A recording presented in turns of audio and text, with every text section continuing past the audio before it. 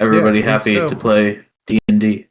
Yeah. Putting up, Fifth audio edition on and the not sixth stream. edition. Yeah. Not 6. All right. Elvis, you there? Or are you moving around? Yeah, no, I'm here. Nice. All right. Let me get you guys back to where you were last time. Because we did play last week and we're playing consistently this month.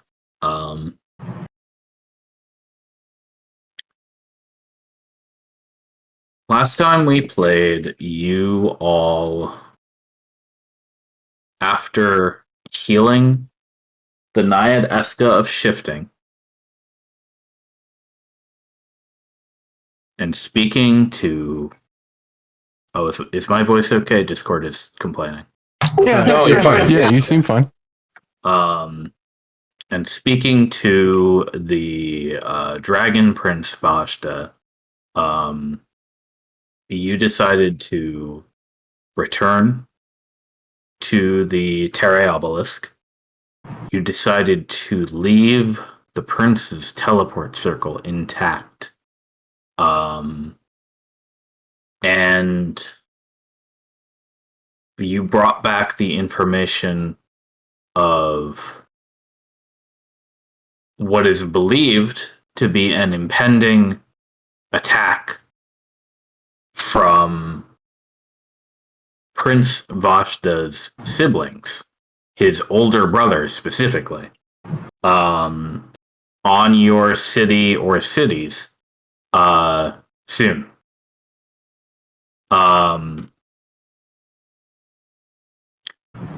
At this point, you are all under the Redshift. You're not able to go outside. Here, it's pretty much just you, Tumbling Avalanche, and the goats out here right now.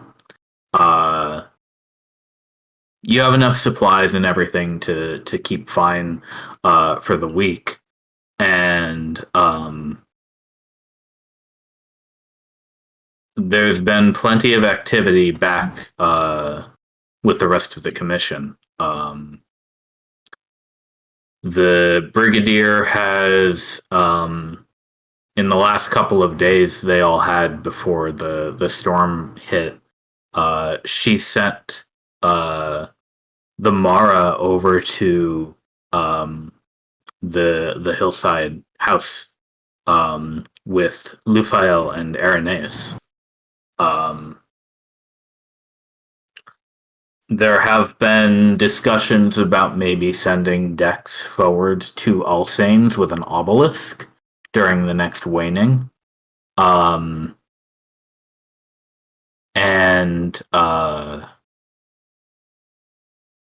Otherwise,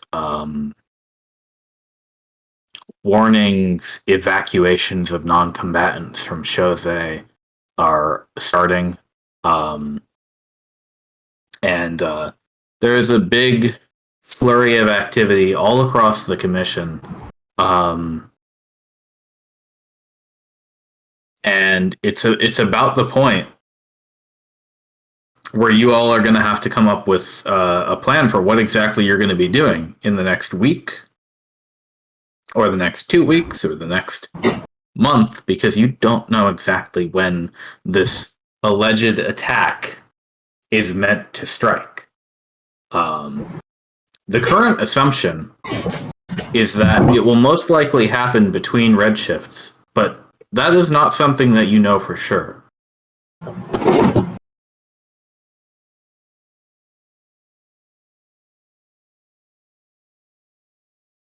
So I leave it to you. You're down here in the cavern with a few days left on the redshift. And obviously you have free access to the Obelisk Network to talk to whomever you please. Can Tumbling Avalanche teach me a song of his people? You will need to explain to him what a song is first. All right. Just sounded like it was something I could do while I'm down here, and I'm like, I could broaden my horizons. Learn to play some Rolling Stones. I like it. Yeah, he asks you what is a song when you tell him, and Albus Tapper, we can hear you typing. Can you turn on the noise suppression button on Discord next to the disconnect button? Shit, I'm so sorry. I thought that was actually already there. It turns itself off all the time. No worries. Well, you also locked your cat in my room. Yeah. Lovely. I opened the door and she jumped off of the chair like.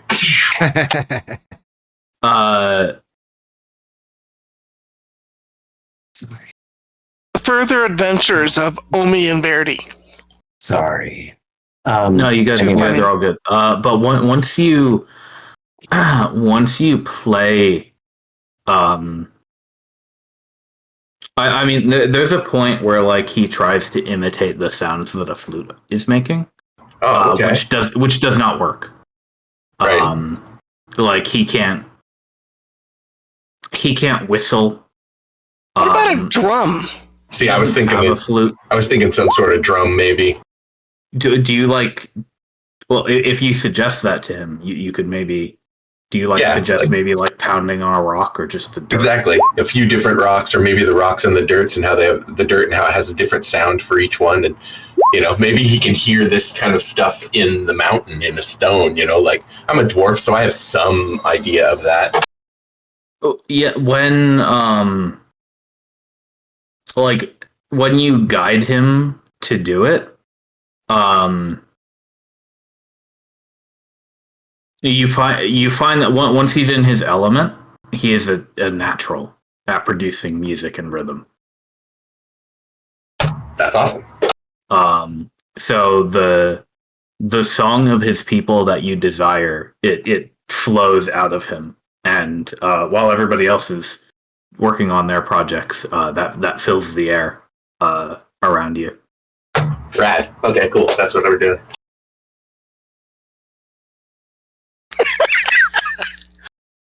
Okay, you get 2 points, Mount Lauren. Excellent. Yep. It's perfect. For point 3, hightail it back to town. Oh. You're talking about Hang on, did we lose Albus? Can you hear us now? You turned off noise canceling, and now we can't. And now he can't hear us. now he can't hear. Yeah. Well, if he can't hear anyone on Discord, hold on.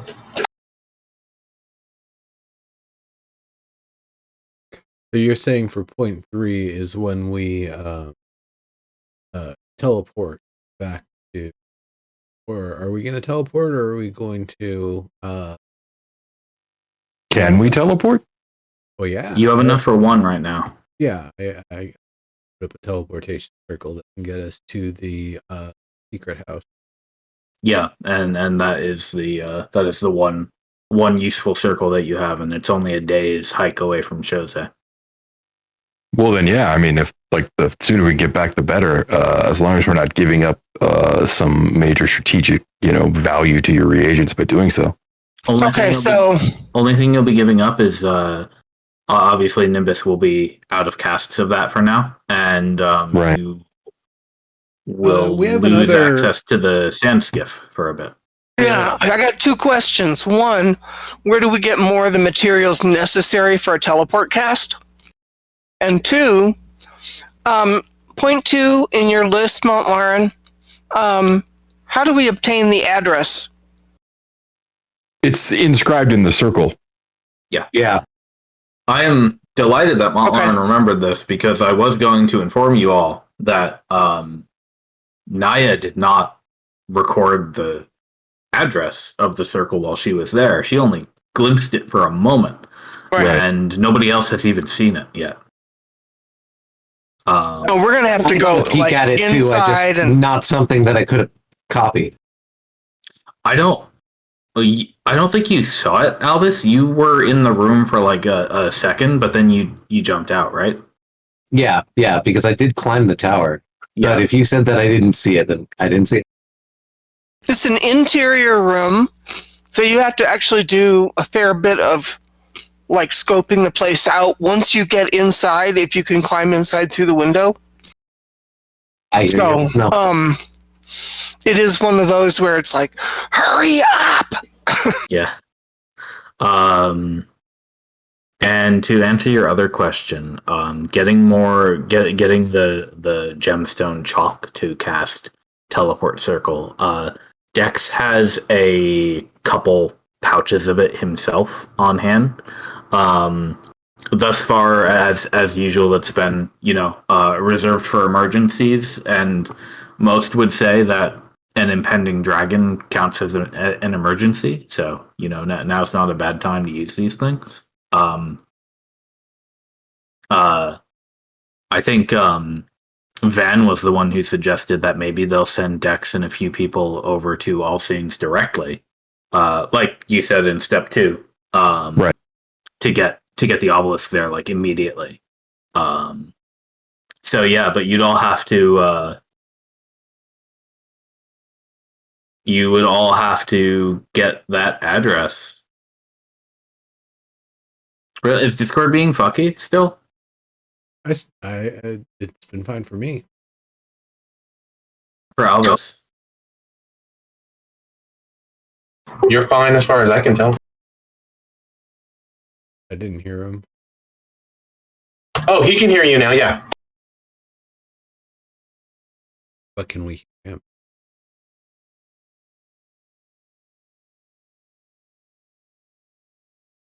Maybe on the phone or something? Oh, it says it's happening again.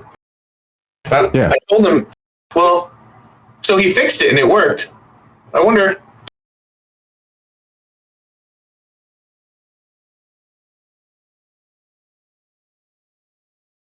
He's typing. Yeah.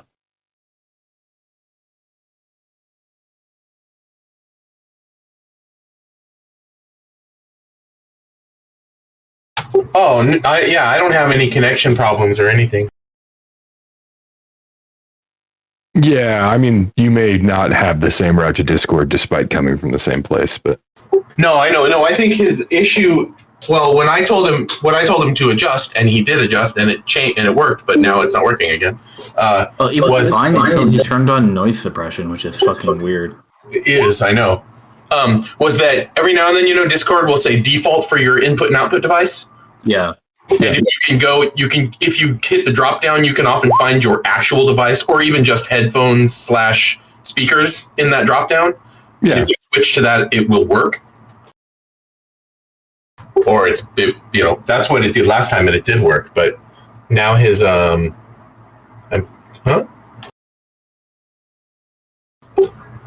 it worked when I left his room. I think he's restarting Discord now, at least. Okay. Yeah, and I wonder if a reboot would do it, or I've had occasionally if I have it doesn't happen very often, but occasionally if I have an update ready on Discord because I've left it open for like a few days.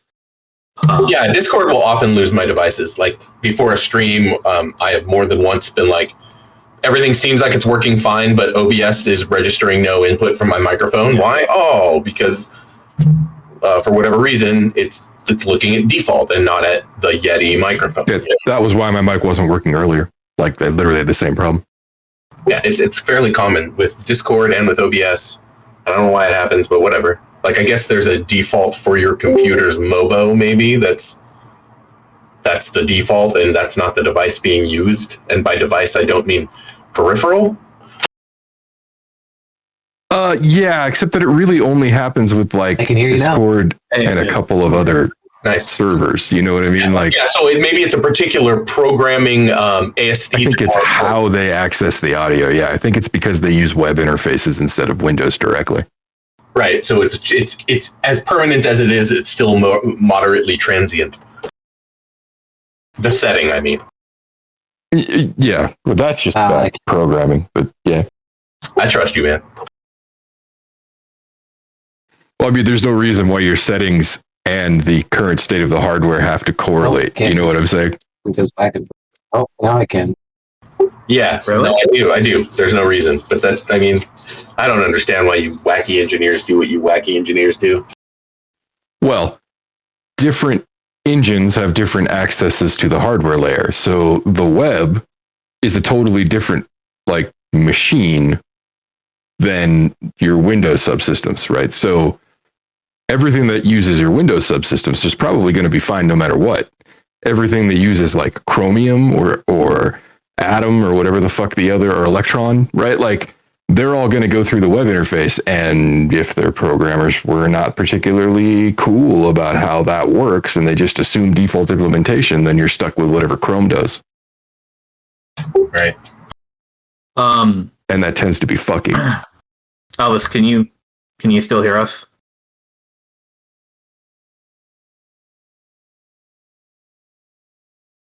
Seems I mean, like it's now shit's not working, but now I can. Yeah. It's yeah, working now. it's back and forth. Okay, so is it working now or is it on and off?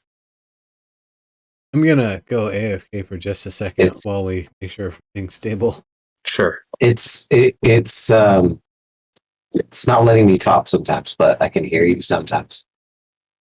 Are both of you using the wireless dongle on your headphones?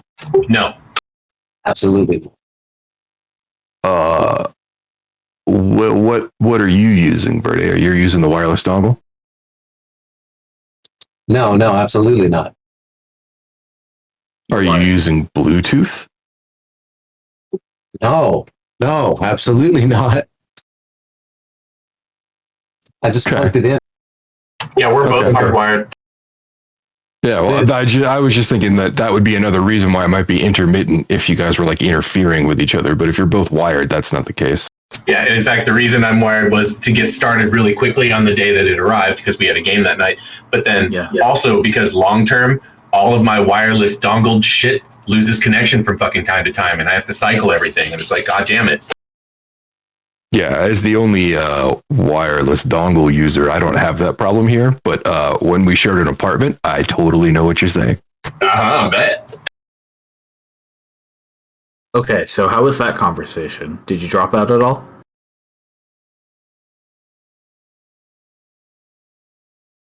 Alice? Did you say something there, sir?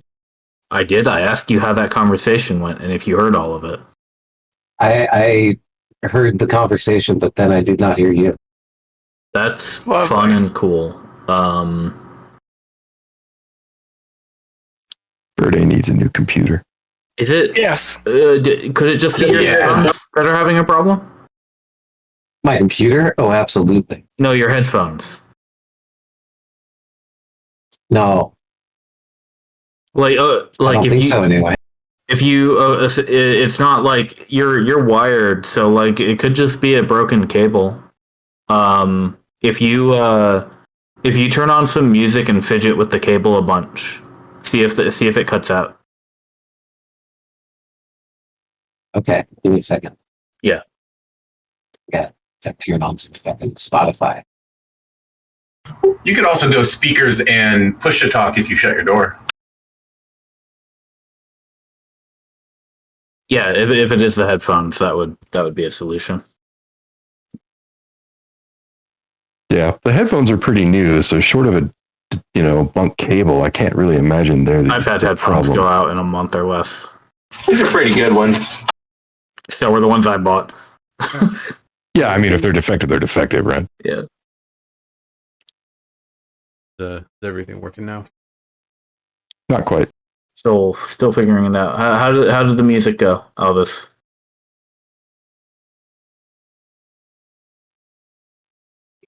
I see green, but I can't hear any voice.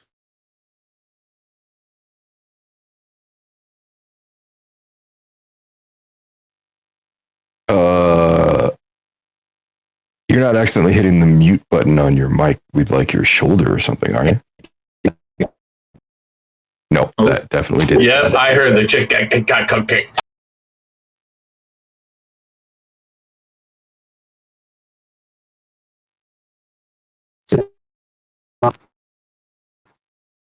Oh yeah, this is getting progressively worse actually. Yeah, I think Alvis's original thought of like a memory leak might actually be accurate here. How long has your PC been on?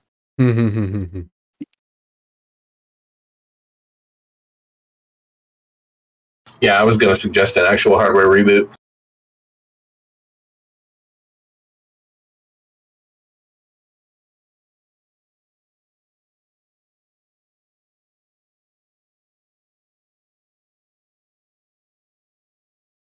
My latest piece of graffiti stickers that I'm making have to do with not stabbing people.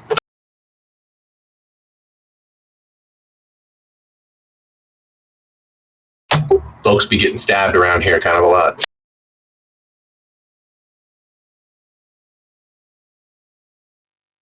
Hey, so what's weird is so I plugged my speakers in and I can hear you. Right, I was going to say, wait, I just heard everybody. Okay, so are you still hearing this? Like I'm coming through completely normally? Yeah. I'm walking collaborate too. Like you could probably hear me from his room. Yeah, no, I can actually hear you just fine now. You're not cutting out at all. No, you're not cutting out at all. Okay, so you switched from using headphones to speakers. Well, is the microphone attached to your headset, or is it a standing mic? No, it's a standing mic. I'm not using the headset's mic because of the debacle that happened when I tried to use the wireless dongle. So for some reason, when your headphones are plugged in, your Wait, no, audio. look, there you go. And you cut back. Okay, so that didn't fix the problem then. Maybe not entirely. No. Like, how many words did you lose out of that? No. I just did the like. How many words did you lose out of that? That's what I said. Yeah. Maybe it's just coming in like late. Okay, I'm gonna say I want you to respond after I say 3, 2, 1. Respond. See, now there's a green circle around what you're saying, and then your voice came in and cut in and said something about now. Wow, that's really bad. I did get to hear, wow, that's truly bad. Um. Yeah, just restart. We'll be here.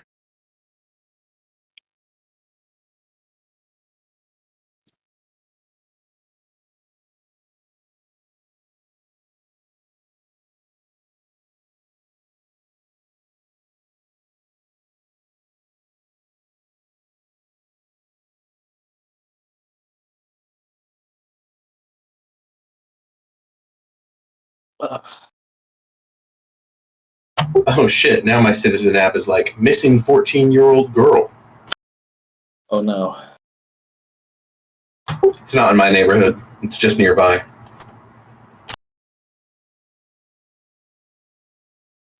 No Amber Alert on your phone for that? Okay. Parents have reported that their 14-year-old, described as a 5'3", weight 130 pounds, wearing a black zip-up hoodie, brown leggings, black high-top Converse, and carrying a small purse that has major depressive disorder, has not returned home.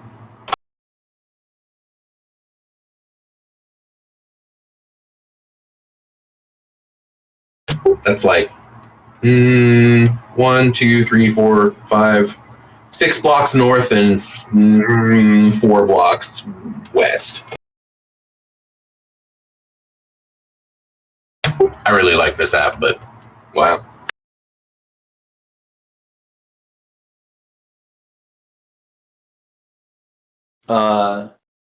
Hey, Albus or Amber Green. How are things going? Are we doing a reboot?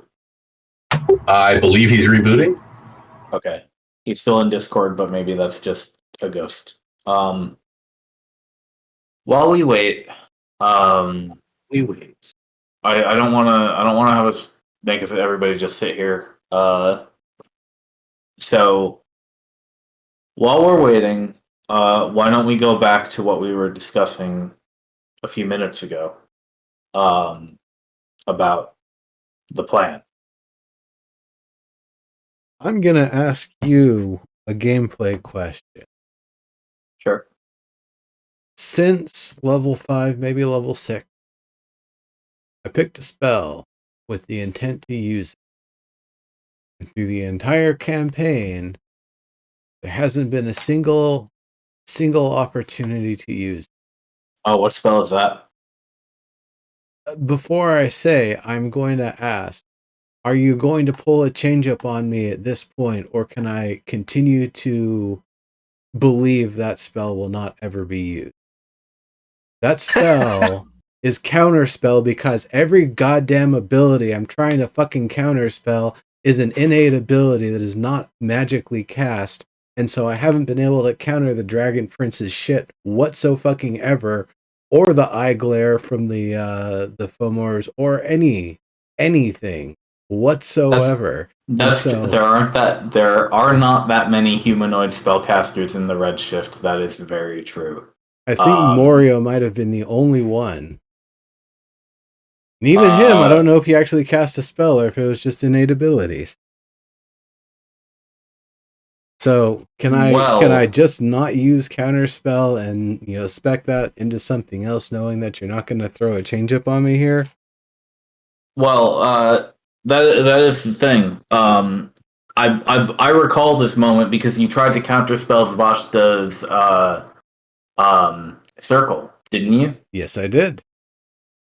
However, following that, he did cast a handful of real spells. He did one in particular that I remember is he tried to cast banishment on one of the ghastly things.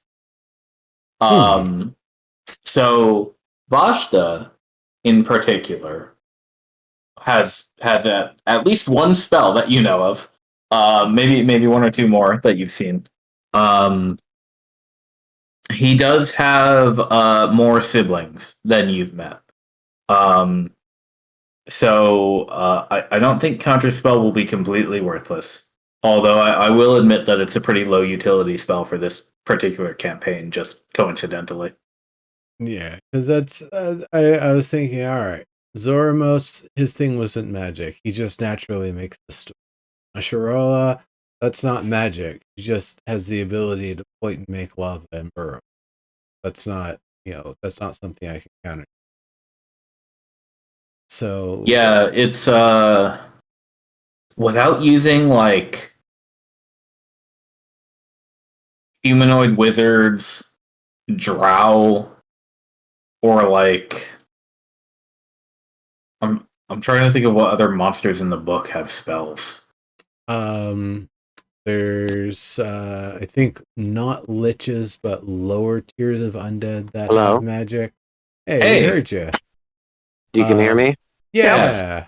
Okay, so I figured out a workaround. I'm going to listen to you guys on Discord via my phone, and I will have Roll20 loaded up over here. Whatever works for you, as long as it works. Yeah, it's good. working. All right.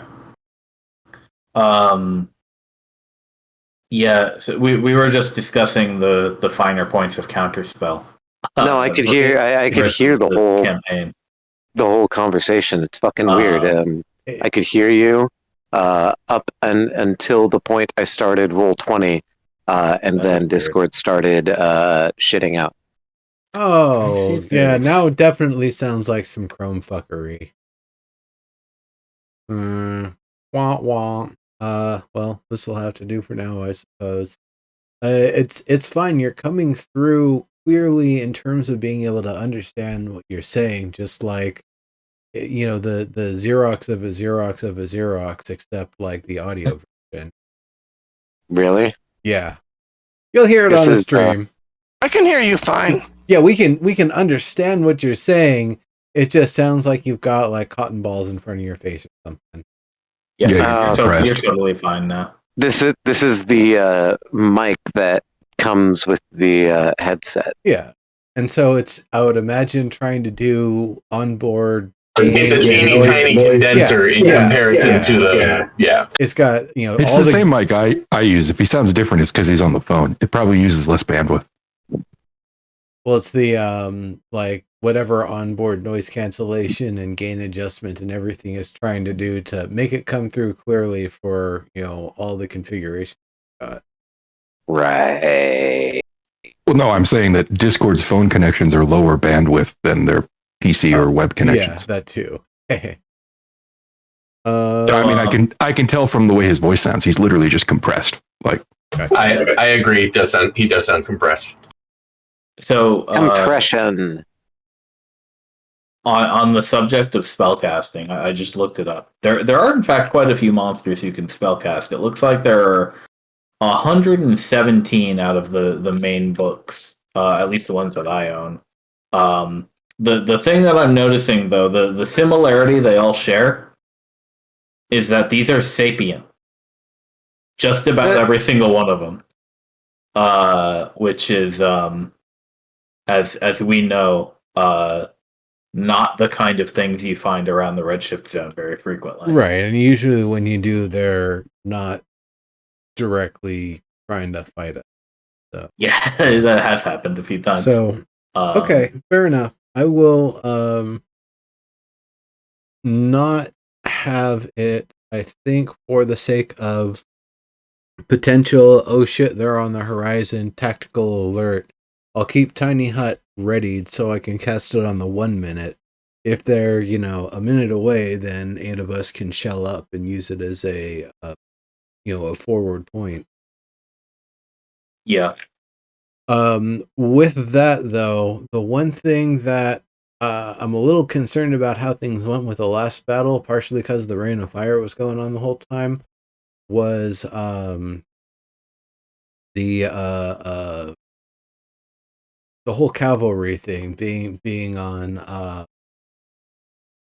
Bet Mounty, and Bet Mounty, of course, not being able to be in the bubble, and not being able to retreat. That is an interesting problem to solve. If you believe that Zoramos is going to be at this battle, I'm interested to see in what kind of solutions you come up with to deal with that threat. It doesn't even have to be Zoramos. There could be anything that's causing like mass area effect damage, any kind. Very true. You are also a very creative person, and I'm sure you could have come up with some real nasty, gnarly threats, both the champion themselves and their underlings.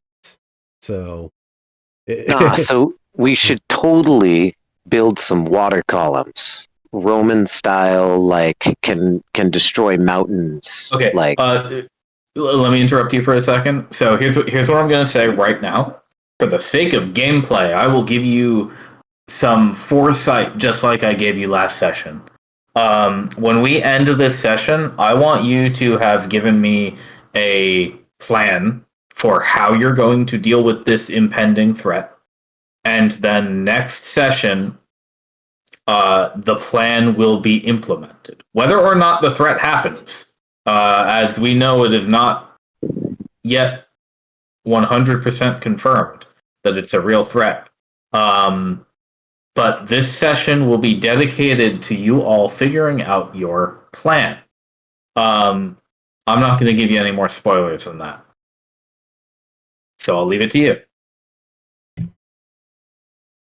yeah, we should totally create some water columns. Wait, would they be mobile water columns? No. So mobile columns for where? Where are you getting mobile from? Water, she means. Water columns, sorry. How much time do we get? Yeah, the water columns aren't mobile. We don't know. How much time? But I mean, do we get a long rest basically every day during this week? So No. you're gonna get your usual long rest, one long rest per Redshift, right? Sure. I think it looks like you guys did your long rest already, right? Yeah, we did. Yes. Everybody's full up. Yeah.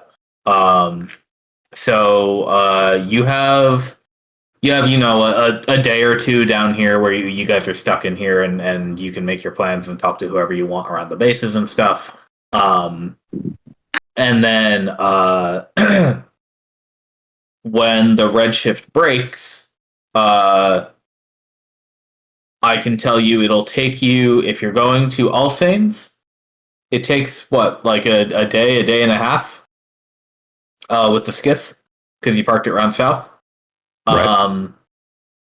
If you go back to Chose, it's about 3.5 to 4 days from here, or an extra day from Alsanes to Chose.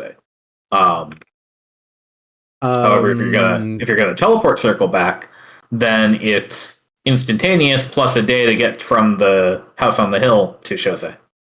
How long does it take Naya as a giant eagle to get out to Ulsane? What's the eagle speed? 80? Let me look just a sec. So yeah, that would be about about 3 to 4 times faster than a regular person. So Speed is fly 80. Yep. yeah, so if it takes you to get what one way would be at most half a day. So if you use you have 2 wild shapes right now, right? Yes. So I guess if you were quick about it, Plus, I can get one back with a short rest. yes. Yeah. So I think think you get all milk with the short. yeah, rest. you get refilled. On Can a short I, rest, I believe. see the world map for a moment, or the region map? So it's gonna have to load. That's fine. It'll load. So Eventually. Naya, a water column is literally just like a hollowed out normal column Right. built, and then you fill it with water, and then you build a weak point in it so that you can pop a hole in it and then flood an area. Right, Oh, but a that's water right. column's not the same as a slag column. Yeah, it is. So you were posting about slag. Yeah. It's exactly the same. It's a hollowed out column that you build, and you filled out with a slurry, a slag, and then you make a big hole in it when you want the slag to come out of the column. It's a water column. Okay, so you must be using slag as with a different definition than the slag that I know, which is the tailings from mining. She goes in a straight line. Yeah, you can fill a water column with slag. Yeah, you sure you don't mean slip or slurry? I think I do mean slurry, but yes. Okay, all right, that's fine. I was trying to figure out, like, where would we make this column and what would fill it? Because slag is mining tailings, so I just kind of like, what? Once again, I'm sorry to interrupt the conversation, but to answer the earlier question, how long do your wild shapes last? Oh, just a sec. I believe it is half my level. So you're up to 4-hour wild shapes. Then. Yeah. Okay. So in that case, if you were speedy about it, then you could probably go to Alsanes and get back to Terre, going in a straight line with a clear destination, just barely within 1 wild shape, I'd say. If you like spent a little bit of time in the city. Otherwise, I mean, you could go there, unwild shape, walk around for a bit, then wild shape again and come back, and that would be no problem. Yeah, I was gonna say, if I'm gonna go like take rubbings or something of the teleport circle or something. You're gonna carry Nimbus over. I think it's the easiest way. Okay. And just do the proper full arcane, recording of it, getting all of the details and everything. Okay, so I understand that part of the plan. What do we do if Ashta's still there?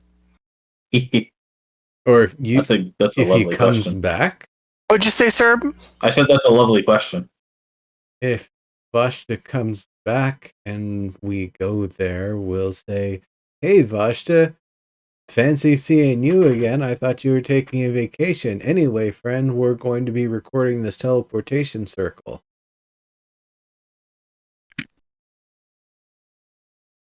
And then if that's the case, it might actually be important for us to secure it until it has been used. So, okay, now wait a second. There's a whole bunch of steps in that plan. One of them being he might say, "No, I don't think so," and we suddenly have a battle on our hands, you and I, against Vashta. Super fun. Is that like your plan? I don't. Based on what he said the last time we talked, I don't really expect that to be the interact. Well, I don't either, but what if he hasn't left yet? Oh, he would have already left. He's He would have left. The had to Redshift come has back. come. Yeah, the Redshift Hey, would eat what'd you him. say, sir? The Redshift is on. So, barring some unknown power of his to live happily in the Redshift, Right, you have okay. every reason to believe that he is not there right this second. Okay, Right now. and then as soon as the red shift is over, we could go leave, but then he could also kind of insta-port back, right? Yeah, That is whenever what a he feels. teleporter does. Yeah, teleport circle is it would take him 10 minutes at most from the moment the redshift ends. Yeah. So, dicey. Because he could immediately return. That's one option. He could not return and it's cake. That's another option. He could come back with someone else. Further complication.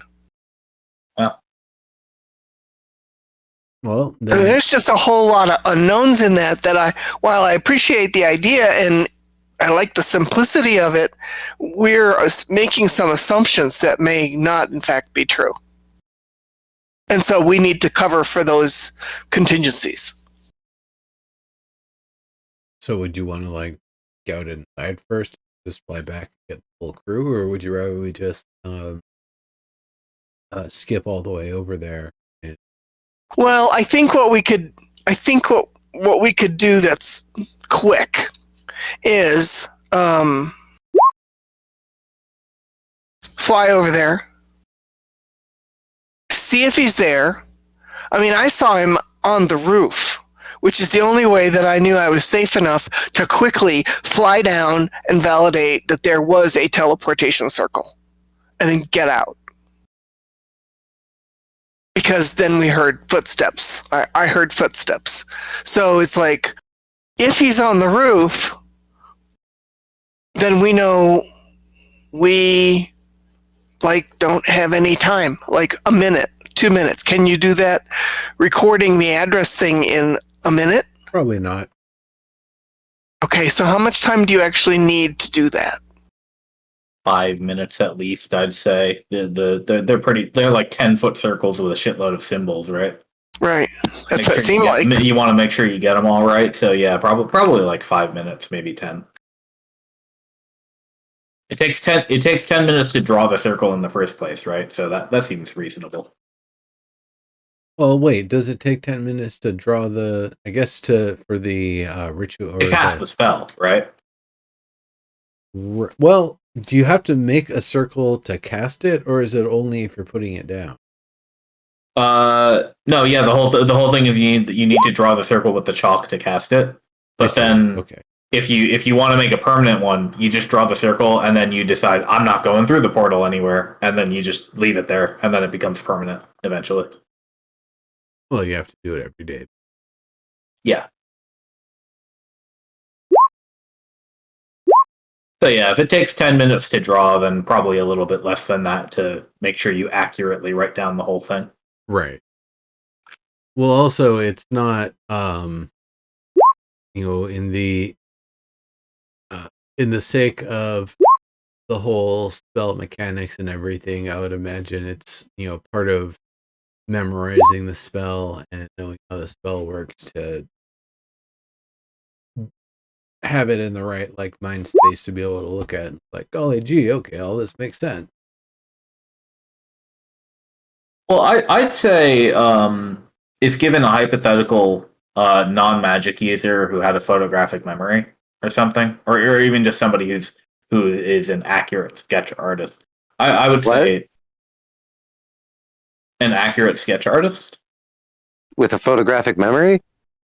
Not even photographic memory necessarily. I was just saying, like, a non-magic user who looks at a teleport circle could very easily take down the correct symbol sequence. Yeah, if you had a sketchbook, you Well, could draw it. Right. All I'm saying is we did some character questions and things at the very beginning of this campaign.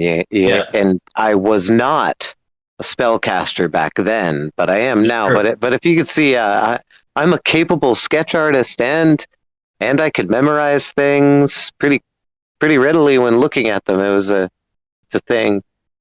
No, yeah. I'm fully aware. So like the both of you, all of you are competent enough that any one of you would be able to take down the notes on this circle in a fairly reasonable couple of minutes. That's the I think the bottleneck we're all worried about here is that it's going to take more than one round. Oh yeah, Right.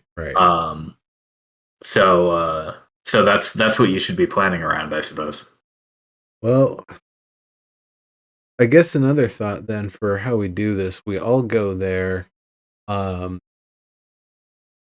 It could be that we take the quick flight back, just the two of us, or just you, even by yourself, to uh, give the commission the address, and the rest of us kind of stay put there to keep it secured. And once the crew arrives with all the materials and such, we see them off and probably go teleport from at that point from over to the hidey house and walk down from there.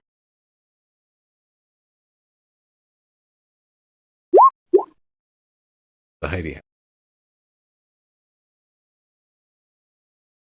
Yeah, what is your plan for getting this information to the commission to use? Well, however it's recorded would have to then be conveyed through the communication system. So Okay, so since I'm the one Message is short. going to be the transportation device for one person, whether it's Alvis or Nimbus or somebody else, it needs to be somebody that's not me, or that's not Naya, because she doesn't know teleportation circles from a hole in the ground. She wouldn't necessarily know what to record, how to record it, or anything like that. So there needs to be at least 2 people on that trip. So, quick trip, sure. Crow flies, we make a beeline, we see if Vashta's on the roof. No. Then we check out and scope out a floor down and see if maybe we can tell he's there. If not, we pop in, record the device, and fly back crow flies. We can do that in one trip, or one wild shape, or 2. But it doesn't matter because I have 2. And that way there's a reliable address record that isn't relying on me to do it. Okay. Now, To be clear, Naya, what's your Arcana skill, by the way, Naya? let me look. I think it's 0. Just a second. Arcana is 0. As long as it's not -2, I think, Naya, you're competent enough to take down these symbols. Well, I don't know what to do. So somebody would have to educate me before I left on what exactly to do to record this. Yeah. I want to say I was kind of giving a different route. Instead of the quick trip there and back, it would be the whole crew skiffs there, and then the quick trip would be just going back to the fort here to for our camp Herod to send it back using the communication device. So then they Well, the other thing address. in that is also Eska. I mean, if we're going to go to All Saints, we should check in on Eska. We can definitely do that. We could, I don't know how long that would take. Introduce the crew to Eska. The intent would be, it might be 1 or 2 teleporters or crews that come through the teleportation circle, because it would be Dex or Van who's coming through to set it up, as well as whatever connection back to the Empire that is fast tracking the Mithril and Onyx over. That's in Jose already. Dex has it ready to go. whenever it's needed. He had the next as you all were working on All Saints and solving that problem. The materials for one obelisk are pretty much ready to go. He just needs to get them to the location and then provide the enchantment. See, now that's another thing that I was thinking about, and I know he would absolutely hate this idea. But while Dex is out setting that one up, if we could get the materials for the Foggy Hill location, we might need that for our scouting expedition. Because that might have to be our retreat point. Otherwise, we might have to expend another teleportation circle if we're going to go scouting. Yep. Well, the retreat point might be Fort Van, but I don't know if it's in condition to receive basically an army or our side of it. If I look at the map of Ragand, Fort Van is by far the closest fort location. Oh, it's Vrabast, not Vragand. Oh, okay, good. Yeah, we haven't actually uncovered Vrabast. We just know that it's at the north end of the mountain range that the Foggy site's on. Yep. There's your. Oh, your thank you. Also, Vragand was like, that's spelled really different than what I thought. Yeah.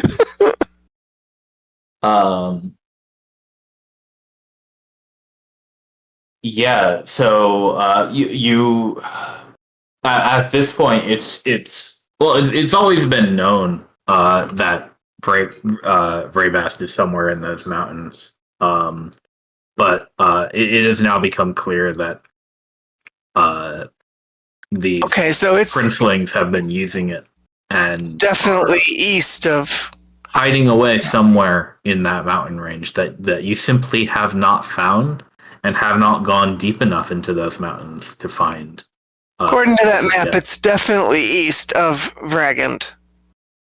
Yeah. It's somewhere northwest of you guys in this. If you can see where I've got the pointer kind of triangulating from the measurements on our map. Right, okay. It's roughly in this area is where I'm.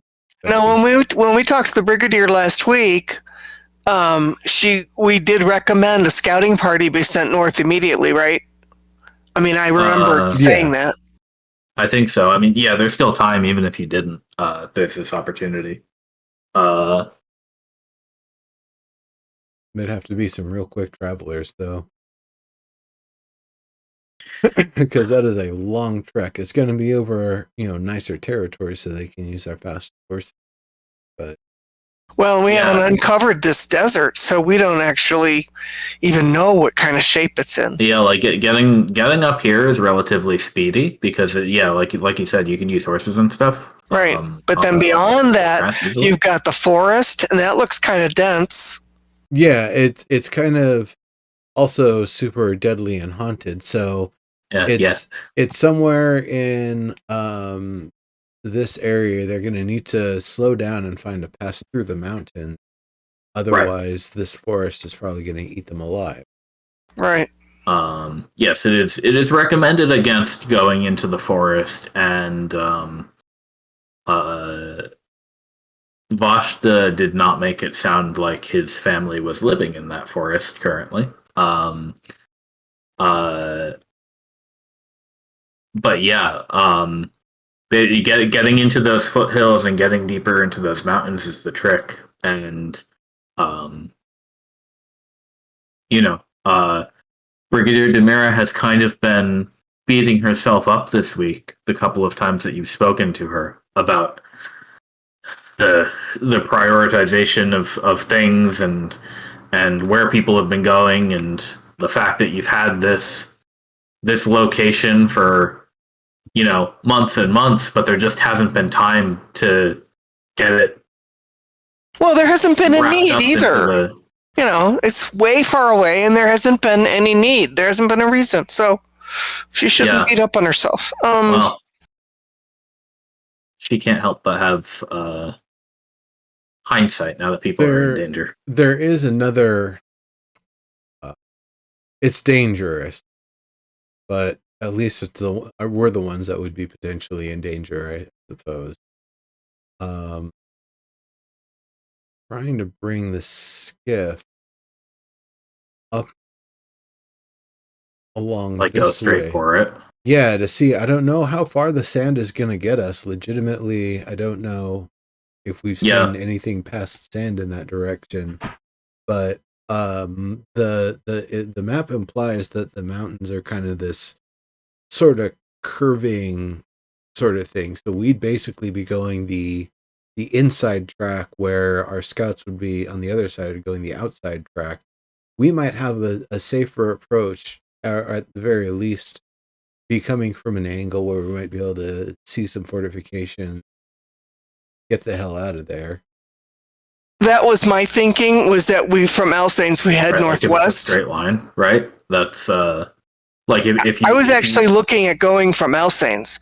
That's like a 2-day trip at the most. Like you do this, and then like you do this, right? Something like that. Yeah, that could definitely. You definitely have the time in the next Redshift. Like you'd be making it back to Shosei with the Redshift at your heels. Well, we've done that before. Yeah, That's not absolutely. a big deal. That's new to us. And if there are, creatures approaching from that direction, there may be a chance for an interception somewhere in there. Yeah, nothing new there. I mean, that's kind of what we do. But it would be hella faster to find Vrabast from Alsanes than it would from Shosei. I mean, by days. So I'm thinking we go northwest from Alsanes once we have obtained the address of the teleporter, determined whether or not Vashta is there or absent, checked on Eska, and then sent that information back to base, and then we take the skiff and head northwest. I have a question. We were able to see the crater around the Star Tower at Vess from the telescope at that's a good idea. Use the telescope to train it on Vrabast. The question was, how far left were we able to see from that location? Were we able to see anything other than sand going west out from the area that we saw, or was it basically just a whole lot of sand and heat mirage, and then there's just a big old gaping chasm around the tower that with all the I can tell you that it's hard to quantify, but especially because the scale of the tower is very difficult to quantify, because nobody really, like, you don't know how tall the tower is, and you don't know how big that pit is, but to the point, some miles beyond Alsanes, the sand does end, and there is an expanse of green before the tower. And that continues on north for a ways, and it continues on like southeast for a ways. So not so much to the west. Is it more sandy to the west? Yeah. So yeah, looking north from the telescope, you'd already know that the desert reaches the foot of the mountains. Similarly to how it's doing, out here in the places you've seen.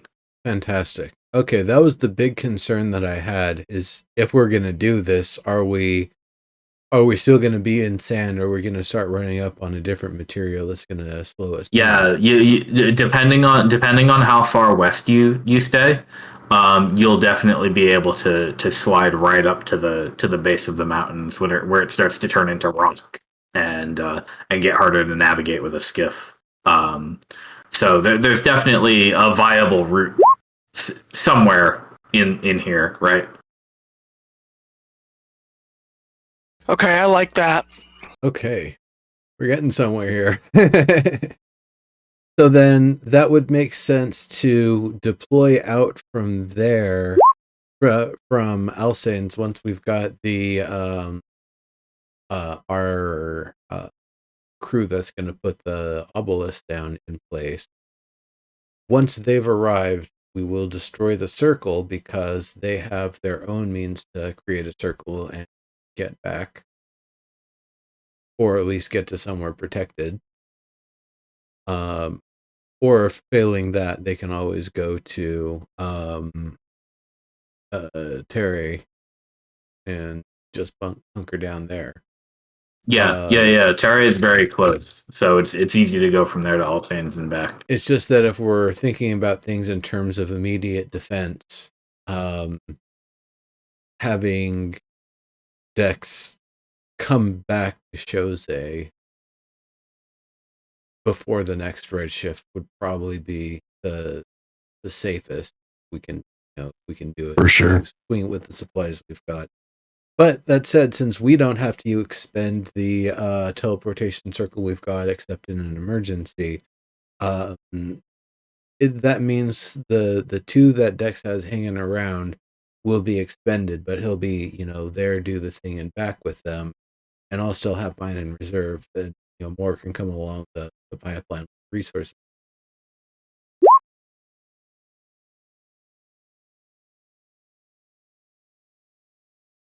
So Alsanes allows us to deploy, go out, cover a whole swath of map that we have not, possibly find additional hard points that we might be able to use to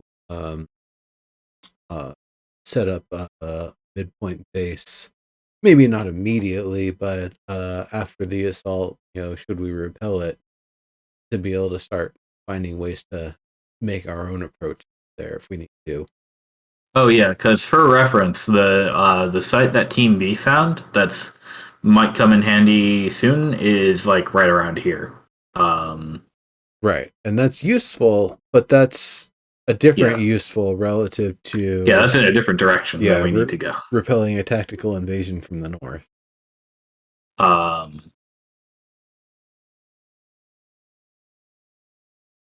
As odd as it sounds, I almost want to. It's probably not going to work or be worthwhile. I almost want to go to the necropolis at Gemery and see if they can be deployed out from that site. Tell them that there's a threat at Brabas that they need to respond to. But I don't think they're going to get far. I think they probably get like a mile outside the walls and then poof out and get regenerated. That's a good idea. I like that. Especially if we could go a go on that project. This could be an emergency, and you could see how connecting the two, our friend and this person here might go, and like maybe we can create a defense system around the obelisk based off of its connection with the necropolis. Oh yeah, hella risky, but like this is the kind of crazy idea that Decus should hear about. Because if the obelisk came with a defense system that was anything like what we fought at the tower, but instead like 100 different spirits, that ups the obelisk, which is the most important key to this entire endeavor.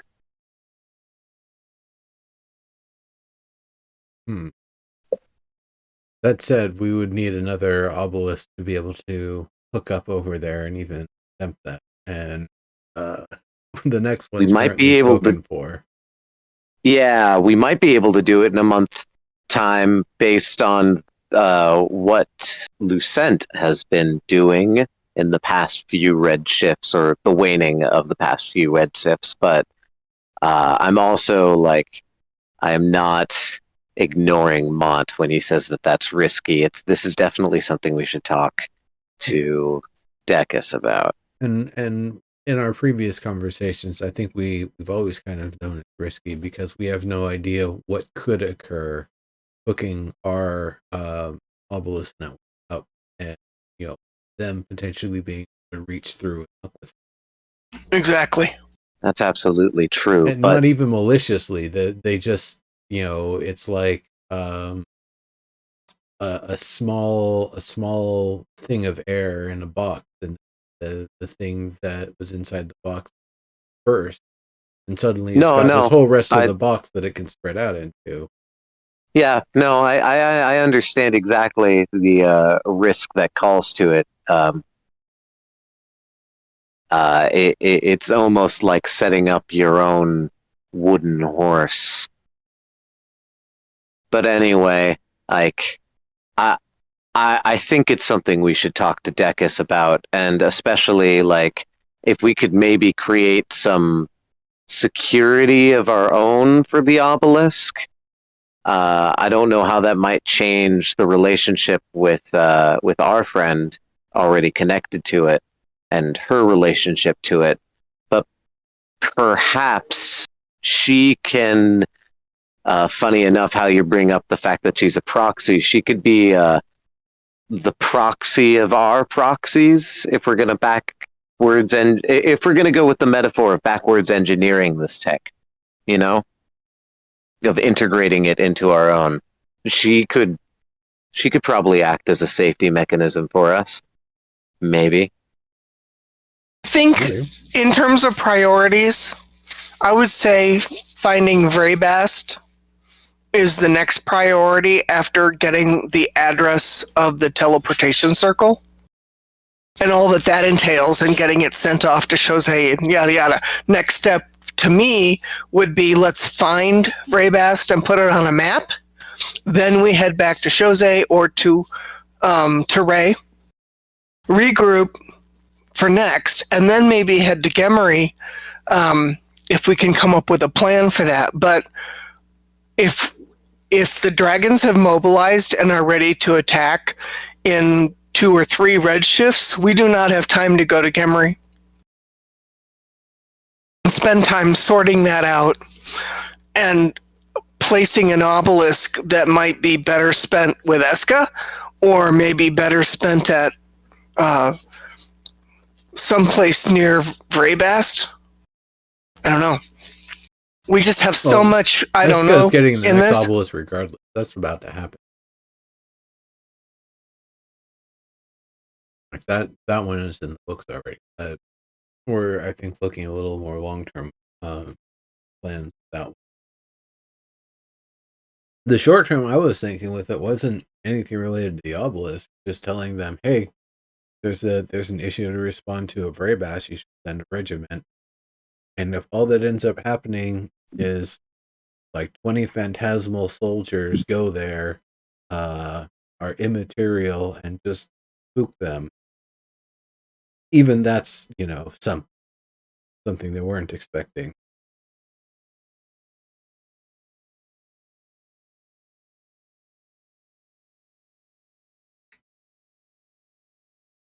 Especially if they arrive during the red shift, that'd be freaky. They might actually get shifted further, being out there and exposed like that, going across territory. Probably not, though. I don't know how far they would actually get. But I don't know if it'd be worth going there for that one. I think it might just be kind of stick to the plan. Gift to all saints, get the address, get it sent over, await our arrivals, arrive, smash the circle. I agree that Gemery has a lot of potential for source resources backup plans. But in terms of the immediate threat, we need to head northwest. Yeah. I 100% agree that it's priority, but I also 100% agree that it feels like overextending. Like our infrastructure is not built for that. I feel like taking All Saints now is asking for a pain in the ass later. I'm not saying that we're gonna fail, but like I also feel like we maybe don't have a choice. Which is why I'm trying to like think about the power source and like grasp on straws. Maybe the power source can be used similarly to the grandmother's tree, and we can set up an obelisk-like device. Yeah, it's interesting. Like similarly with the bug, you know what I'm saying? That's connected to the device, but also isn't an obelisk. You mean the gem bug that I made? No, the one, observation device. yeah, the one that we can deploy and have it scout an area for us, or that we look Well, out. Lauren, regarding your question, behind, right? Yeah. I made that. Oh. Okay. Oh, what was that now? I did. I thought Dex made it. Did I just climb up and place it? I thought I made it. Yeah, you placed it on the wall above. You might have come up with the idea, Amber Green. It was a long time ago, though. Yeah, I was going to say, it was a long time ago. I thought that sorry, I don't want to talk over other people. It's already really loud. I'm sorry. No, I thought it was one of the magics that I'm like, no, didn't I? I thought I did that. No, you put it in place, and then I think you put a glyph of warding. That's exactly it. I remember. That's exactly it. It was the glyph of warding. And the word was God. That sounds right.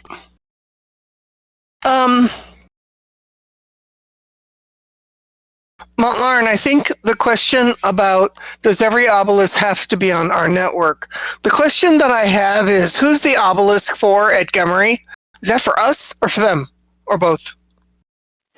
Well, that's the trick, right? So we told them that we were going to set up an obelisk. I told them that with the idea that what we would actually try to do is see if we could rehabilitate the secretary. Right, I remember. Right. This doesn't have anything to do with what we're currently planning. It just occurred to me when you guys were talking that I don't actually know how secure the obelisk network is. Like, well, I think that's reasonable, but what I was looking at is they don't, because they're constructs, they don't seem to be subject to being shifted. well, I Either mean, that or they have a plan for what they happens. exist because they're shifted, right? Right. Something like that, yeah. So I mean, that's the working theory. So an obelisk at Gemery would be really kind of just for us, right? I'm not suggesting we set up the obelisk for us to inhabit Gemery. I'm suggesting we set up the obelisk so that the secretary proxy at Gemery and the constructs under her control can be used somewhat as a fast response team in defending obelisks all around, like how our friend... Like Arissa does, yeah. Yeah, like how Arissa does, except she's our messenger. Yeah, and I'm saying until we know she's not crazy, that's a really, really bad idea. Yeah, I mean, I love the idea of, oh, hey, we could get an army over here. So that's a big baby. A safe way to rehabilitate her would be to place an unnetworked obelisk there so that it was effectively air-gapped from the rest of the network.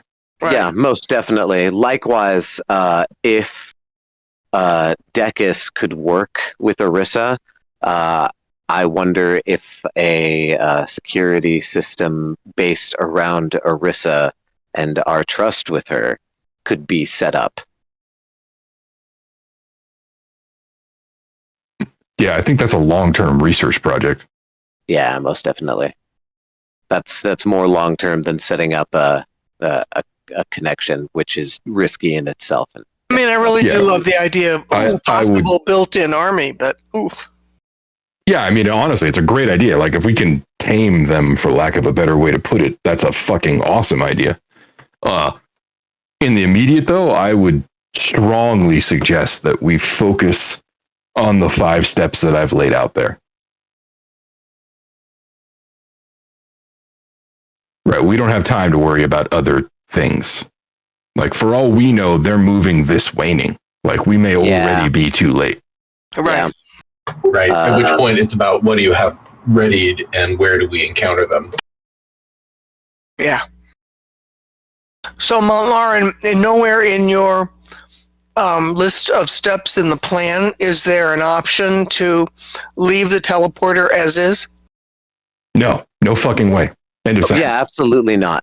right. Also, where are they supposed to be coming from? But we already left it as is, right?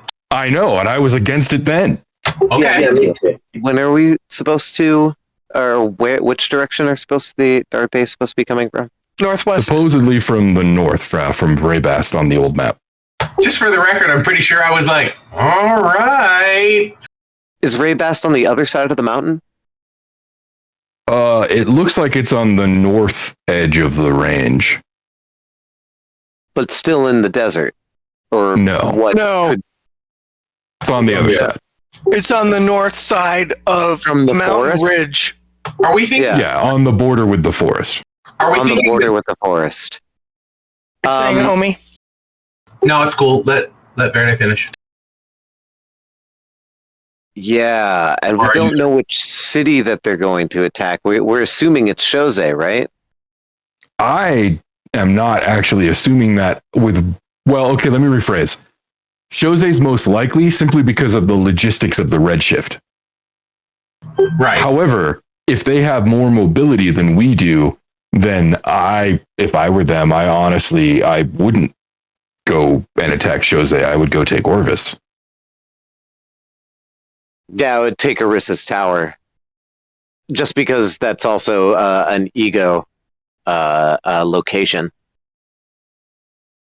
Yeah, I don't know that I don't know that we're lucky enough for them to be that foolish.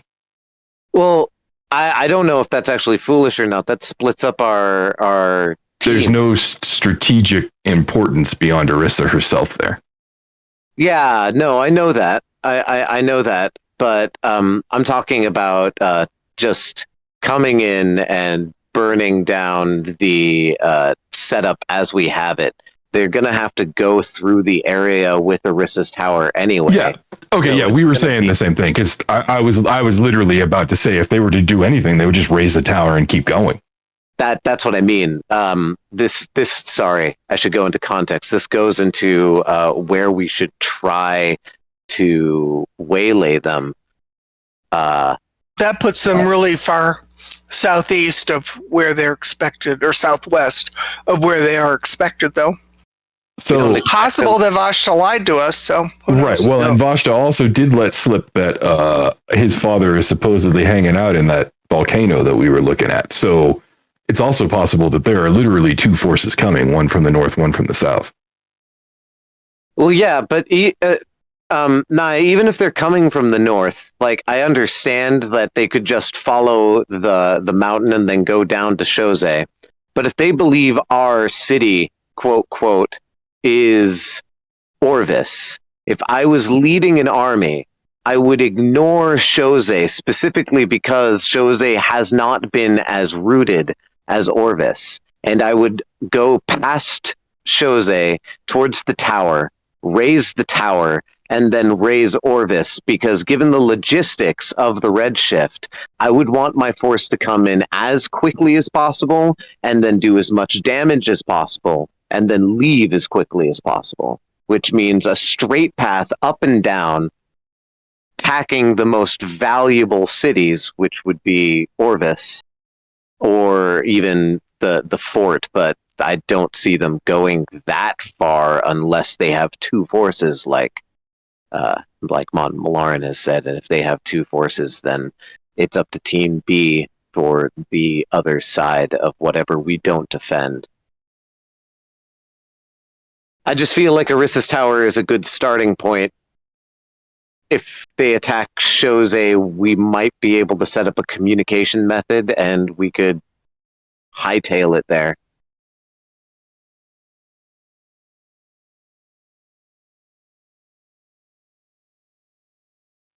Okay. They might Well, just that's a lot of attack Jose guessing. No way just- that we're gonna know. because, though, I mean, it is a city.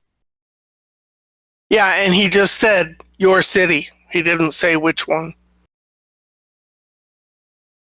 Yeah, which made me honestly think they were probably talking about Orvis for what it's worth. But given that our what's the way to put it? Given that our management has moved to Jose, they may also, want to decapitate us, and so Jose may be their target anyway. It's also closest.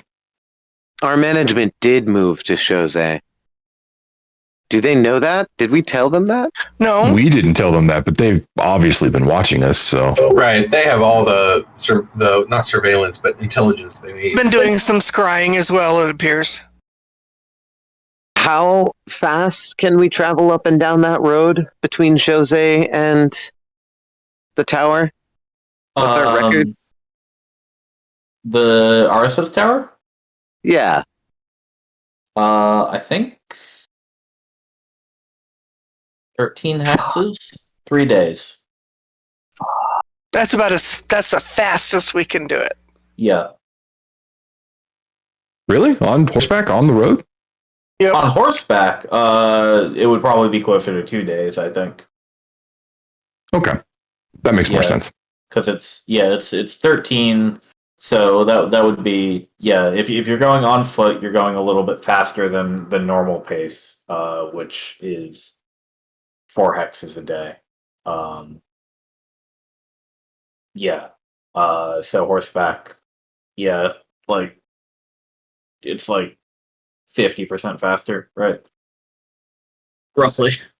All right. Totally. So, possible alternative to Montlaren's plan is if I do a flying scouting expedition from All Saints. To Vraybast? I will have to do it. We'll have to do it. I think. Okay, so let me think. You can go 8 If miles I'm- an hour, and you have 4 hours, right? Right.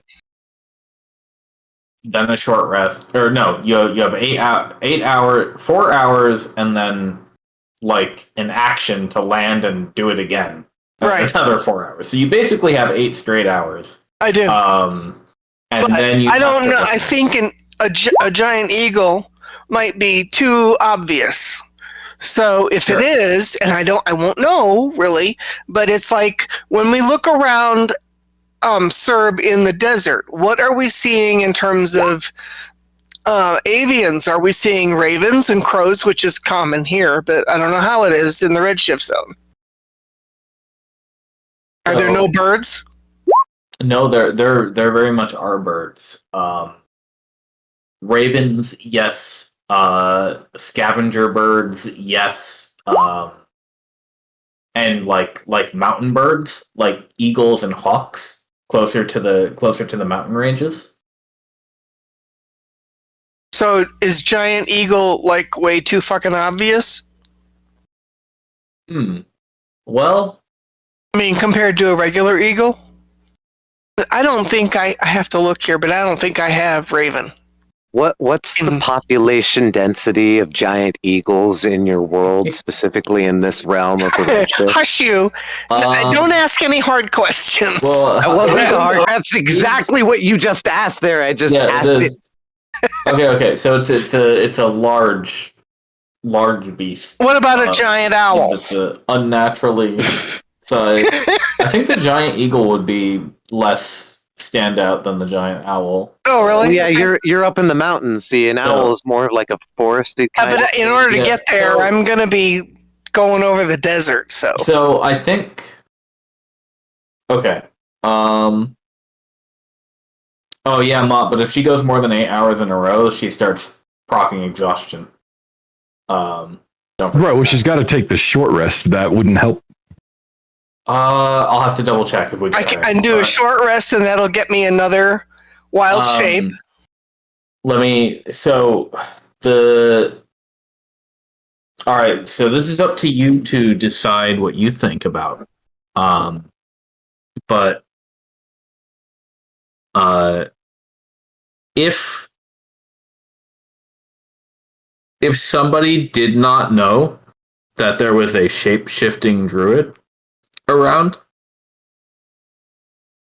it probably wouldn't be all that stand out to see a giant eagle flying over parts of the desert, especially near the mountains. The average person in that case may say, look, a really big bird. However, you don't necessarily know whether these dragons know that you exist and have the powers that you do, Naya. They may have wyverns or something flying with flying capability. For sure. Duty, maybe there's just a hungry wyvern around, and then that turns into a problem for Naya. No shit.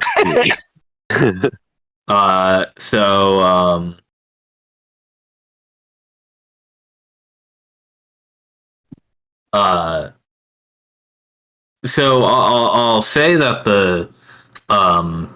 there's nothing it's not a bad plan. That much is for sure. I'm looking at just a scouting expedition. I kind of want to riff off that idea, like I typed up there.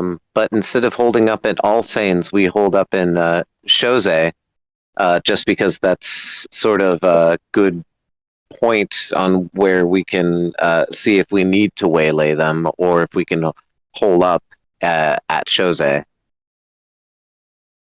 It's worth but noting you can that still doing the scout thing. Sir, how many hexes can I go in a 4-hour? Yeah. Okay. So it's worth noting, by the way, that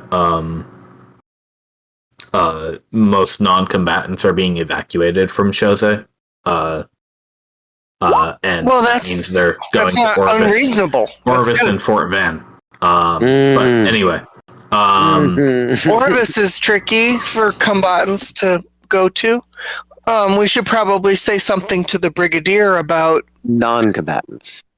Yeah. So but if they attack Orvis, all of the non-combatants then are at risk. They'll have to get through the tower, though, which is why I said we should set up at Chose so that you can do the scouting expedition that you would like to do from there. If they are headed towards Orissa's tower, we can try to waylay them, given the scouting information we can get from a giant eagle flying hundreds of feet up in the air. That would probably be able to see a large army coming down the mountainsides from where Brayband is. Then we can try to adjust our movements based on their movements. If they're going towards Orvis, they have to go through the tower, like I said. Or if they're going towards Chose, then we can hold up there, and your scouting did us good. Yeah, and in 4 hours, I think Montlaren's correct. So the easy trick for measuring long distance in D&D is if you're moving at a normal pace, so like not a forced dash march, right?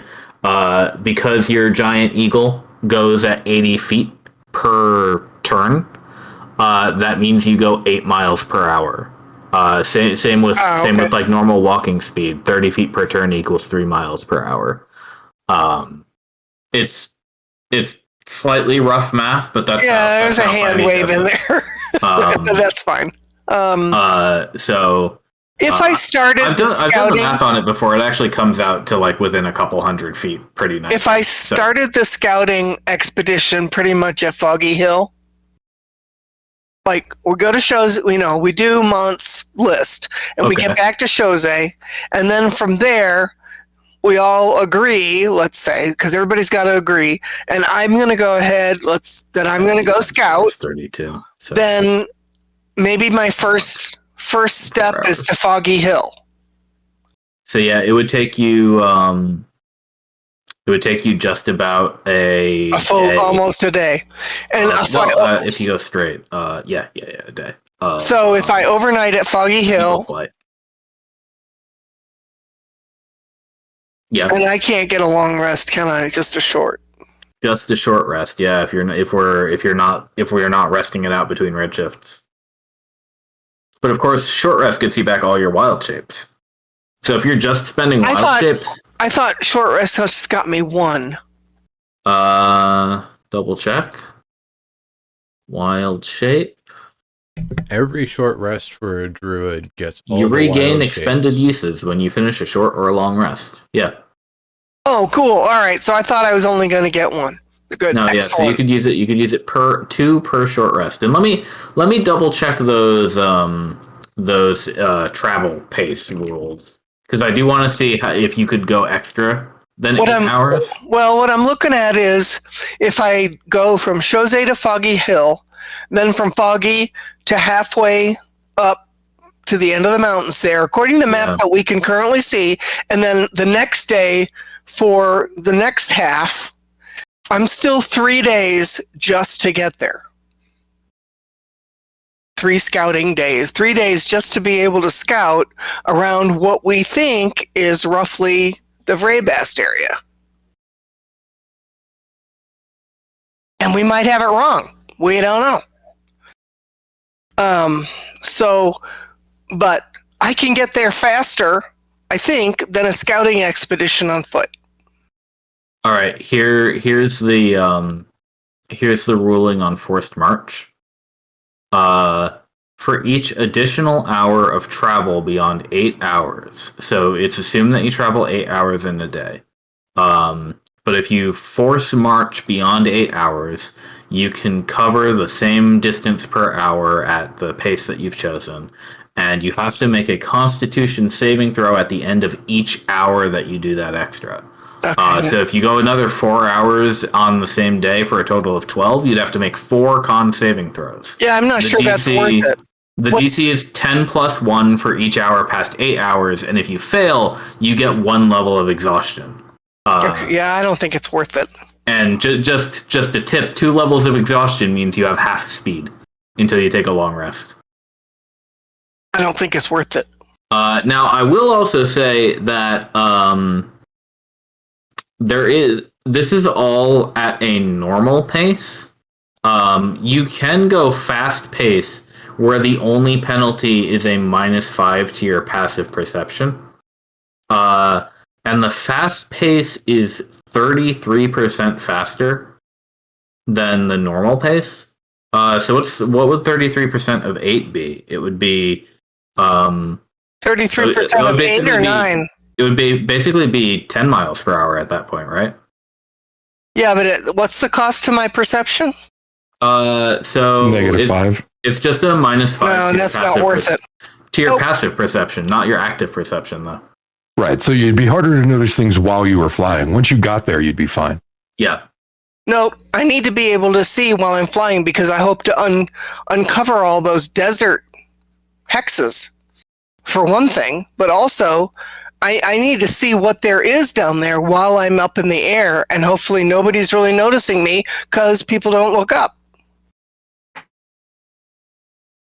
Right? Yeah, that makes sense to me. Your passive perception is a 19, though. So if you're doing this, that just means that your passive perception while you're flying is a 14 still. I don't know. So you're not going to miss the ground while doing that? No, but I need to be able to see, are there camps of people? What kind of people are they? What kind of beasts are they? Yeah, if there was I need to be able to see that. If there was any kind of hidden thing that you needed above a 14 for to see, to notice, that is, then yes, that would call if there was something that was hidden with a DC 18, then yeah, if you were going fast, you'd fly right over it and miss it. However, if there was something not hidden at all and just sitting out in the open, then you wouldn't miss it at all because it would have there would be no perception check attached to begin with. Or it would be a DC 5 or whatever. Like an army, like what you're scouting. I mean, well, I think the thing that most concerns me is because it's a solo scouting trip, she needs to be able to see anything that looks like it has flying ability and is guarding or scouting. Like her enemy. So just So based on the math that I was just doing, if you're Yeah. going 10 miles per hour for 8 hours, you'd be able to go this far in one day. So that's at a fast pace with that -5 penalty. So that's quite a bit further than the Foggy Hill area. Well, You'd be able to hit any one of these hexes, pretty much. I'm kind of expecting to find Vraybast somewhere around here. Yeah, that's roughly the position. And I could be way off. I mean, I could be too far west, which means more flying time. So yeah, I mean the map you were given is not hyper specific, but you know it's somewhere in that general span of 50 miles or so. Yeah, and we haven't uncovered the mountains all the way north as far as we know. So yeah, it could go on quite a bit further, and then we find Vraybast. But as an alternative to that other plan, I'm volunteering myself to go as scouting duty from the air. So you all can talk about that and decide whether or not you think it's worth it. I mean, we're supposed to come up with a plan, so there's one possibility. Well, admittedly, we don't really have that many druids in the group. That probably would be a really good opportunity for you. No, yeah, you got a grand total of 1. Yeah, I like the scouting idea. I definitely do. I think the location shouldn't be all Sands. It should be Jose. Well, it's about the same, isn't it? So let me just think about this idea that wasn't mentioned directly, but it just popped into my head. Naya, if you were to do a circle around Jose, how wide would you be able to cast your circle here for a day? You go, what did we say it was? You go 60 miles in a day at normal pace. So Wait, what? I'm thinking about this idea. What if Naya's taking a circle around Jose as a scout? Oh, scouting circle from the air around Jose? Oh, yeah. Well, I can do 8 hours. So, plus, if you're very high up, you'd be able to see 50 miles out too. So yeah, but at 50 miles, I wouldn't be able to get any detail. So I need to be a little bit lower, but not too bad. Well, that's true enough. But I mean, if there was a big enough landmark or group of people 50 miles away, then yeah, you might be able to see something. So you in theory, if you were high enough up above Jose, you'd be able to see that far.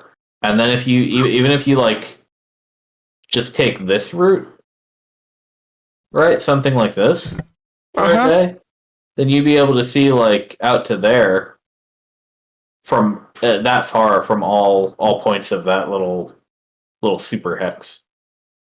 So that's just a thought that I had. I'm not telling you to go for it. Okay, well, I mean, I could volunteer for aerial scouting duty anyway. Yeah. Maybe if nobody wants me to really go do the solo scouting trip, then maybe they say, but we could use you for aerial scouting around Jose. That's fine. I think going all the way to where we think the army is at is definitely super fucking dangerous. But I think it's very tactically safe for us to have ourselves planted at Jose and have you do a scouting mission aerially around it so that we can intercept them if they go after Orvis, which I had previously said in the conversation way long ago, might be their target, though they might be after Jose because our management went there. It is also technically a city. I'm worried about Orvis as well. And we would be able to intercept them if we saw their army moving away from the mountain, if we saw their movements from a high position like that. Yeah, I mean, at 50 miles, you're talking about an army that is still over a day away. Well, I think the That would thing be the that we would perfect want to interception time. know is, I mean, the advantage that I have as a druid is not only can I make faster speed from the air, two, I'm counting on my thumb here, my fingers, and my, so I can get there faster. I can hopefully get there without having to actually stealth because people don't generally look up.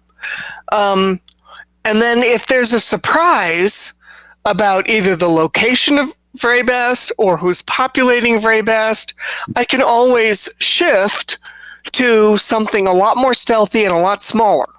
Cat, spider, rabbit, you know? And go and scout that way on the ground if I need to. That's an advantage that I have because all I need is a short rest to recover the ability to wild shape again.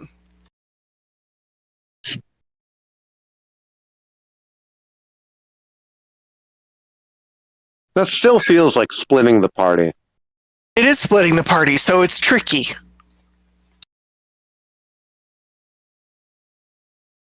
Also, Could be useful. cute thought on my end. I feel like it's less of a that you don't have to make a stealth roll, and more like the passive perception roll is higher, and you also have to go through a secondary like wisdom saving throw for them to realize that maybe the eagle that they noticed and are watching right now might be the druid that they talked about being on the enemy's team. But that's just a cute tangent that I was thinking about. Yeah, I mean, if you know the enemy has a druid and there's animals around, then there's a certain level of paranoia or acceptance that you have to live with. Yeah, like there would have to be like a wisdom saving throw or something. I'm not so sure that they know that I'm a druid. Oh, Yeah, they might not. I mean, I don't think I ever did anything around Vashta that was there's no reason particularly to know. druidy. Yeah, you wouldn't just I don't know. know. I looked like just another healer. You have the silhouette. At best. Well, I have a big ass. I was going to say, And you no tail. look like a dragon person. I'm a dragonborn. No. Who never heard of a dragonborn druid?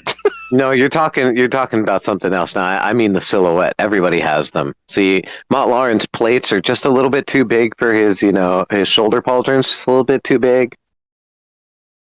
Can't you see it? They're fashionable, thank you. Sleep. Exactly. See, I'm small. I have a dagger, even though I never use it. Like, didn't you ever think about why this is up? Like, it's your profile. It's your silhouette. The shepherd has a warhammer for some reason. Yeah, exactly. See? You see what I'm saying? Like, we learn this stuff in the guild when we're learning about looking into crowds of people and how to, like, watch them as bodyguards and other things like that. Like, you can tell what people are doing just by their silhouette. And their silhouette isn't like, body types and stuff. It's the stuff that they're wearing. It's how they carry their items. Body type plays a role too, but yeah. But seriously though, Naya, it's accurate to say that you don't know if they know you're a druid or not. I mean, you don't wild shape very often. I use it. No, right. So I use it for utility, and that's usually in kind of a stealthy mode. So it shouldn't be obvious, and I might look like any other healer unless my spells are colored different than Omi's or something, No, like remarkably so. You don't change shape all that much. So if people like identify druids with that in this world, it's like you're quite tame. That's a pun, It's druid. I agree, Mount Lauren. If we only have 7 days, then they're either going for Jose or for the tower.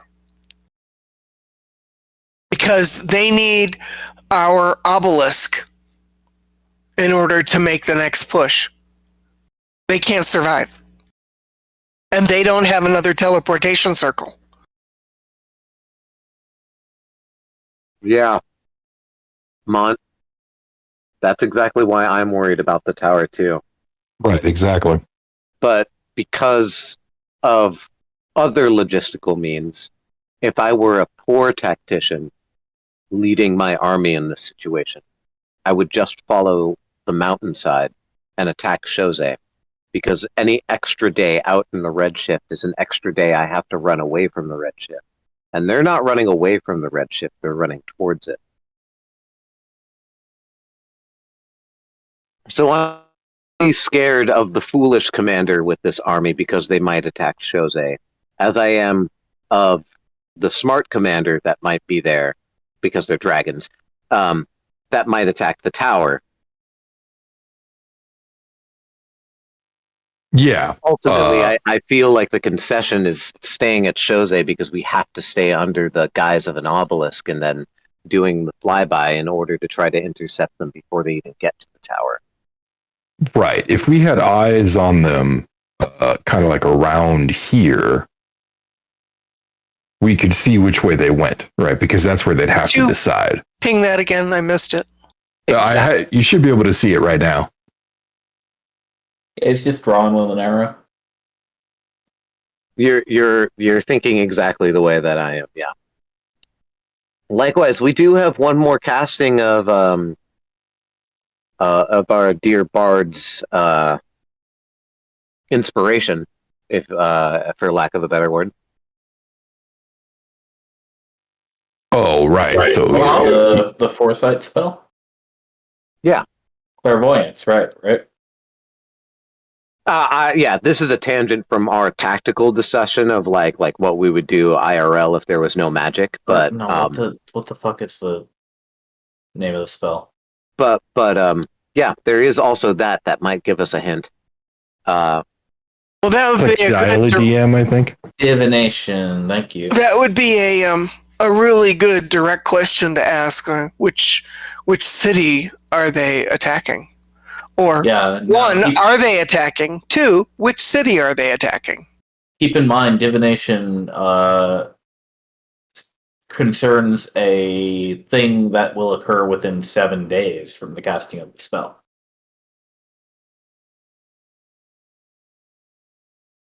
Shit. Yeah. So you'd have to be more clever with that. Like, will they follow the mountain pass? Or will they deviate from the mountain pass at any time in their march?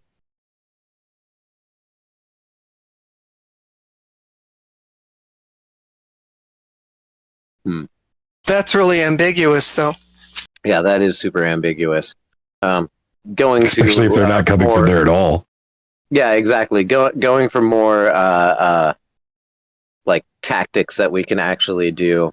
I like what you were saying, Mont. If we could spy them from that location in particular, we could make our move on whether to literally move or hole up.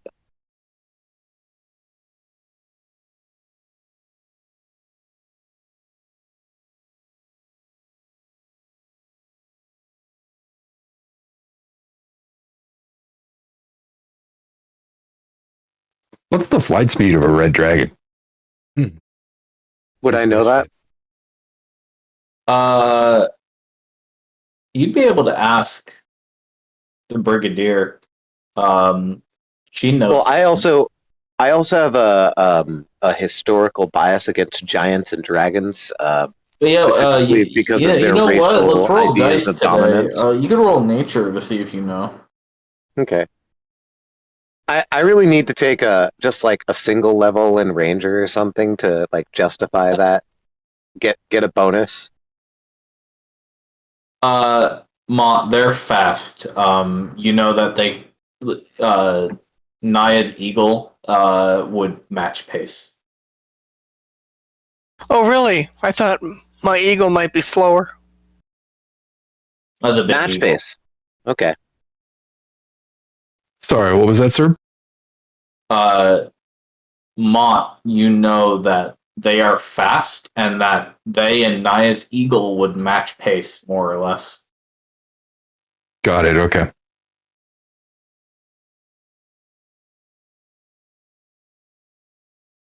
At least that's what you've heard. Montlarn has never fought a dragon in person.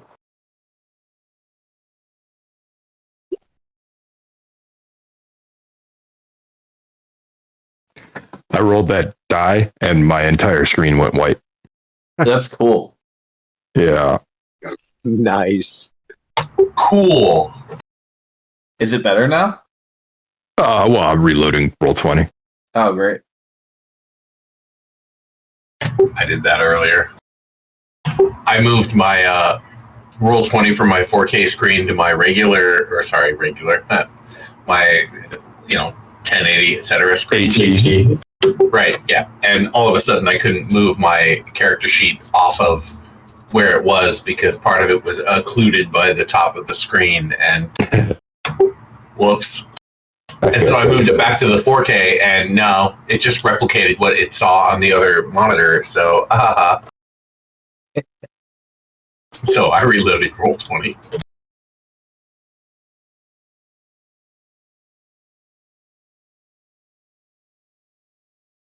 Yeah, now it went over my fucking character sheet. Were you going anywhere with that question about dragon speed? Yeah, I was just doing the math and realizing that if they were going to attack Orvis, you wouldn't get any advance notice by watching the volcano because the dragon could get there in like 20 hours. Fair enough.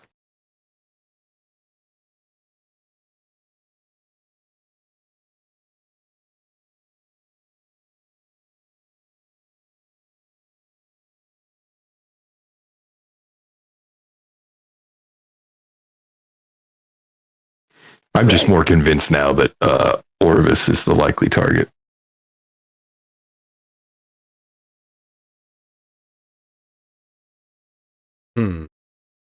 Well, if they're gonna They really are on opposite ends of the map, though. If Raybast is where they're gathering, do a dual attack, I could see the daddy dragon coming out of the volcano and attacking Orvis, while the oldest sibling or older sibling comes down with an army of Raybast, and then really wouldn't be able to defend both points at once. Yeah, I mean, there's nothing we can really do about that. What I'm thinking, though, is that an army coming north from Raybast could bypass Jose entirely just by going to Arissa's tower and destroying the obelisk there. Because most of us are screwed at that point. how long does it take to dismantle an obelisk? A few seconds if you have a big hammer. Okay. Yeah, it didn't. We take, need to try to recover some of the some of the materials, like the mithril and stuff. Zoramos was able to just bend the one at the obelisk out of place, and we were able to restore it from that little bit of work. Yeah, you were lucky that he did not decide to demolish it, but simply dismantled it. Indeed, you were able to quickly repair it. And Arisa at that time was able to hide in her tower, unnoticed. Well, they definitely seem to want the technology.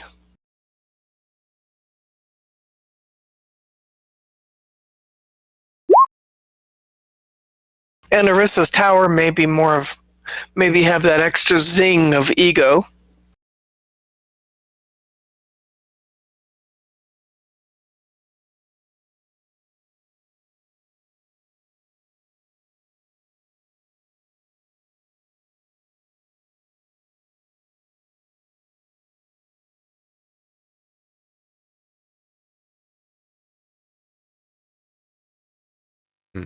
All of that said, I still think that this next waning, like, we don't really have much of a choice but to make for Jose in one way or another. Like, Right.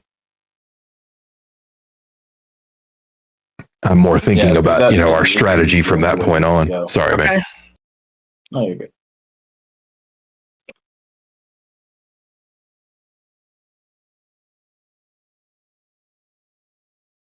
Now, are we pretty confident in the plan to have Dex go to All Saints?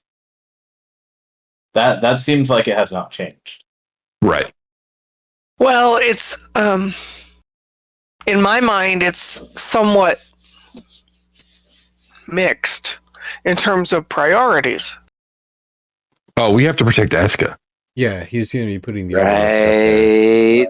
Okay. I know. We're kind of boned. We're gonna overextend, bro. We're not going to be setting up We are. a lot there. Right now, we're just setting up an obelisk. And I would imagine it's going to be considered Vashta's territory, so the others won't go and interfere there.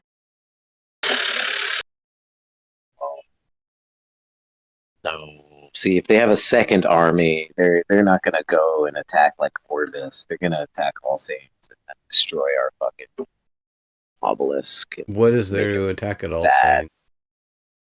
Saying? I don't know. We don't I don't even know if they're aware that Eska has been restored or not. I think Vashta might not have said it, and the scrying might not have detected it. True. I don't think that Vashta's character though is unknown to his siblings. I bet his older brother would assume that this might have happened. I don't know though. At some level, he also might not care. Now, Doesn't there's sound. one- Yeah, I agree with that. I feel like he was only talking to us because he felt like he was beyond us anyway, so talking to us didn't hurt a thing. I think another thing to consider is that Eska is considerably more powerful than grandmother from the conversation we had. Exactly. And it could be that being able to stave off the Redshift is all she needs. And if she gets attacked, she will absolutely obliterate whatever comes at her, especially if she's throwing, ice cold water and, freezing action at them. They're not going to want to be anywhere near that. Do any of our resources possess a way to port between one place and another quickly? Yeah, it costs 50 gold rare resources a pop. You do? Shit. Dex does. Lufael has orders to get the children the fuck out if anything goes bad. Via circle. Right. I'm just saying, if there's a question about where the attack may come, could be set up people that could rapidly return to wherever it was that the attack did come. Well, at the moment, you have two teleportation circles that you know of. The one in All Saints and the one at the manor in the mountains near Shosei. You don't have any teleportation circles before that. There were two more that you found, but you broke them. Yeah, the next one after that sends us straight back to the Empire, to the Academy. Right. Yeah, and again, if things go bad, that's where Lufael and Arenaeus will bring the children in case they really, really have to. But that's a very bad end situation. Right.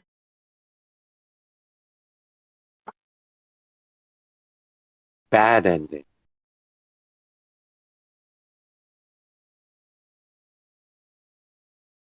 Yeah. I think we can probably, and then the other thing is, I don't know that it's going to be the most difficult for the obelisk to go up. With grandmother, she was able to provide the rooting element.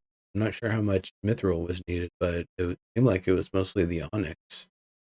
And so again, if Eska is more powerful, then it's likely that the process will be done that much quicker with her using her own powers and resources available. I would say, of course, still bring the entire suite of materials, but for decks, it might be something that can be done up and running, stable in a very short time, and then he could, just get him and his assistant crew out, and then we just kind of stay in contact. And that's the other thing, is that she'll, we'll be able to remain in contact with her. That's true.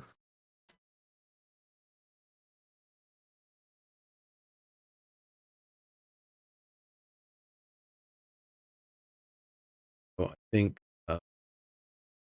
if they're trying to target us and our infrastructure, that's what we need planning to protect.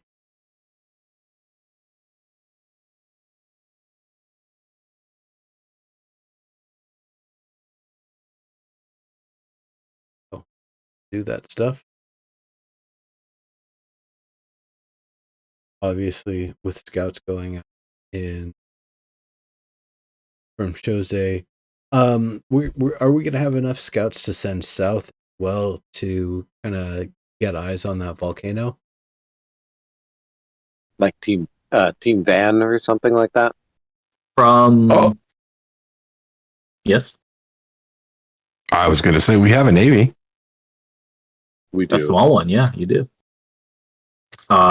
Yeah, from the bay or from Orvis. Yes. Yeah, you have people who will be able to go down there and keep eyes out and possibly outrun things that come out of there. If we have a copy of the bug unit, or can't remember if we made more than one, but if we have one down there in the area, that could also be good for them to go out and deploy at the spot that they had done it before, down south here, with the view of the view from here across to keep some eyes on it while the scouts aren't. Yeah, I don't think they'd be able to do it this week, but the people who are going to Orvis now should be able to bring that with them, because I think the last location of that is in Jose with everybody else. Likely so. I wasn't sure if we had made more than one of them or not. Just one for now. And I suppose the skilled hands that make them are all at Jose, so that wouldn't. Yeah. Okie dokie. Good to know. Good to know. Good to know. We got to get our artisan B squad going at some point here too. Yeah, like a whole squadron some, of obelisk makers. Yeah, like Fodecus and fake Sariana or whatever. I don't know. The fake Sariana.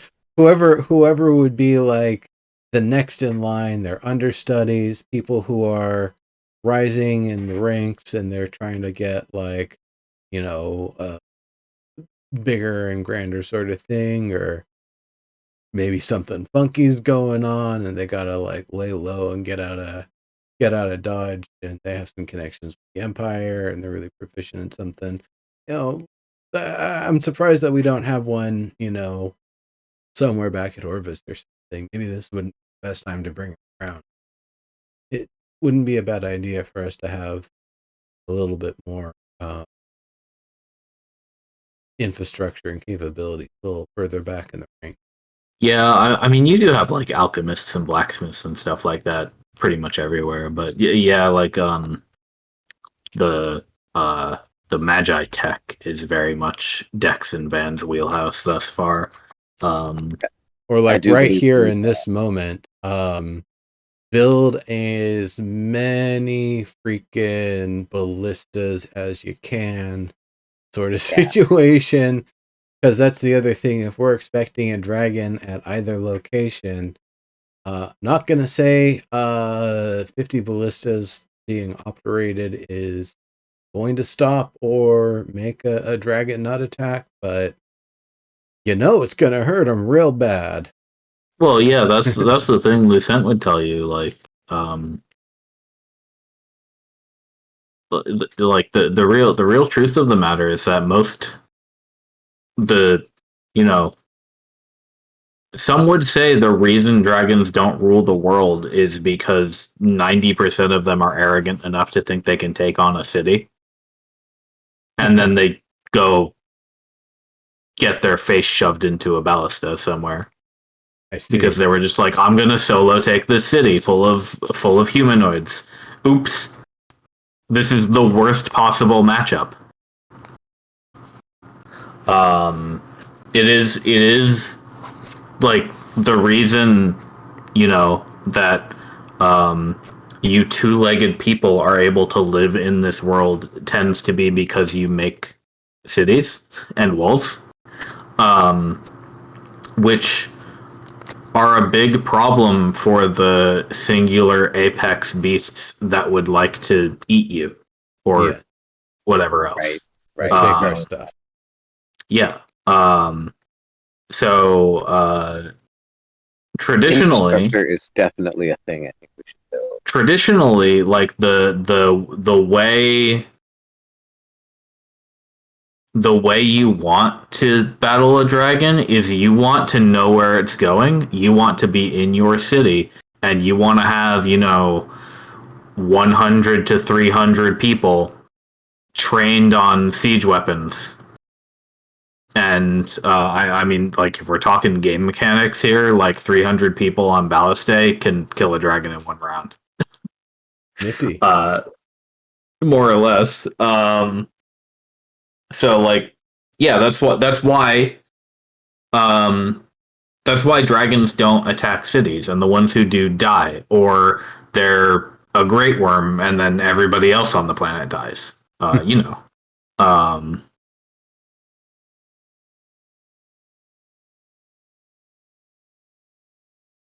Well, there's other big things out there. Yeah. So Fucking jerk.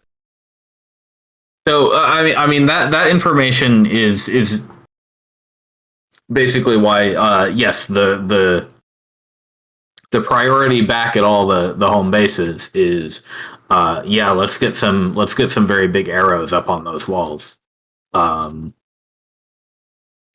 that's what we're gonna need.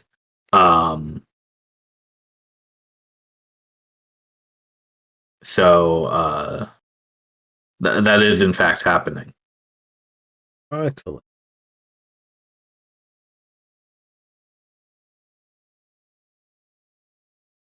Oh, all right. Hmm, okay.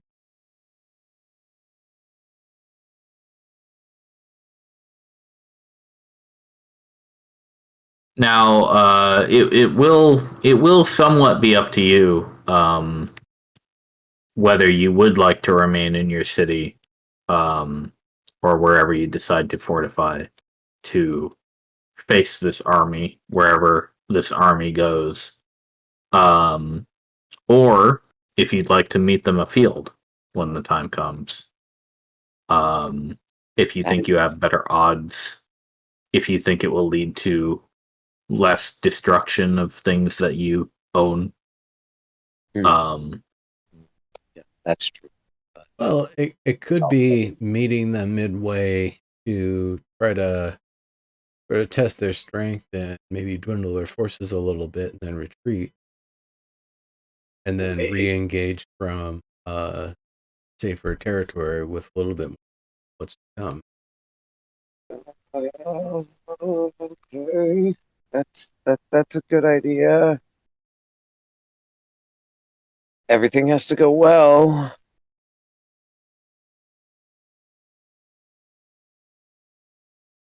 yeah, that does assume a successful retreat, doesn't it? Yeah. Yeah.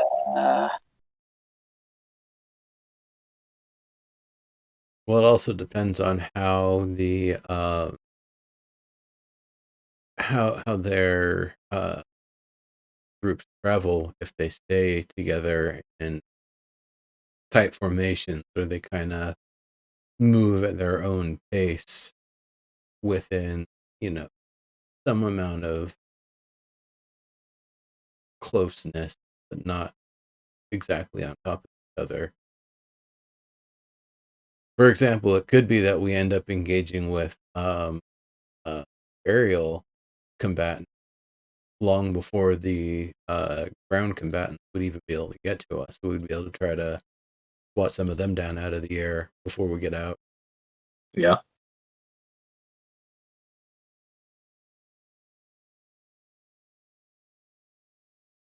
Or likewise, if we're able to find where they're camped, there's always being able to do little ambushes and getting out that way. But that's, I think, maybe getting a little ahead of the thing. They might. Let's see if they don't even attack us in the next waning.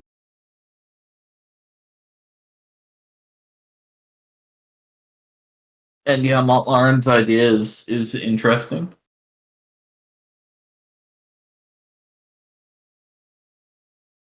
I mean, you could do what you just said. There's just a whole lot of I don't know. Here's an odd question. Can Orissa herself disconnect an obelisk? No, she has no ability to interact physically with things. Is that a sort of mechanism we should potentially give her?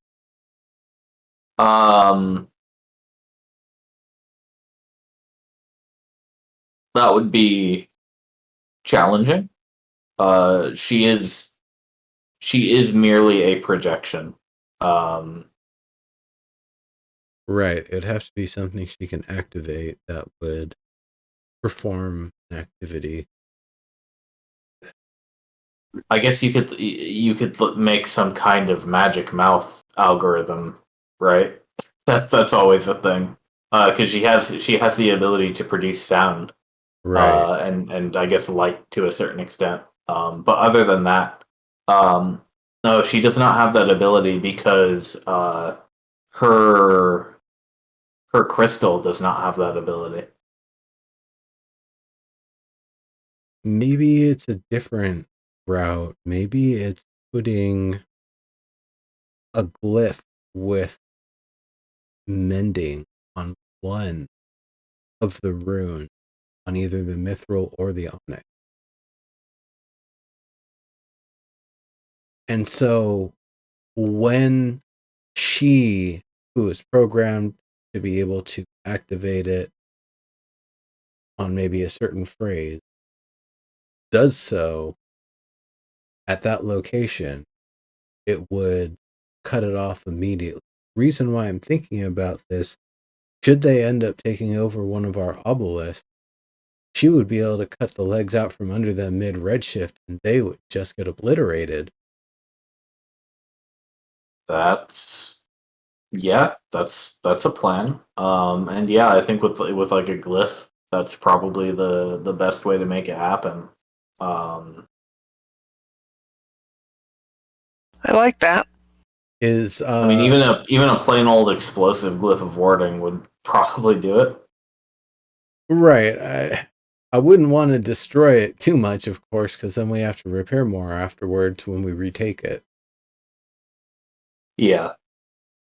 Just mending one rune. It's enough that they probably wouldn't even be able to know what just happened. Certainly, with the few seconds remaining before the redshift twists them into multi-dimensional skeletons like those poor cultists at Selma's place.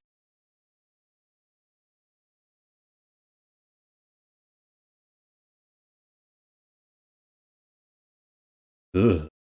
What a mess. This one would require some significant setup time. Right. And it would, of course, require people visiting each location we'd want to set this up at.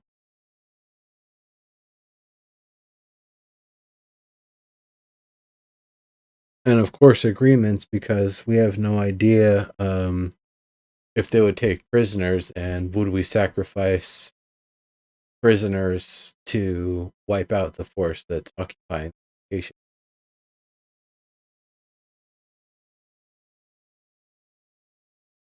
Is that something that the commission, would condone? I don't really think it is. Brigadier is a practical person, and she's made it clear that she is willing to remove enemies from her path.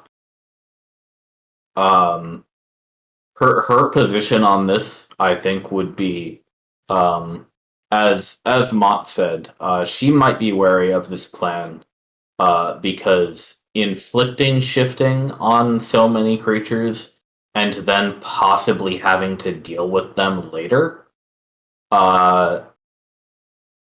might be more problematic than facing them as they are. That is true.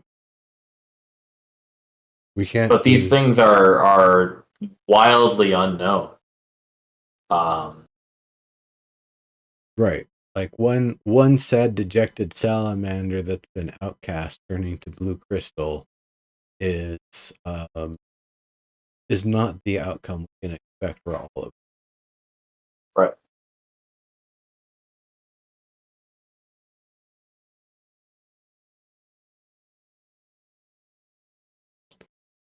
Well, maybe not that then.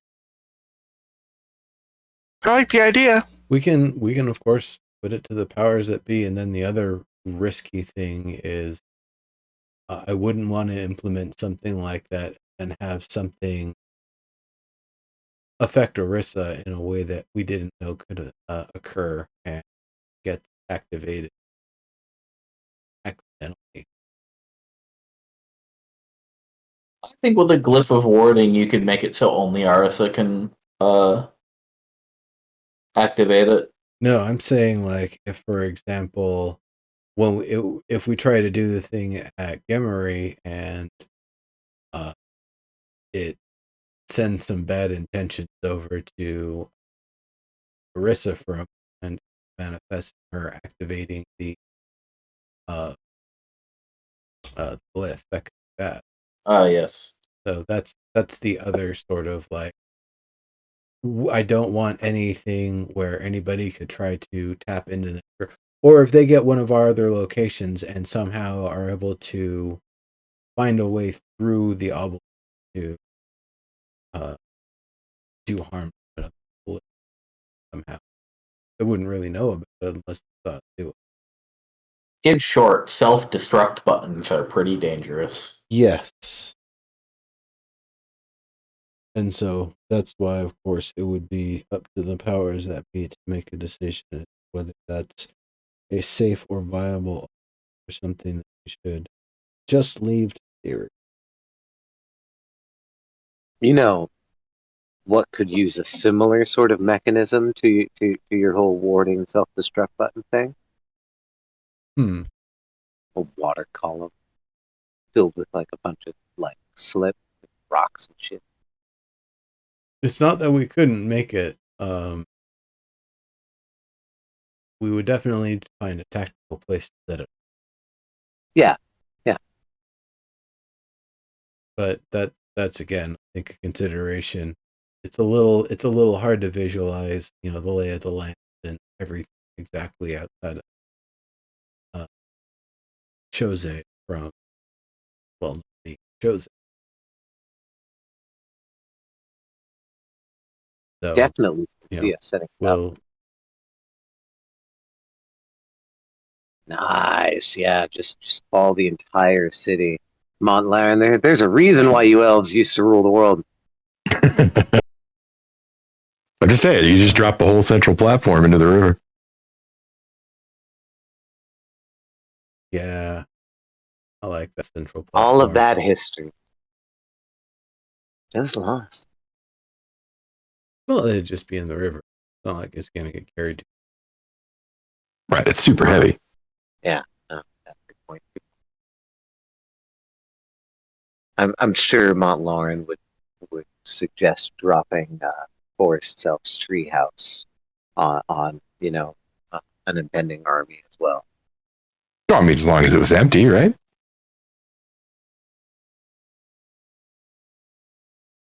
I suppose. Or, it's something one of your fledgling builders could make, is just a drop house that is a building that looks like it's supposed to be a house, but is not structurally intended for that, instead to drop on people. In the city that I come from, that's a crime. Well, you're not a forest elf, are you? I can't really confirm any of that. That just comes from some. There was a play this one. Anyway. Is it anything related to drop bears? Oddly, yes. That was according to the story. That's where they got the inspiration. I was always But I was hoping that we'd get to see some when I first came out. it turns out just rigging structures to drop is easier than training bears to drop. Wait, the bears are trained? I was always told that they were vicious wild animals. Well, I mean, again, forest elves we're talking about. Once again, my context is forest elves in a play written book that may actually make up the stories as it goes along. Think about it.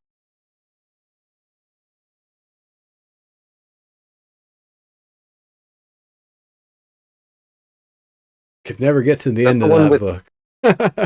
Is that the one with Sherazad? You could probably find just about any story in that inexhaustible tome. Fun time. I think though we're thought coming you were up from the moon, Mont. What? Montlarn's from the moon. He's a moon elf. That's where the moon elves come from, right? It's not where I come from. We have a kingdom on the ground like everybody else. Well, yeah, the ground of the moon, right? Uh, Came from a different dimension. That dimension obviously was the moon dimension. well, if you look at it that way, I can't argue with that logic. Well, that's how I always thought about it, but now it seems like maybe I was wrong. Possible. It's very far away, so it would be hard to see any people on that moon.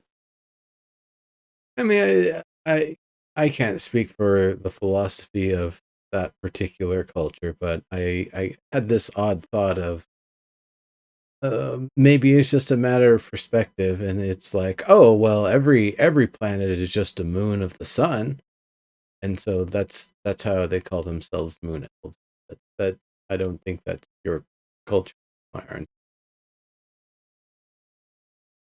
No, we you know what, never mind. It's not important. Yeah, probably right. All right. So our plan will still be to secure the team coming to All Saints, destroy the teleporter, do our little scatty majig, up and down, return to Chose, and get prepared, basically. Okay. So. Montlarn, you want to number that all out again for us? I hate to ask you, but copy pasting is a powerful ability. Copy pasta. Just to make sure we're all on the same page here. So we get teams to Alsanes and get the obelisk up. All right, so you all take the skiff from the south end here. At the next waning, you take the day and a half it takes you to get to All Saints on that skiff, and you go back there.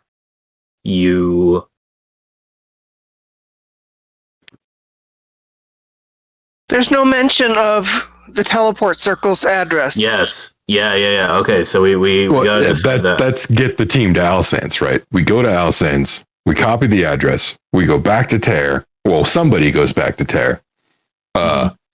They give the address to Decus and his team. Yeah. Decus and his team comes through. They immediately come through. Right. We close the teleporter after them. Unless they're confident in defending it, but I think that's a really bad idea, personally. And then whoever went to Terra comes back while Dex is setting up the obelisk. Exactly. Yeah.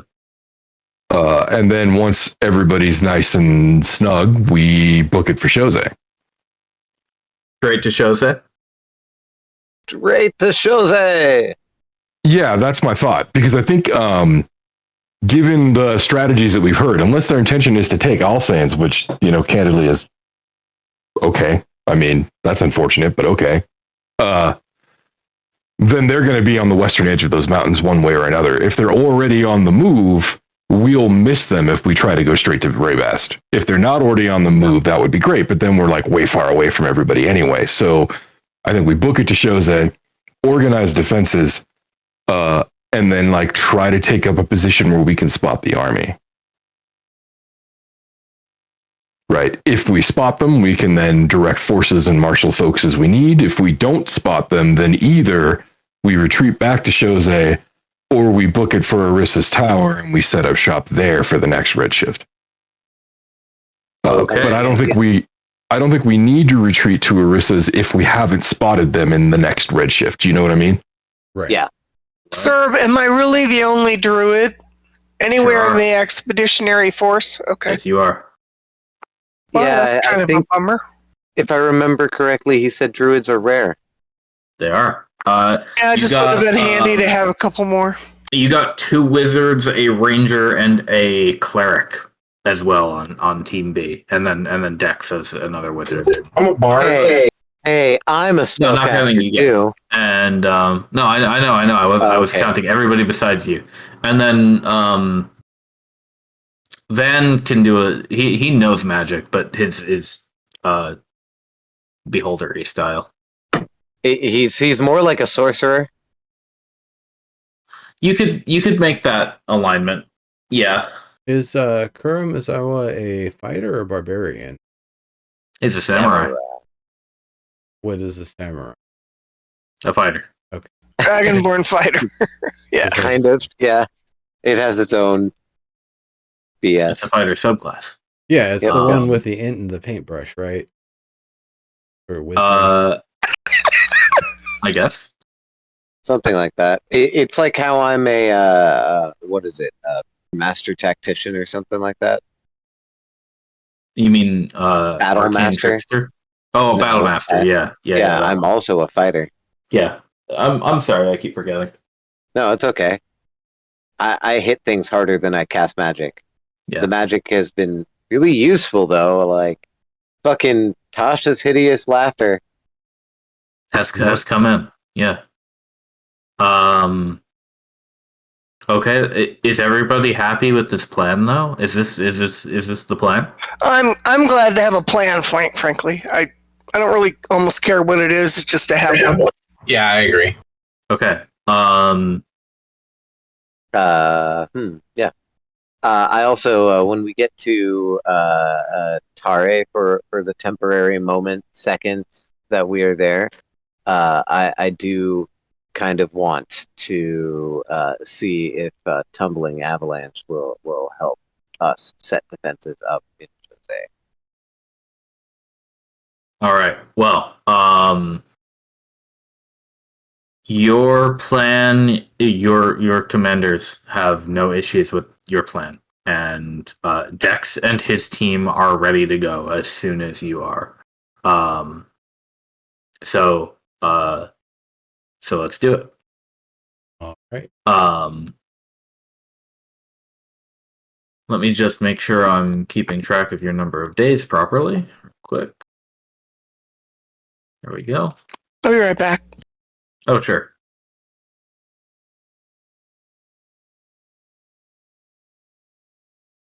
All right, we'll wait up for Naya.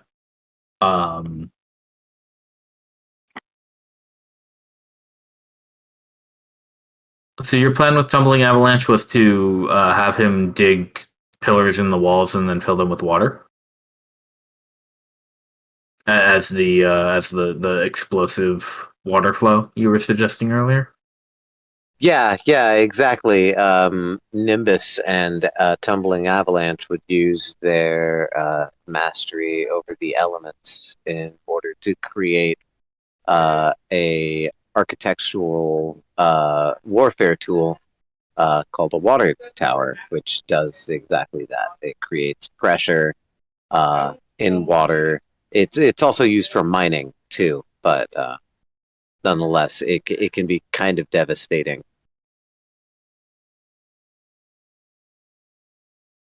Can tumbling well now the question here is like you need a watertight seal on these, right?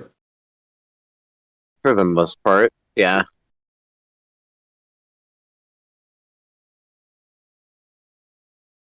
So can tumbling Okay, avalanche back. make a watertight seal? I would say do you want to put these upstairs or do you want to put them like outside? Outside. Like out in in the dirt or like in the walls around the entrance? Like, uh, ideally, right? They would like in real life they were just like stone towers. Yeah. But ideally, Jesus Christ, let me close my door for a second. Fuck, dropping my phone. Ideally, um, you could disguise them and make them look like the sort of part of the landscape, right? And then Sure. blow them up as needed. Okay. Well, But if you Nimbus. were to like set them up in Shoze, yeah, they would be like out in the sands and shit like that. Okay. Well, Preferably maybe here's what on I'll or say. outside the wall. If you want to put them outside at Terre, you'll have to do it when the redshift is not on. So you'll have to do it later than right now here. But if you wanted to do that later, then yeah, you could. Next time you're here, you could do that. Tumbling avalanche will have that power with Nimbus's help. Yeah. Well, they'll be most useful outside though, not here. Right. Maybe if you could like make them on top of everything and like work from inside of the bubble, but that's about it. So Yeah, he kind of has to be like he kind of has to be touching the spot. So you basically have to go walking out into the redshift to be able to make these where you want them right now. So it will So- have to be done later. Yes. I have questions. Why would we suddenly need to do this? Two, is there any regard for putting them outside the cave as possibly indicating to a passerby that there's something in the cave? Whereas right now we're hiding in plain sight. That's why I said ideally that it would look like they were part Camouflage. of the they were part of the But I the think the idea landscape. is you pummel enemies with a bunch of water as a Yeah. to harass them or knock them over or possibly kill if you drown maybe. It's been used for that effect. It's also been used in order to mine away a mountain in real life. Huh. Okay, so, but that would definitely tell them that there's something here. Ideally, it would look like it was part of the landscape, but also there's an army going to Shoze. So setting it up here is just more like a proof of concept for defense. Here would be important to make it look like it was just part of the landscape. But over by Shoze, setting up a bunch of weird towers that people don't know necessarily what's inside them until the first one pops, that's defensive infrastructure. Yeah. Yeah, okay. Makes sense. All right. So then in that case, Albus, you won't have time to set any up here today. Okay. When you guys go and grab your skiff and travel to All Saints, it's going to take you, you'll get there on the second day. So you're going to have to take a day of travel and then you will arrive at All Saints midway through the second day in the early afternoon. Therefore,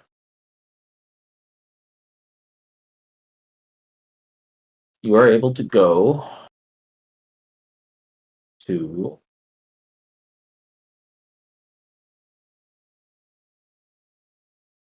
Naya's on the field right now. Say again? I said only Naya is on this field right now. But here you are. And where is here?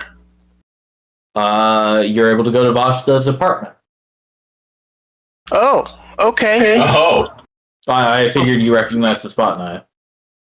Well, no, I have a lot of line of sight blackness, so I mostly kind of don't see much that I recognize. Well, if you go up here, you should be able to see through it, right? Sorry, I'm having trouble with my eyes. Oh, okay, yeah. I see something that looks familiar. Yeah. So, I mean, do you all want to go in up through the third floor, or do you want to go through the front door? Well, have we scouted the roof? I feel like front door is probably best for me. Yeah, front door is fine. In my idiom? I'm gonna climb the tower like I did last time. No, I think we show up And, the front door and yeah. we're like, "Biddle-a-doo, what's up?" Scouting the roof is very trivial for you, and there's currently nobody on the roof. There's nobody Okay. on the roof. Did I just use a spell slot or a No, I wild would shape just have to the find dice that go out? up. Yeah, you got an owl. Okay. I would just dice go up.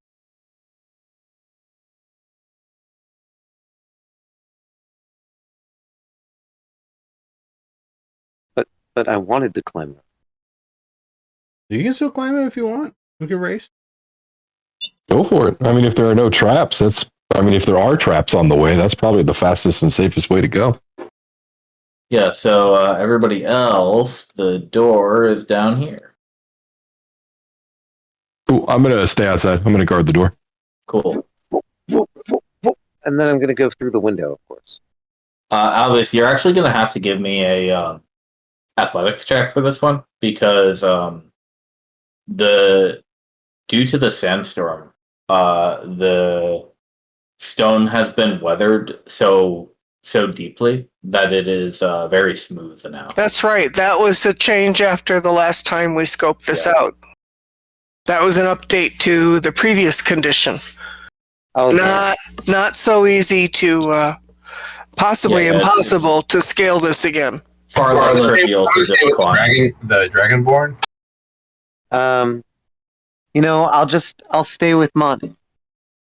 Okay. I'll walk up to it being all like excited to climb it, and I'll be like, whoa, this is slippery. Yeah, I'm gonna walk in and be like, Naya, clearly I should be standing with you.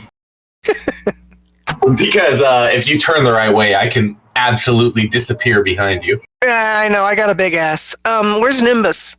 He's already on the third floor. It's such a shapely ass, though. It's called booty, baby. Damn right. Booty. Oh wait, booty. Is it booty? With the tail. It's got the tail. It's I don't have a tail. I don't have a tail. You got no? Did they dock it, or are you just born that way? No, Dragonborn don't have tails or wings. It doesn't matter how many times fucking Critical Role says they do. They don't. All right. I'll take that. Yeah. I will I'm not mad about it. I'm stubby. just A little stubby. vehement. Yeah, if they had tails, they'd be the ones from Dragonlance, the Draconians or whatever. Yeah. I kind of don't draw a big line between like D&D dimensions with regard to like prime materials. Keep moving, Amber. Yeah, no, fuck every cannon but mine.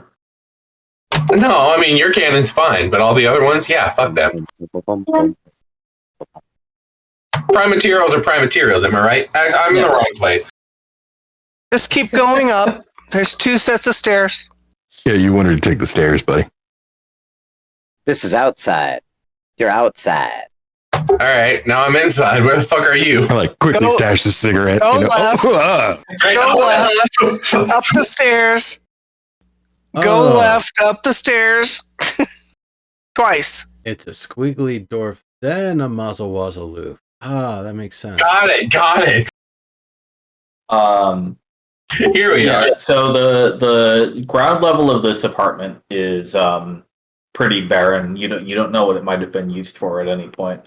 The second floor, there's a hammock, there's a writing desk, There's a few shelves of things, as well as a boarded up window on that floor. The third floor is one that a couple of you have seen. There's rugs and lounge chairs and lamps and candles and incense and sweet smelling herbs and stuff strung around. And of course, the room where the teleportation circle is scribed. Now, I'll remind you that all of the floors in this building are actually made of wood. It seems to not be like ruinous wood either. It seems newer or at the Maybe very he had it renoed in hardwood. yeah, refurbished. So it's not falling apart at your every step. A reclaimed redwood is going to be more expensive. That's right. Vashta likes nice things. And to be honest, I am sad at the prospect of having to destroy this teleportation circle because it's so very handy. I wish there was a way to destroy a piece of it so that Vashta couldn't use it anymore, but we could. No, we'd rather make it like completely defunct or not. But I know. That's okay. We could just do a little tear. It doesn't take much. Yeah. Also, I thought the fax machine was a boutique-y thing. What? Where? Nothing. Everybody's a fucking comedian. It's a Frontalot joke.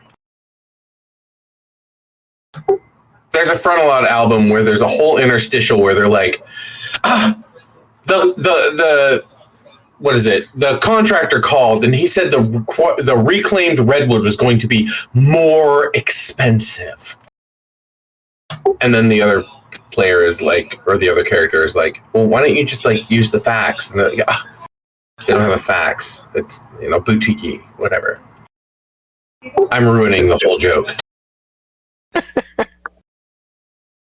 No, the joke is the fact that they have to use fax because they're boutique.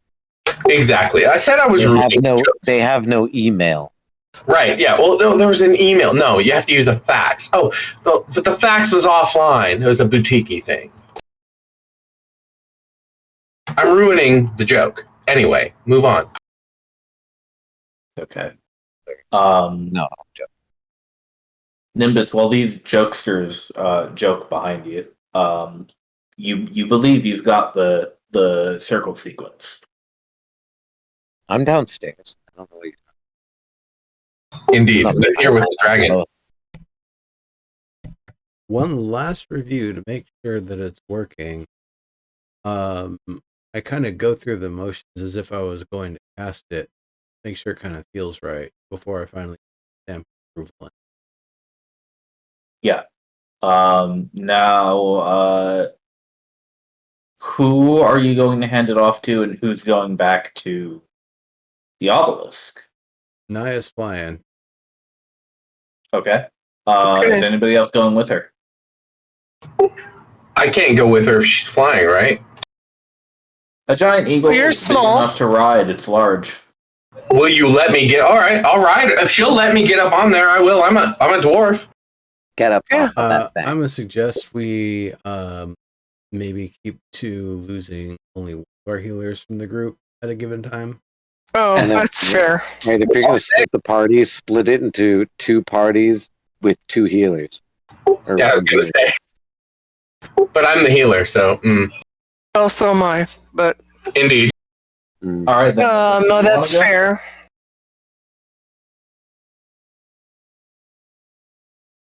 What do you think of Nimbus? It's me, you, and Naya here right now. Well, it's again, it's definitely going to be Naya. She's got the best. Right, but it's like almost any of you I can carry, I think, right? Yeah, you can carry anybody. Do I stick with you, Nimbus, right now? I was going to go... I guess I was going to wait here for when they start popping through. We could probably send... I'm not a pussy, dude. No, I I know that. As the eagle flies, Tara's 2 hexes away. Right, She could be there, deliver her message, and back in 20 minutes. You know, right. That's all I'm saying. Yeah. 2 hours, but yeah. Yeah, I think. yeah, I mean, it's 10 hours? miles, That's what but I still, said. yeah. 2 hours, I think, not 20 minutes. I think being as unencumbered as possible is probably the best bet for them. All right, I'm in. I unstrap my fucking hammer and I'm down. All right. You gotta feel the breeze. Also, stand behind me. I have a hammer. So just Naya then? Yeah, I think that's it. All right. All right, so then, Nimbus, you need to make sure you give me instructions for how to relay this and Give her to the- whom. I mean, I see me wrote it down. Yeah, I was gonna say, right? I'll give you a scroll. It's fully recorded, both the diagram as well as the fine details on how it works. Basically, you just get Dex on the line and just kind of hold this piece of paper up. He'll be able to take it from Okay. Yeah. All right. And then you want me to get back here right away? as soon as maybe you want to wait until they've gone through, but as soon as they've gone through, yeah, I'd probably come right back. So you're expecting them to make whatever adjustment and then immediately come through the portal? Like, Yeah, that's Yeah, the plan. wow. Well, are we? They're They're literally waiting in the wings for us on this one. Yeah. They're tapping their feet literally right this second because they know you should be right around the spot right now. Okay. All right. All right. Well, I'll go ahead and go then. Great, thank you. Be safe. All right. So Naya, you go. It takes you, it takes you about an hour to get to the cave. You have to All right. scroll. Do I see anything odd? No, All right. no, all is well. The plant life that you have encouraged to grow north of the cave seems to be taking root well enough as well. You return to the cave, you land in. When you activate the obelisk, Dex is waiting for you there. Okay. He says, "Oh, good, you're back. So it all went well. Do you have the sequence?" I do. I'm going All to right, so- unfurl it now. So, All right, so you hold it And up back. to him. He literally had pen in hand. He scrawls it all down. Triple checks his work. And he says, "Okay, we'll bring through the obelisk materials right now. If you want to, I mean, I can draw the thing right here in the square. So, see you in a minute, I suppose." well, it'll be a couple more than a minute for me to get back to the teleportation circle. Yes, fair enough. But yeah, Oh. go do your thing. See you in a bit. So he steps 20 feet away from the thing. If you want to wait and watch, he's going to spend 10 minutes drawing up the circle. He's going to usher through a team of 6 very, very sturdy dragonborn and orcs who are carrying crates you assume to be full of the things that are required to make the obelisk. And back at All Saints, an hour and 10 minutes after Naya leaves, are you guys still upstairs in the apartment at that point? I would still be there because, like I said, my plan was to greet them as they through. Yeah. I'm gonna go check on Eska. Oof. Yeah, I'll go follow. So we're gonna Dex have Melody at the and- front door. A team of people. You've got the bard. The bard's with you. And you got forces incoming. Damn right. We're Oh, literally shit. losing our entire cavalry. Oh shit, dude. That's the business right there. Yep. Welcome, welcome. Wait, who's in front of me right now? What? Who is that in front of me? That's Dex. Dex. Whoa, Dex just showed up when these guys showed up? Yeah. They're not. He's leading the party. Sorry, Through the you're teleporter, yeah. maybe confused because you think those red circles around their tokens means they're enemies. They're not. Those are our dudes.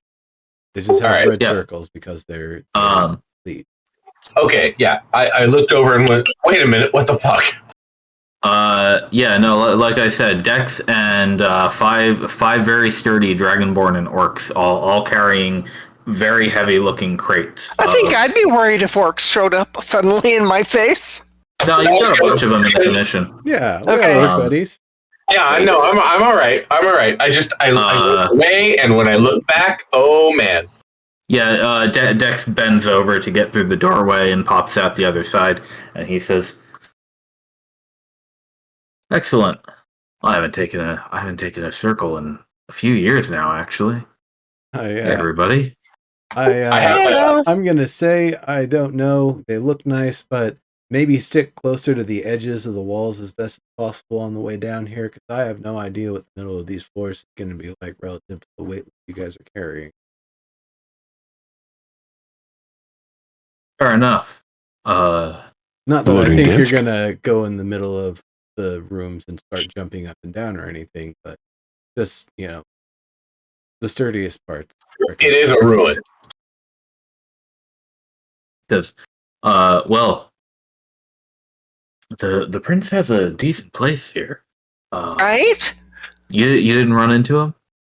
Not this today? time. No, he made it pretty clear that he wasn't coming back for a bit. And I'm talking, but I'm on my way back, and it's like, he's got nice digs. I kind of hate to see it go away. What are the others downstairs? Yeah, they'll just make it a museum. Yeah, they're I think I saw them going off to visit Eska, but yeah, they're not. We should probably. I see. Yes, let's. Okay, everyone. Come on through, and he'll let them all go first and down the stairs.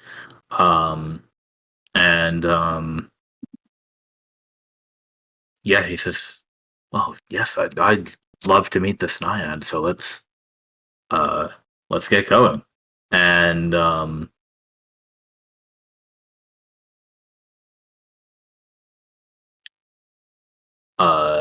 you all go, and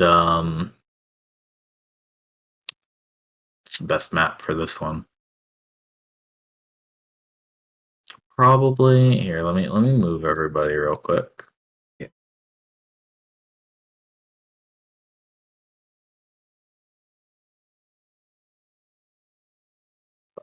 Up.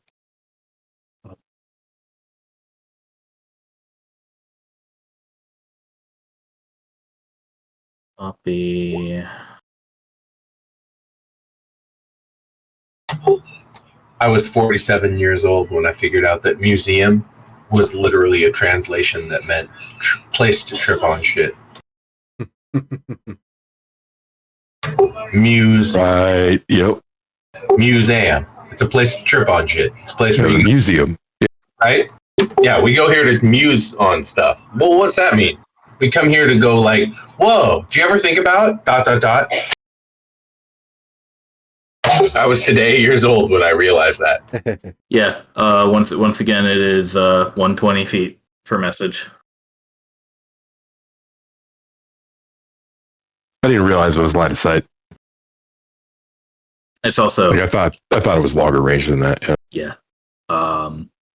Well, anyway, you come to the lake's edge, close to where you bumped into Vash the original time, and the scouts put down they put down their boxes as Dex directs them, and he says this might be an okay spot.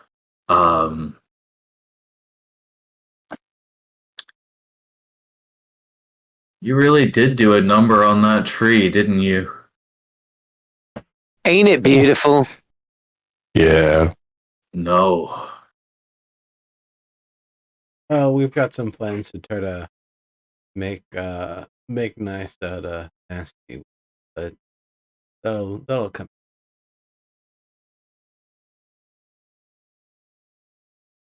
I mean, don't get me wrong. I'm impressed.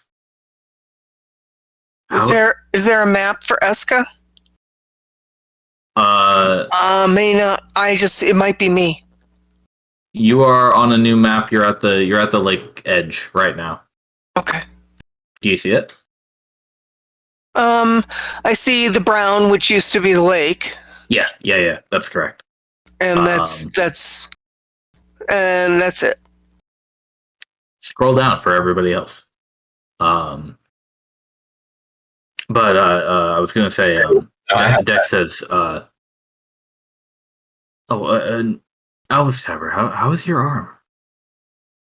In constant pain. How are you? Sorry about that. It's really become troublesome.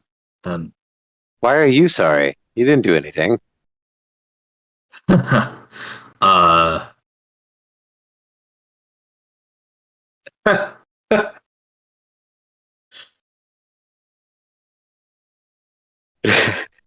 Alvis Tavern just like nonchalantly goes on with it. Surrounded by comedians. Yep. Lol. So I can't say that you're wrong about that. Well, all right. I've taken up a nice habit of having tea. It's only been one night, but I think herbal tea is very relaxing in the moments. Very well. Let's get to work then. You all have places to be, so I won't keep you too long. Now, what you can see, everyone, is that the. Well, why don't you all roll perception right now? So I have a question. Yeah. I've been gone, and I don't know that enough time has gone by that I'm back yet. But for those of you that went to see Eska, what kind of shape was she in? Don't know yet. Wow. Right now. Fucking That 20. damn, Montlauren, way to Right? up me by 2 whole points. Yeah. Well, Lauren's like, I am the elf that sees all. Well, I came here specifically to find out what shape Eska was in, so That's I true. should be perceptive here. Yeah, I'm just like- Dice favored your actual position. You notice that what you see before you is true. The lake bed is still dry. However, the two of you notice it seems very clear that the pool of water, the pond that was beneath the tree, it has risen by a good, you'd say probably a good couple of feet down there in the depths of the lake. Nice. Yes. So tell me if you want to share that information. Oh yeah, absolutely. In fact, if nothing else, I would point it out to Naya. Yeah. Well, Niall will be here in 20 more minutes. But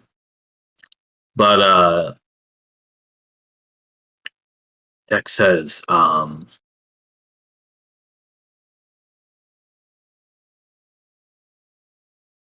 Sleeping. so that's her then, down there. Yeah, I guess she's still sleeping. I actually kind of was hoping that she would be alert so that we could introduce you. Well, if that's the case, that's okay. We can make sure to put up the protection, and then we'll have plenty of time to do introductions. I mean, as long as she knows you, then I trust we'll be okay. Let me see if I can gently rouse her. Gently would be the operative word. And Please so don't piss her off. my lowest trickle of a stream of water that my bracelet can put out, I would just kind of dribble down the side into the lake bed.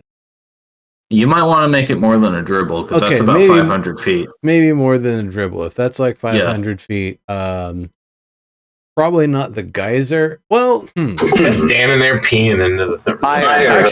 Actually, no. I take it back. I would use the geyser, but I would be firing it like mostly in the air, and even still in somewhat of an arc. So it's right, so it would just rain on the sea. exactly. So it's it's like a gentle drizzle for them. I understand. Also, it's very So- theatric.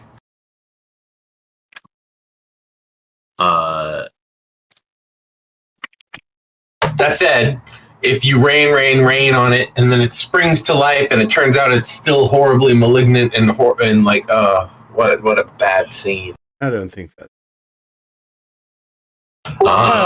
Hey man, There's been a redshift, so we right, need to all I'm know. saying is do what you got to do, but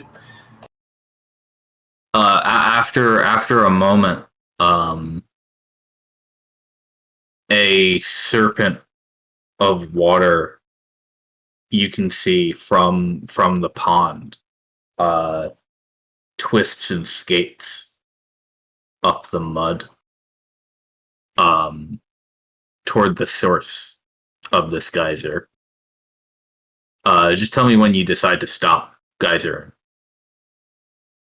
I might actually take a couple steps back and keep it going. Okay. So there's like room for her to appear. Right. And is it like dirty water? Does the snake coming from the ground look dirty? By the time it gets to you, yeah, a little bit like muddy water. Sure enough. I don't know why I asked. It was in my mind's eye. I saw it snaking up, and I'm like, that is dirty, crusty water.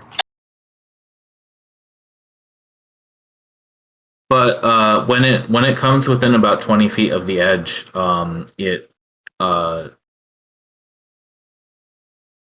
rises straight up and shakes off into a shape. And she says, Hi, Aska. "Huh? We're back. How'd you sleep? You're back. Oh.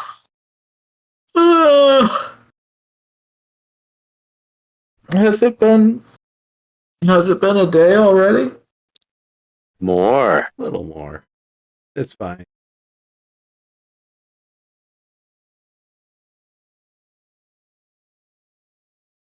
I get the feeling that She rubs her eyes again and she says, There's more than 5 of you this time. yeah. So we had talked about the last time some way to give you some additional protection and make you safer, and this is the team. This is our Archwizard Decus and sturdy team of assistants.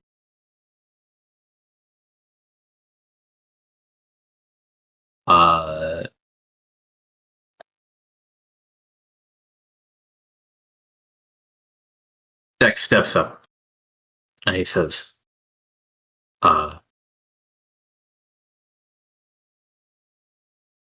Aska, I've heard a lot about you from them and from your friend, grandmother.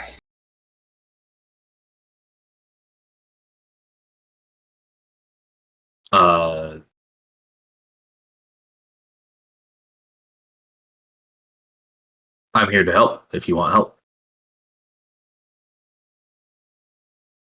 I think that's a good waiver right there. If you want help.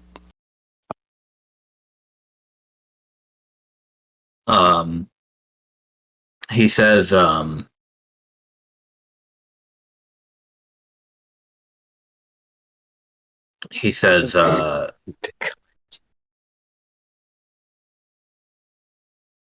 Everyone has told me what you've had to endure under the Redshift.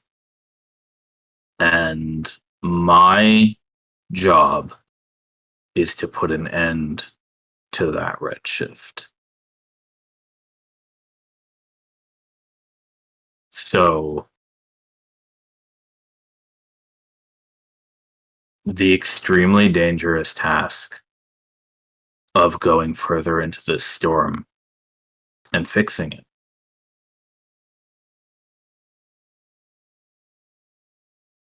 is why we're here.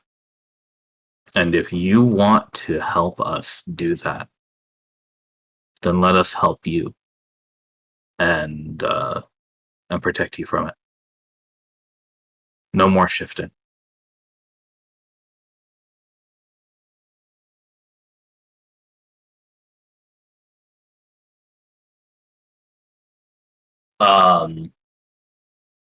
And she says, the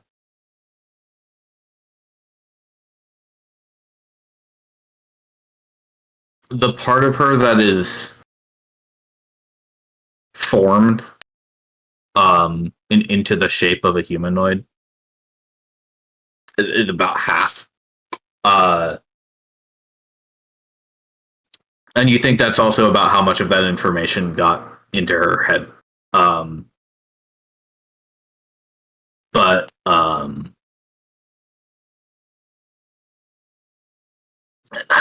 she says, I remember what they told me. They said you want to bring people to live here.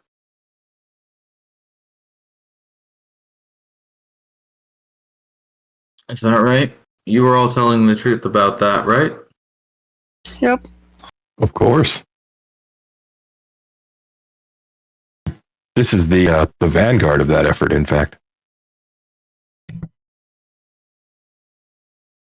This will urge us to be able to all sorts of folks over here and restore the area, living, thriving, booming area.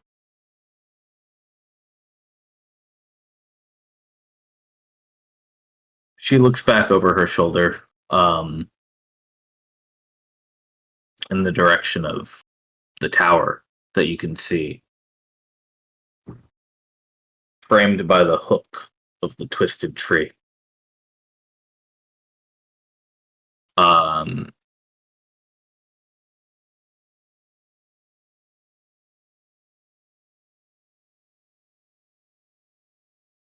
She says,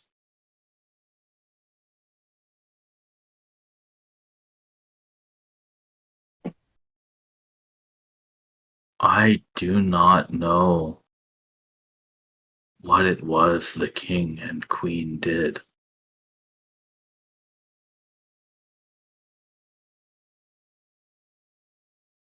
How long has it been since that day passed, where the first storm arrived?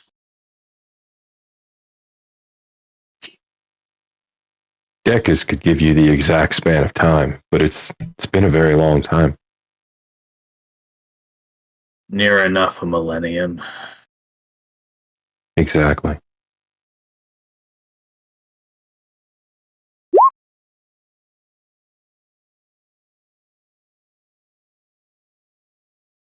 She says,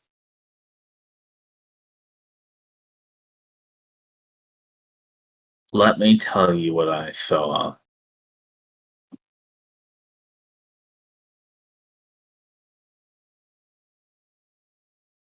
When we noticed that red stain on the sky,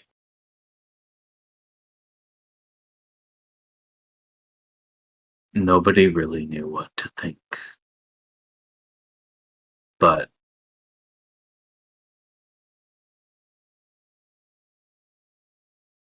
some decided to leave the city, and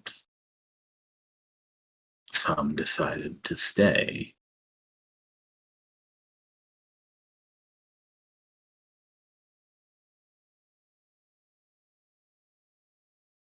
We didn't have any of those proxy women here in this city. So I don't know what they did, but we were isolated. People went forward toward the storm to see what it was before it got here. I don't think any of them ever came back.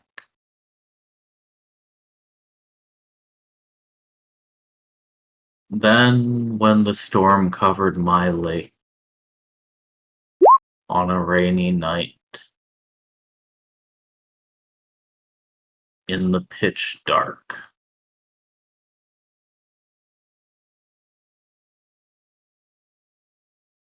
I saw the lights in the city go out one by one.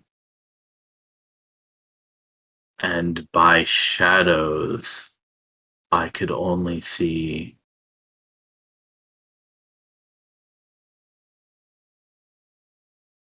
twisted people rampaging through the streets and tearing each other limb from limb.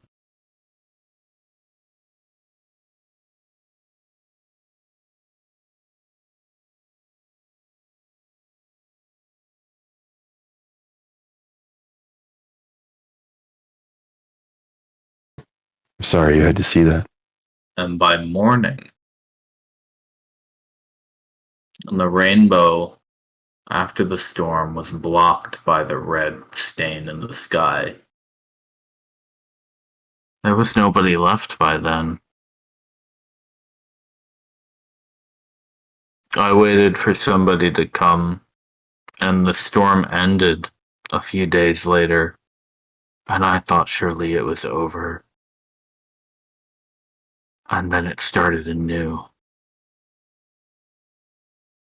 And fortunately, there was nobody left here. And then it happened again and again and again and again. Until I lost track. And found myself joining them.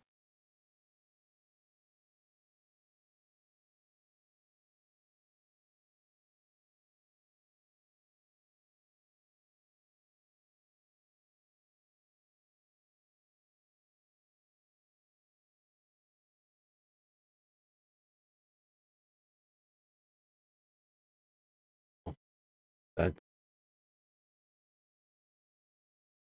that's what we're setting this up for. It is designed specifically to block, to stop that red storm. The first time we dotted all across this area from the southwest all the way through here. It's been a long, long battle here, fighting through all sorts of treacherous conditions. Of course, the dragon kin that played area for the better part of the past 1,000 years and stripping it. Amazing. Do you remember having been an angry sandstorm, having been contained in a grain of sand? The thoughts I had during those years were not fully my own. And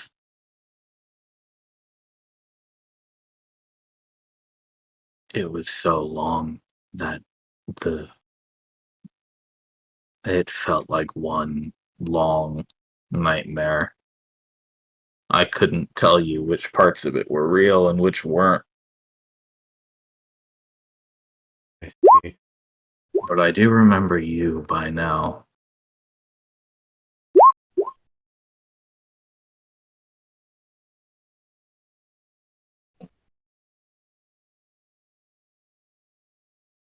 The Oh, Malaran, you just said that out loud, so I think she heard Yeah. me.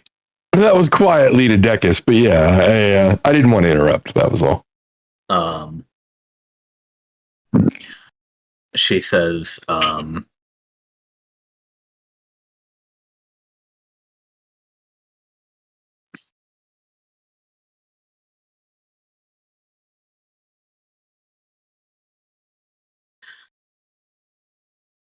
she reaches out a hand, which is formed out of the snaky blob. And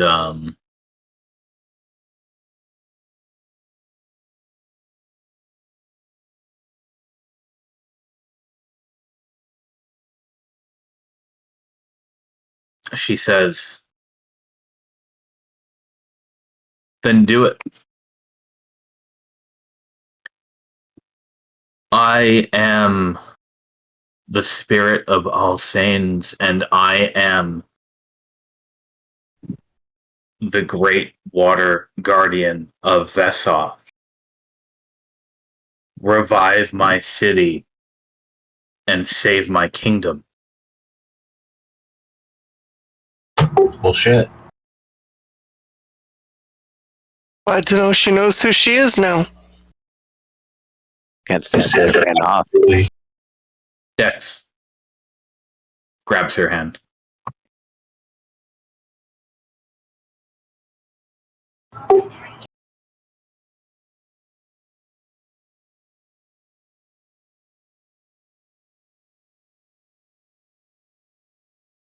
And she says, every one of you in this city are under my protection.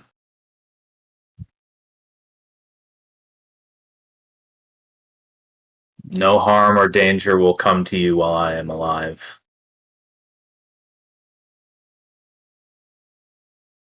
Bring as many as you want, and I will welcome them.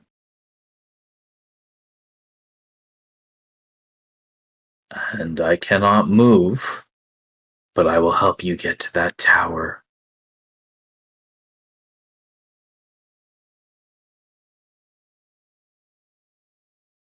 Yeah. You'll Play be a a song. target. I'm gonna play a song. I'm gonna play a triumphant song. What did you say, Ma? You'll be a target now. The Redshift doesn't want us stopping it, and it strikes at our allies when it can.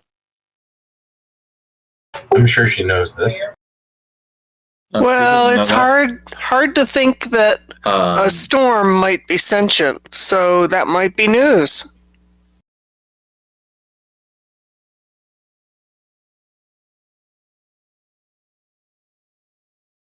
she Yeah, said, yeah, she could be a target, but that said she's a storm. Elf. You believe it alive? I do. At least it behaves as such.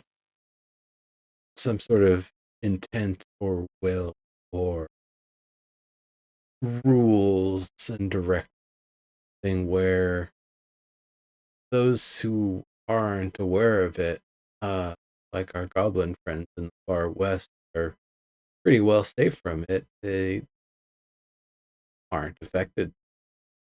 Go around through it and fine. We And had if it's alive, friends who were you can smother it. oh, we intend to. We have friends who pixies, one of them, fortunately, after having learned what the redshift is, became susceptible to its effect, and so did her friend. We lost her, unfortunately. Her friend's permanently going to have a crystallized foot at this point. And so that's the that's the danger that we've seen that it presents. That when it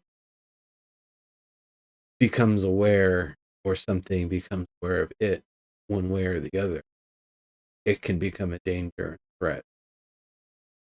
And so that is what we have designed this device to prevent and protect against. We have deployed one with grandmother, and in fact, you will be able to talk to her directly, no messenger in between, at all hours of the day and night, as long as you two would like, using this device.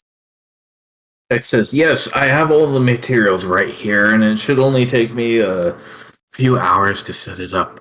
We just need to find the best location to protect as much area as we can.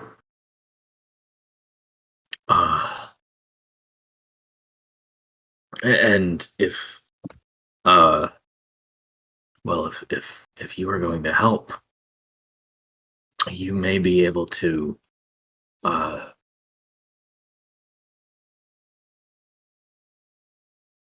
interact with the magic it uses and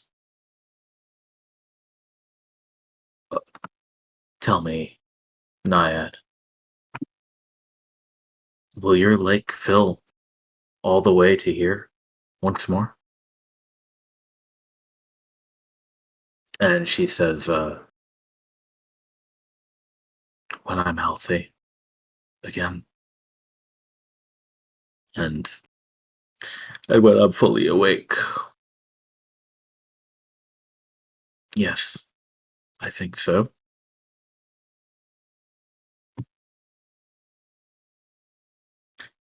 A text says, well, this is an unusual situation for us, but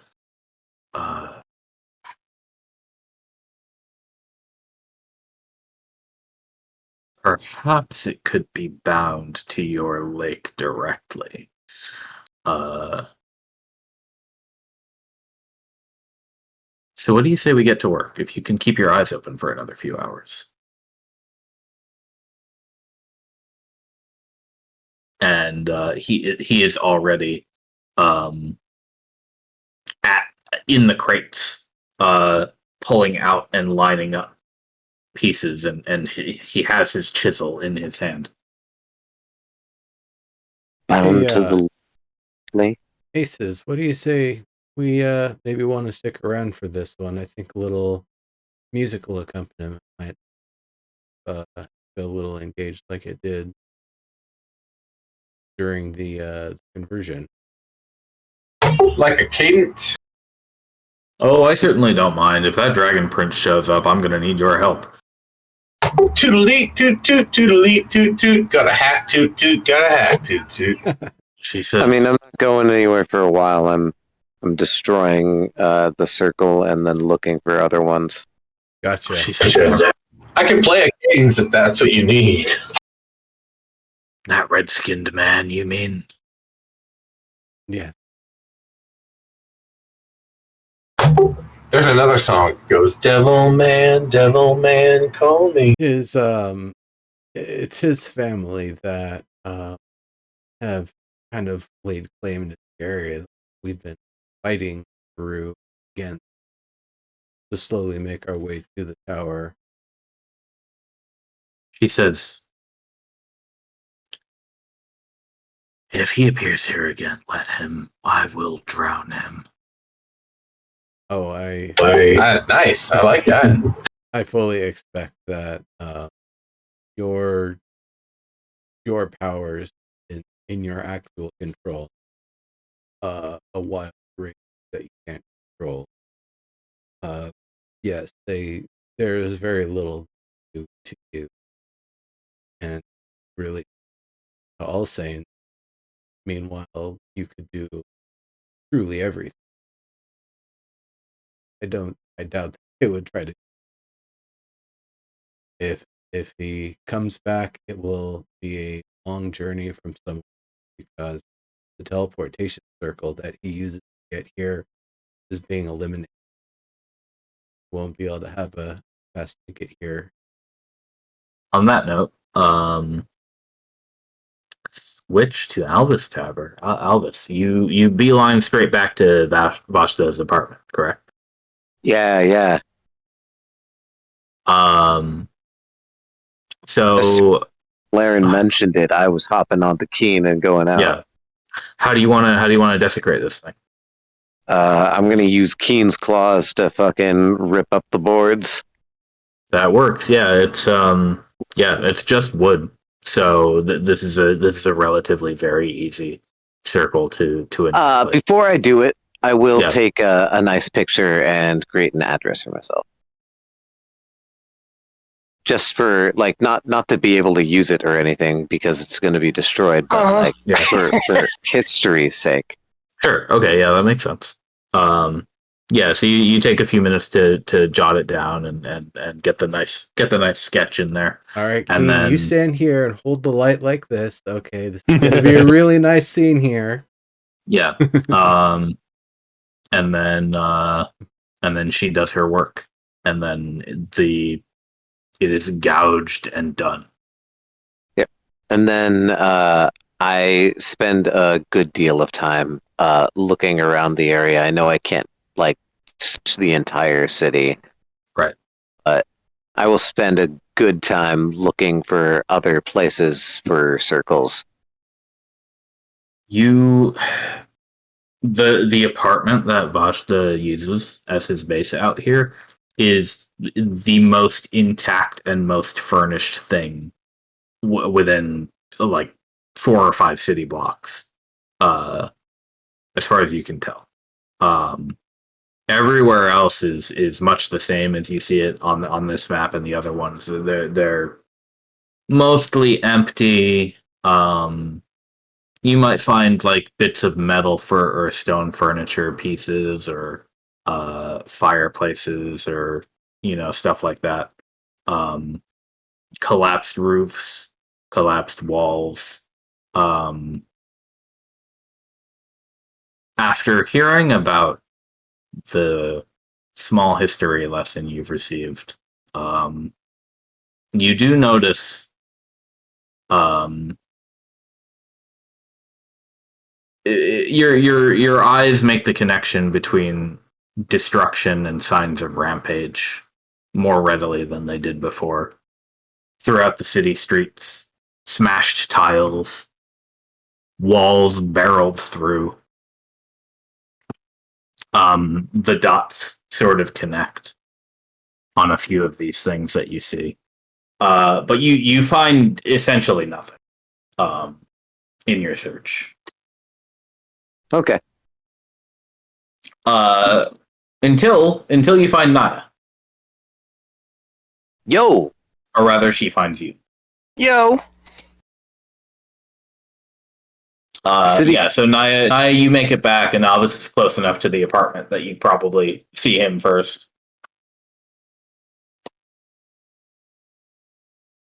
Where are the others? Over at the lake by Eska? How's she doing? I didn't get to see her before Montlaurn remembered that perhaps the circle should be desecrated immediately. And Right, okay. Ask Mom. He knows what's up. He did talk to her for a while. Okay, well, maybe, unless you need me here, I think I'll head over to the lake. I did the dirty work.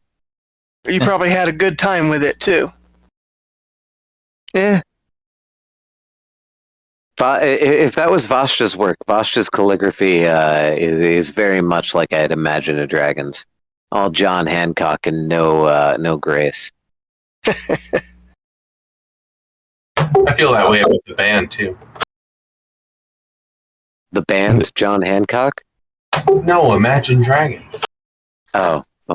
You said you imagine dragons would be no John. Come on. No, I said his calligraphy was exactly the way I'd imagine a dragon's. Right. Come on. You gotta finish the joke, or it's just silly. I understand now, though. Do you return with Naya to the rest of the group? Indeed. Oh, yeah. Cool, then everyone is here. And for the next few hours, Dex is going to be putting together that obelisk.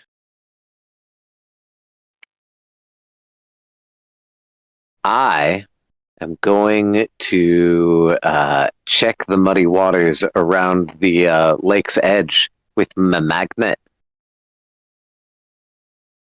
How are the plants looking that Mont and I started to grow? That was mostly around the tree itself, right? Yeah, on the western side of the lake, actually, but yeah. For now, mostly roots and things like that. Eska sees what you're looking at, though, and she says, I think once I am able to return fully, I'll be able to begin nourishing these things again.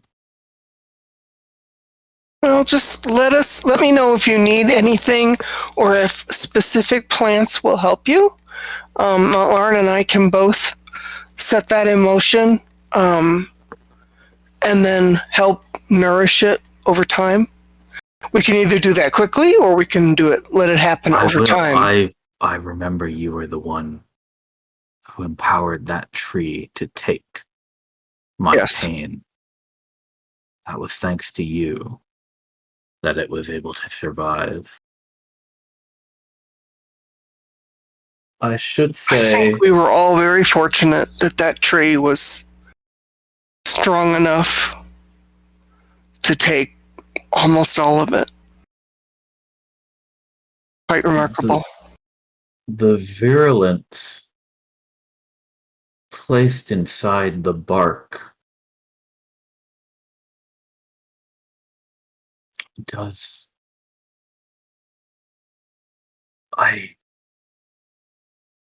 There is not a whisper, but a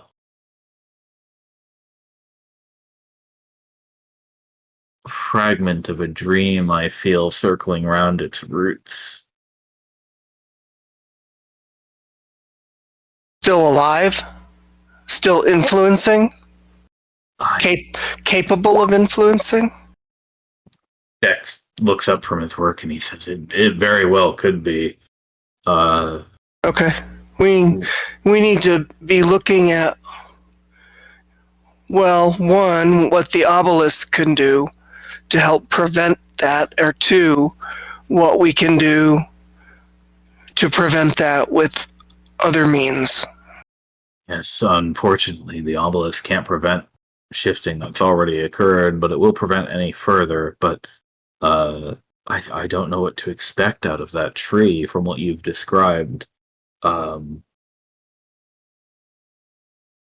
it alive, Eska? Does it talk to you? She said whisper. She shakes her head and she says, it is... Though I loved it, so it is just a tree. But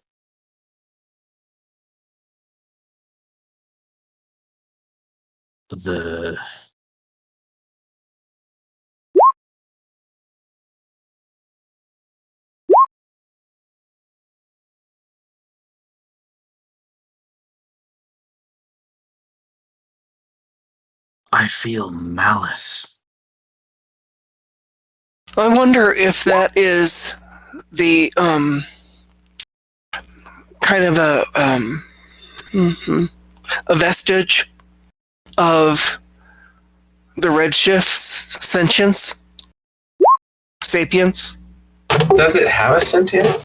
Well, that is what we're coming to believe, that it actually has a sentience, some kind of consciousness, that once we become aware of it, it becomes aware of us and then applies its malice. I feel like it's a magical algorithm. I don't feel like it has a sentience. I feel like it's more like a thing that that acts on particular things. It's an algorithm, if you know what I mean.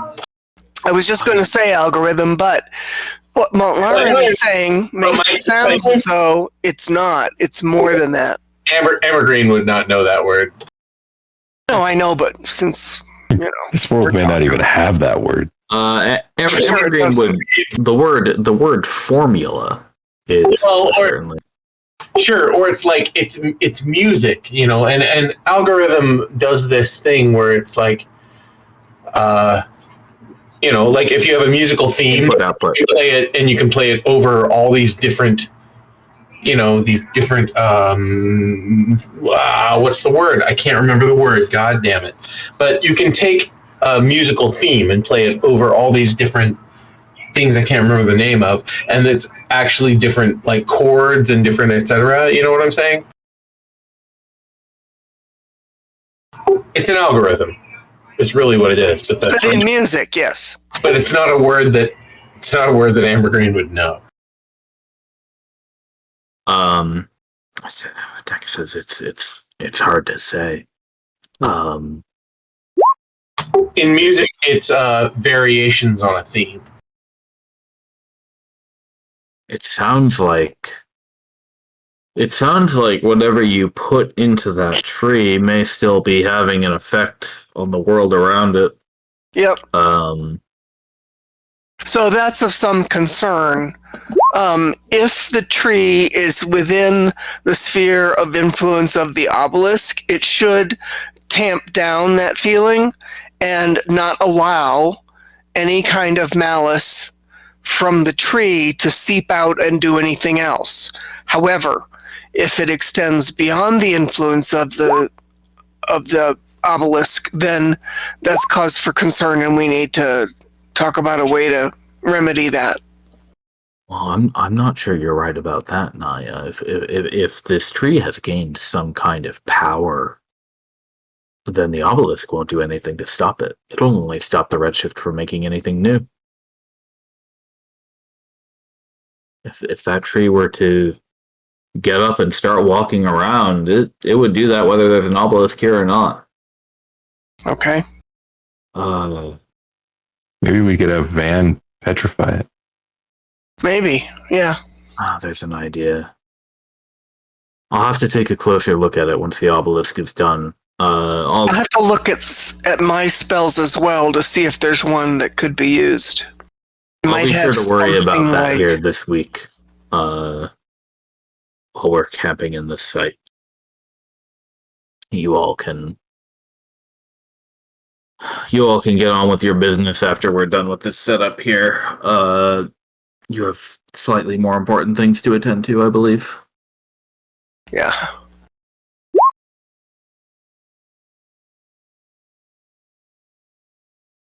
Would that be considered any kind of a magical effect?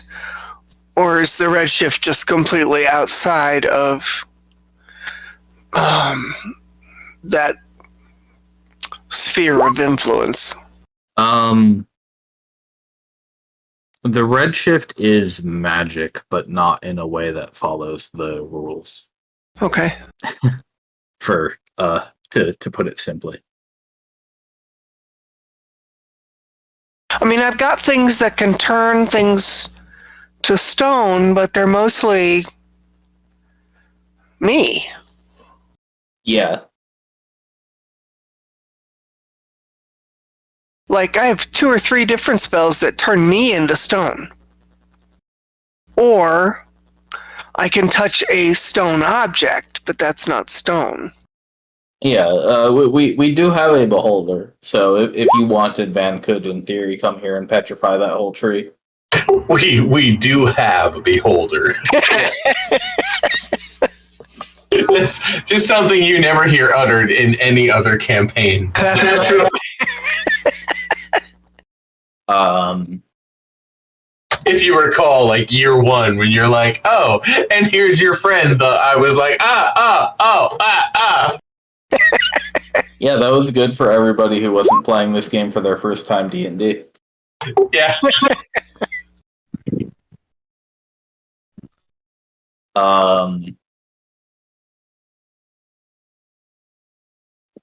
Yeah, in the meantime, she's pretty much just watching Dex work, and well, I don't know. Is there anything else that you guys want to talk about during these next few hours? No, but I think that piece of information is important, and I'm glad Eska mentioned it so that we would know as well.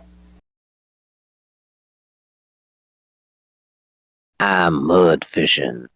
Tell me, how many more of you will there be here? Hundreds. Maybe a lot. I mean, maybe actually. Come on, we're we're a pretty low volume crew right now. But I've got the propaganda going. Soon, an empire's worth of prospective peoples will be here. Century. There's enough fresh water for everyone here.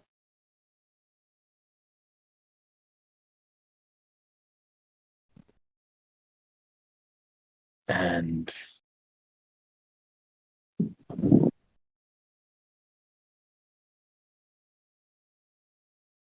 will you rebuild the homes?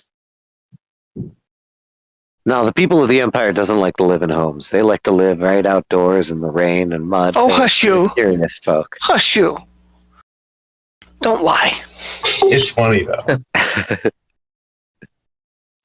We will rebuild.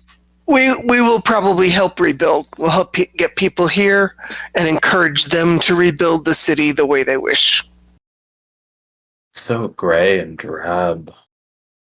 No, in fact, I think we'll build a city on this new music I just learned. It's based on the music of my friend, the Rock Man. It's we'll build this city on rocks and roll.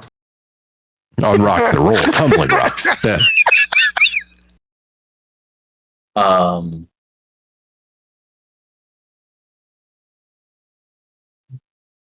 You guys are goofy. I just have to say. You're just goofy. No one will argue. No one will argue. I never It's been a very some long time since I've favorite heard people. music in these streets. There we go. I am such an edgelord, don't you know? Oh, you wish. Oh, you kind of wish. Right. It's funny, you get past all the razor blades and I'm just really fluffy and soft. That's right. You're a marshmallow inside. But I won't tell anybody. That's okay. Okay, good.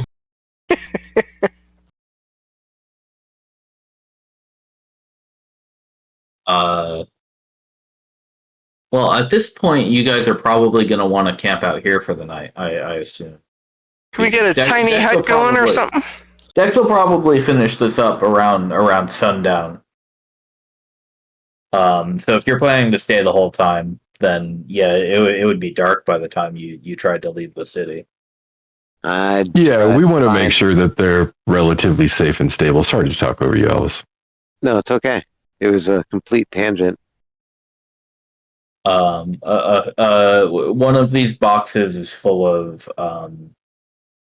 of rations for the team, and a couple of them have brought tents and tarps and stuff. And so while Dex has been at work on that, the rest of them have been at work tearing up some flagstones and hammering posts into the ground and stringing up tarps between the buildings and making some rudimentary shelters. That's hella convenient. Yeah, it's really nice to have a crew doing all that stuff instead of us. Whatever you can carry, you could bring through a teleport circle, Around. True. So it's not much, but it's enough to get a start. I'll jump over there while they're hammering. I'll just play like I've been working in a coal mine, going down for just keep them moving. Whichever one you're closest to, Amber Green. He like midway through whatever song you're playing, he hands you one of the one of the pitons. He says, "Hold this. I need to hammer it. Hold it. All right. Hold it right there." I totally will. I'll totally hold it for him. If you roll badly, motherfucker, I will be so mad. No, it's fine. There's no crushed body parts. Yeah, cool. Well, I'll totally hold it for him. And you are recruited into this. I figure that's how that works. Um, Now I'm helping. is anybody else doing anything? I'll help out. Pitching in the mud. Alvis, at this location, you don't find anything interesting. All Your right. magnet does not catch. I'm still looking at the flora.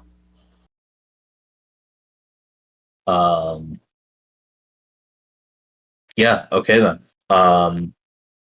By the time sunset rolls around, I would have probably been continuing to add water to the lake after the part where playing the music to keep Esco kind of aware with.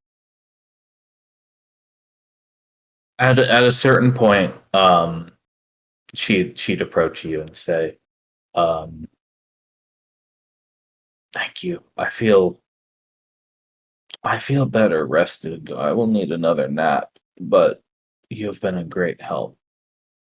Uh, you do not need to tire yourself, though. I will return. I will return to full form in time." Thank you. It's really not exhausting for me whatsoever. Small temporal portal to the elemental plane of water that I can really. But I realize this is a whole lot of water to try to fill, and not really adding too much to it. Sure, you'll be able to fill up and replenish, like you said, as you're feeling better. Hey, do you like fish, frogs, and stuff like that? I'm trying to think of things that would be able to live and frolic in the water. Of course, they would need to have sex and things to acquire flowers, but Yes, they're all delightful. Do you like fish sticks? Okay, we'll make sure to get those added. I wonder if there are any like triops eggs or things similar inside of this mud that will hatch once rehydrated. 1,000 years Right. old. Yeah, I mean that's what the package says that the triops are. That they're thousands years old. Oh, really? Yeah. Have you grown any triops before? No. Look them up. They're super fun. They're better than sea monkeys. They're like sea monkeys on steroids. They're super cool. Tadpole shrimps? No, they're triops. yeah, tadpole shrimp. They're a genus of small crustaceans and tadpole shrimp. Notos trica. Cool. Sounds right. I didn't know that. Huh. But yeah, no, the eggs are supposedly thousands of years old. Yeah, totally. Cool. From the age of the dinosaurs. That's what the packaging says.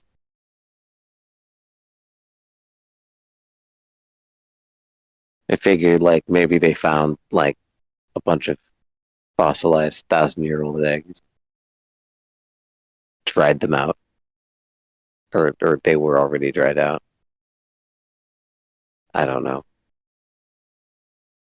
It kind of seems a little silly now that I think about it. Well, that is okay. But yeah, she tells you that she looks forward to the return of everything that a lake needs to thrive.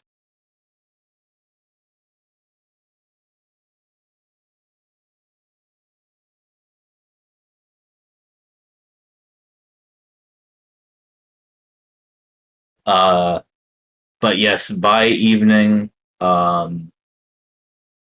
you have produced a mostly magical campfire with what little firewood exists out here. A pot of soup has been passed around. Oh my god, it's not a good berry. No, Right. they have. Right? I didn't have to magic this. This is actually real food, you guys. Yeah, no, I told you they brought rations. Enough for them to last. It's not illusory food. But it's better than rations because I got rations in my pack. But MSC, magical soup goodness. You carry the dry rations, but you're supposed to put them all in a pot with water when you actually eat it. That's why the mess kit is in the starter gear. what? Nobody ever told me that. Magical special goodness. Is that what it's called? But You can eat the rations dry. It's just everybody will think you're a barbarian. yeah. Oh no, I'm a dragonborn, so that might be worse. Everybody already thinks she's a barbarian.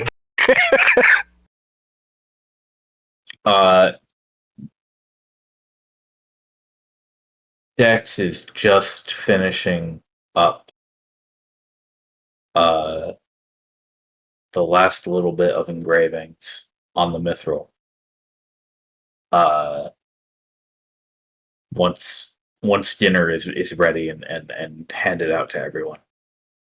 And when he comes to sit in the circle, he looks at the five of you and he says,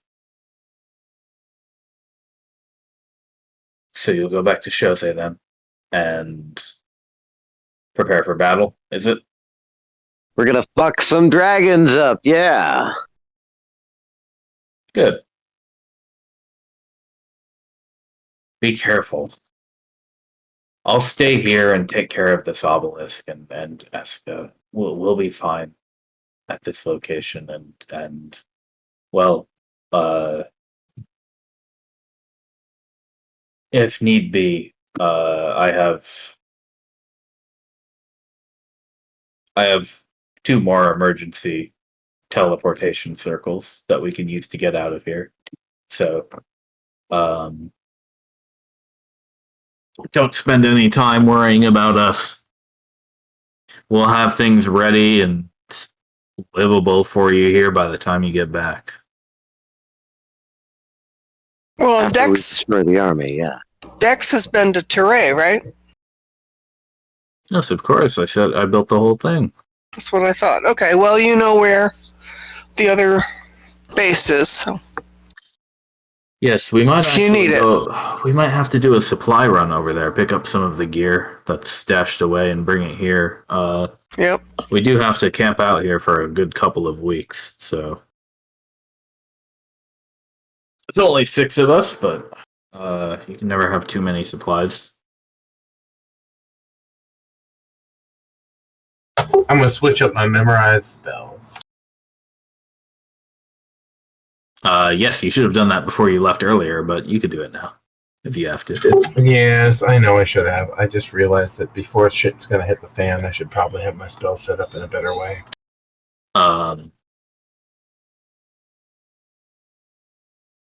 Who's shitting in the fan?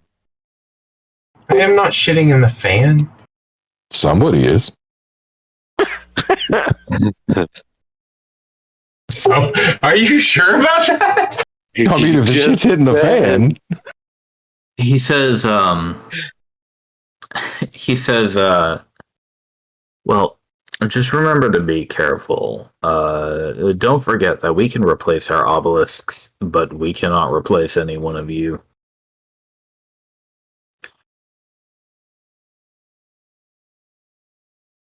Well, I mean, the spell reincarnate exists. It's not exactly a replacement, though. No, not at all. The odds are actually not very good. Aren't you trying to save that one for later? Yes. Oh, yeah, absolutely. And do your best to not need to use it then. We'll do our best to be careful. All right.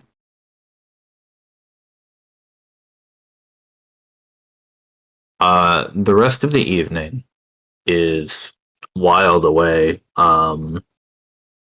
telling stories to Esta about the past 4 years, and some more beyond that, what she's missed in the past millennium, more or less, around the world. A morning, you're ready to get back on the skiff. Dex and his team will, as he said, be hard at work building some infrastructure here. And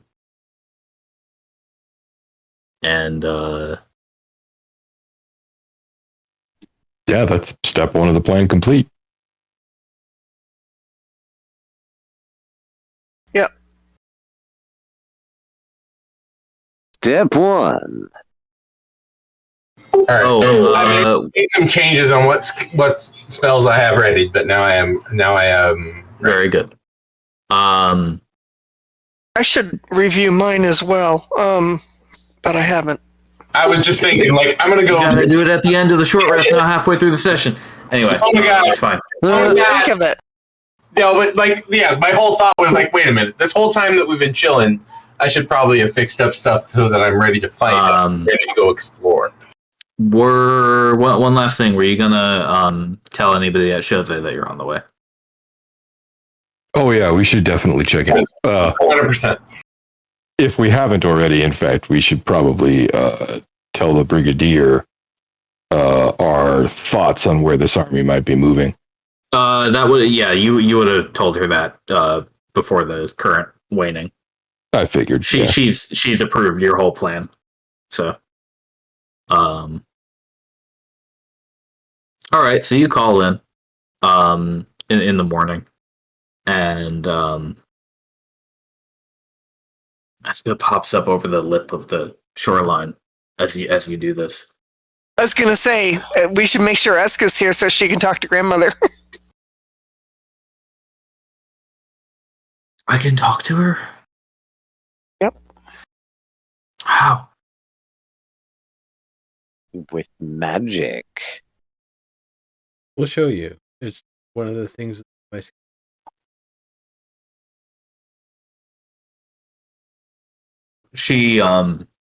She stretches herself over the land a little bit toward the obelisk. I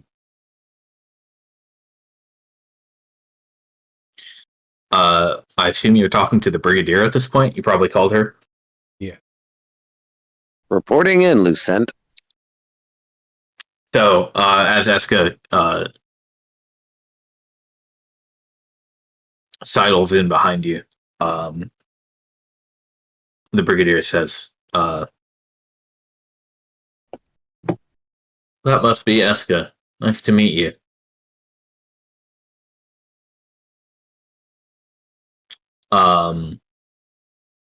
This is our expedition mother.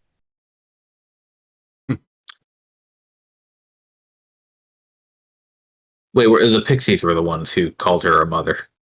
I know. Okay. He's Muscle just running memory. with it. Yeah, just running with it.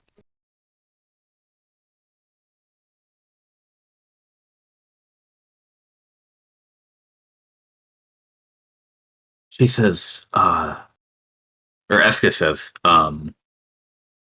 they told me your stories that that looks very frightful. Are you in pain? Lucent says, oh, this, no, not really. It's fine. Huh. It's fine.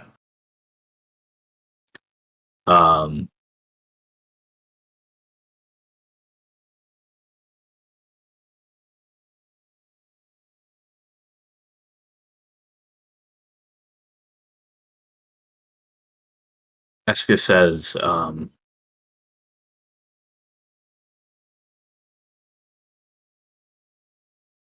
it's almost similar to what happened here on that night.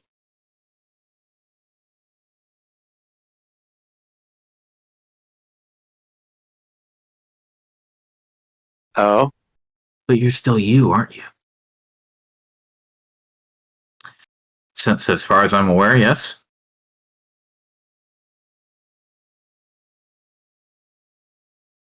I'm only partially affected by the redshift. It did not get all of me.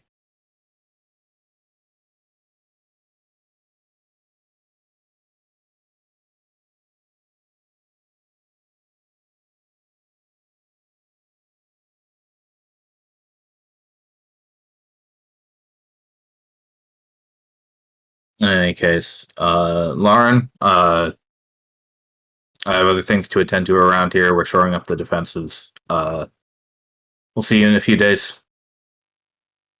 You got it. All right. Let's bye. hope.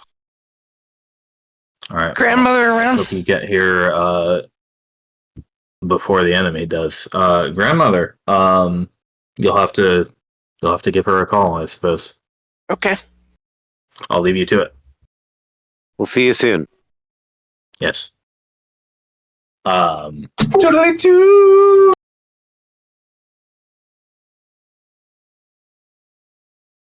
So, Eska almost smothers you, Mont Lauren, and she says, "How does it work? How?" Oh, here, let me show you. And I will dial Mother while she watches. Okay. Dialing. Old you, school. Yeah, you touch the There's device. like Well, you touch the device and and think about who you want to or where you want to reach.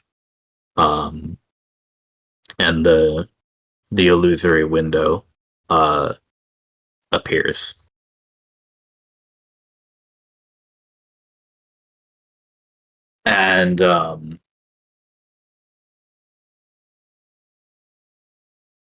And when it does, you find grandmother answering. And Eska says, "Arabelle, is that you?" And grandmother says, "Eska."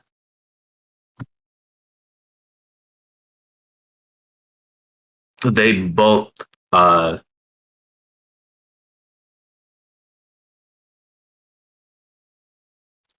say to the other, "You're so beautiful."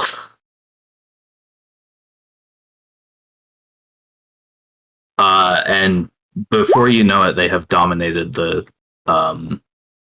obelisk network line and are sharing conversations that have lost you in their age. That's perfect. Yeah, I will discreetly make my exit so we can get out of there. Yeah. Get on the road. We did what we needed to.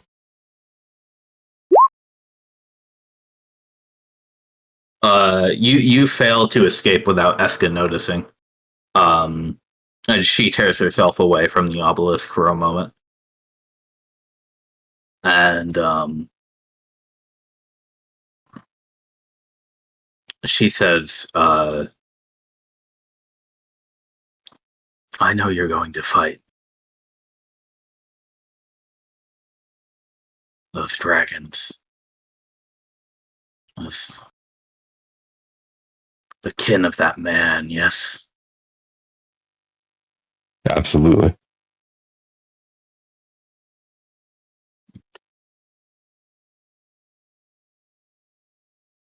She says,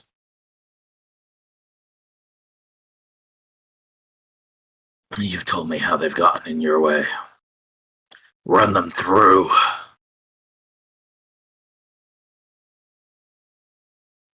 Oh, I like her.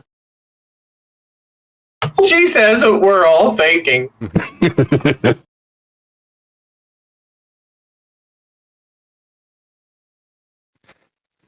Yeah, I nod. And I said, that's the plan.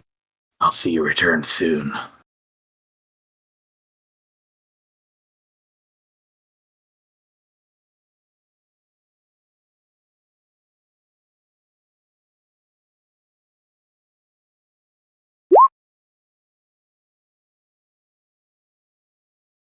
And to Shose you will go. Indeed. All right. Beelining there. Let me just see. Marking down here. Going.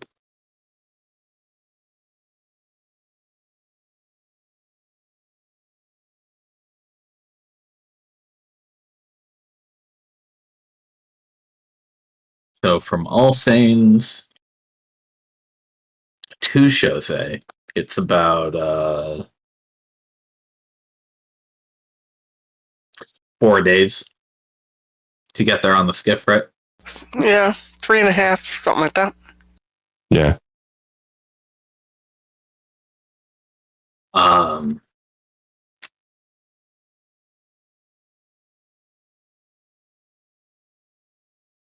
What's the first thing you do when you arrive? I guess. Probably check in with the brigadier or folks shoring up defenses to sort of see what the status of the town is. Yeah.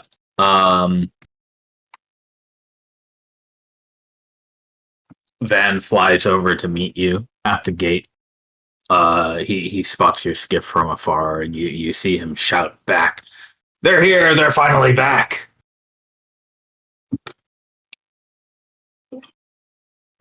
He flies down to meet you directly as you're tying up the skiff and getting it all packed away. And he says, "Good news! They haven't shown up yet." Yeah. Well, you haven't spotted them. No, nowhere. Hey, Been a long time. odd question. How far can you see, Captain Van? Pretty far if I fly up real high. So how are we talking, like hundreds of miles kind of thing? Oh, I don't think I could go quite that high. Even a beholder needs to breathe Oh, air. no, It gets no. very I don't thin. mean that high to be Oh. able to see that far. Good. Do you see better than eagles? Eagle doesn't Well, have truth an be eye told, like I've never that. really compared directly. Thanks, Elvis. What? far- I didn't put you under the bus. I put the entire race of eagles. How far would you say you could see? That gives me an idea. a Why, rabbit in the Naya? distance? Would you like to have a seeing contest? We could see which one of us spots Sure. these dragons first. Sure. Well, I think that's kind of getting Although to we the may thing have that other I'm things thinking for you to about do, Van. is the idea that you can stay higher aloft for longer and safer than anybody else. And with your impeccable vision and ability to see things that others might not necessarily see, What do you see with your eagle eyes? I think Beholder eye. your ability to scout and basically be stationed above Jose and be able to look out in all directions, something we should definitely consider for the tactical advantage. You could likewise rain down fire from above. All right. Well, feathers from above. The lasers don't quite go that far, Elvis. We may have They spread too much and they become ineffective. like you don't have enough things on your to-do list already, but we may go ahead and need to add one more when you get a chance over in Alsane's. there's a tree that had the Eska's corruption shifted into Talk it. about interrupting my to-do list. I've been helping people build anti-air weaponry all day. Well, I think we may need the tree to be petrified. But it doesn't have to happen right this minute. So, Can you petrify an entire tree? can you This is a petrify really a big tree? tree. Can you This is petrify like the an kind of entire dead trees tree? This is like the kind of tree that like elves fantasize about. Right. Where it's wet tree. The one eye just looks really tired. The lid. A little bit. Give me a couple hours, no problem. Okay, well, it doesn't have to be, in the top 10 things. No, It's just, Dex was Van telling me makes me about hard. this tree. Okay. He thinks there's something wrong with it. yeah, And Eska is sensing some malice still alive in it, so it seems like we need to petrify that sucker and shut it off. I'm thinking can- you better get Plus, rid think it. of how much we could make selling tourists little souvenirs made of petrified wood. I mean, Oh, there's an idea. From the cursed tree at Alsaid. actually, Van is so great. It's like, as oh, we're there's on an that idea. topic. I was going to say, have you been to anywhere in the Sonora or Mojave Desert? Yes. Anywhere off of the free? All they sell is My first wound. pieces of petrified. That's right. My wound is very wet. Can you like petrify just the upper layer of my redshifted wound so that like it's more like dry and crumbly rather than like wet and making me constantly fear because of my need to be clean that this is going to get infected one day. I Oh worry dear. that they might But just peel off. Don't worry. Itchy. That's what happened with the bark. Yeah, that's what I worry about. That's how it's manifesting. They always fresh wounded, cast off. That's bad, sort of thing. I cannot perform an operation with that kind of precision. There's a reason I keep this eye stalk pointed straight up at all times. What would just out of curiosity, what would it take? Like a lead plate with a hole cut out for the areas that are attempting to be targeted? Is would that even do it, or would you just petrify the lead plate too? Well, if you just want the surface of the skin, you'd have to have something blocking it under the skin, which is obviously not. Yes, I can see how that'd be difficult. Sort of metallic lotion that gets under the doesn't come. No, I'm sorry, Alvis Taver. I was mostly joking with you. Well, I'm glad you're in good spirits. If I will think on your new affliction, and if I think of any ideas, Actually, I've I will bring them to you.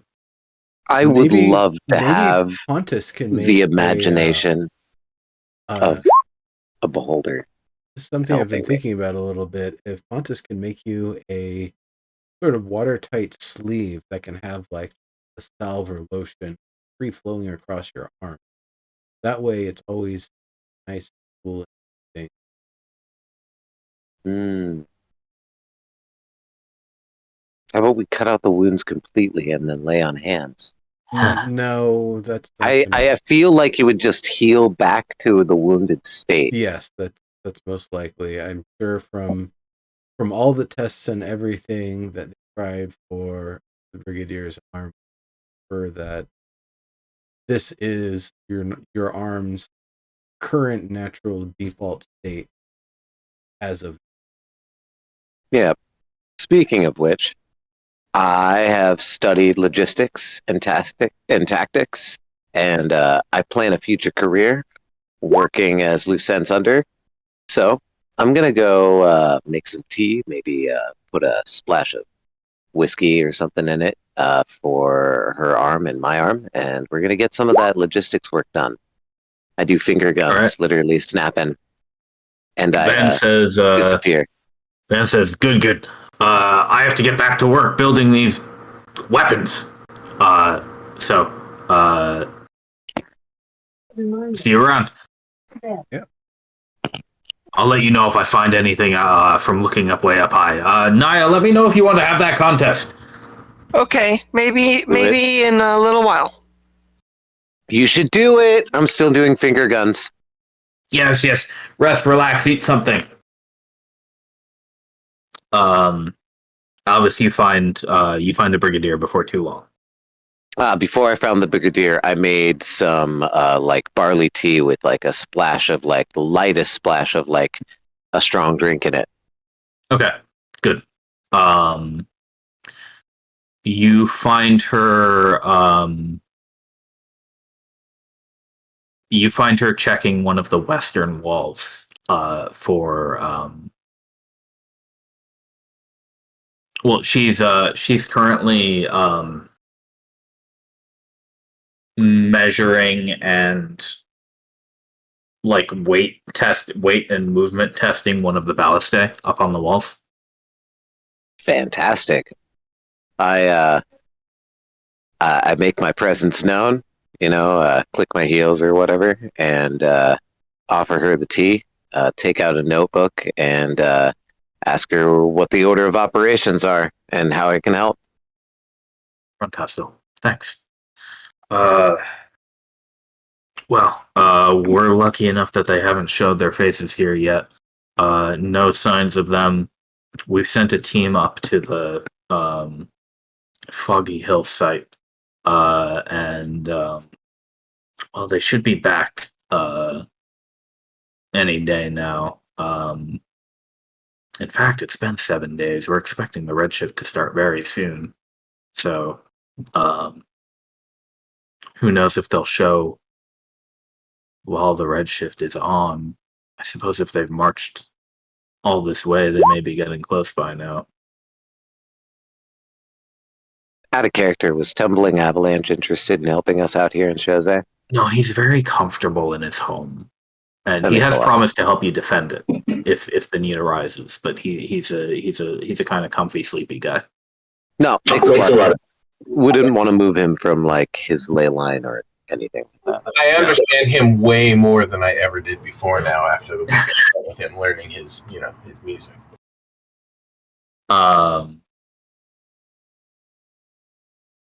She says, everything's quiet down at Orvis too.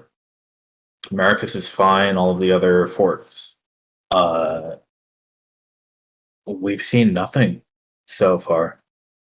Any word from No the signs. volcano?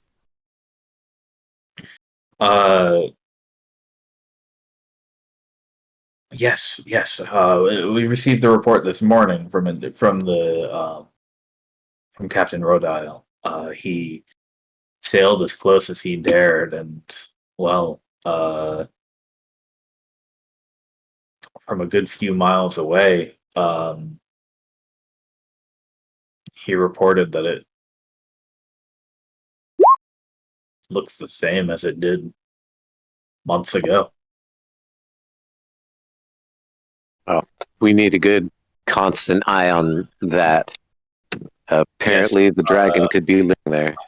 I've made sure to send that bugging device down to the Orvis area, so we should have a team getting ready to set that up soon. Yes. Other orders of business. I've had Miss Lufael and Concanedna go to Arias Manor with the Mara. They have orders to bring them to the Empire if things go bad. Lufael has the materials to cast a teleportation once, so they'll be able to protect the children.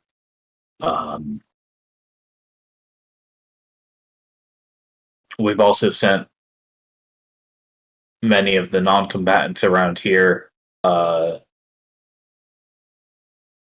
Besides those who were too stubborn to leave, back to Orvis, and many of them will retreat to Maricus for the time being until we can confirm Orvis's safety. I've elected to keep Mortier's team here for now if they do attack Jose, then we're going to want every competent soldier here at the same time. But your team and her team should be ready to split at a moment's notice if we need. Bully, of course we will be.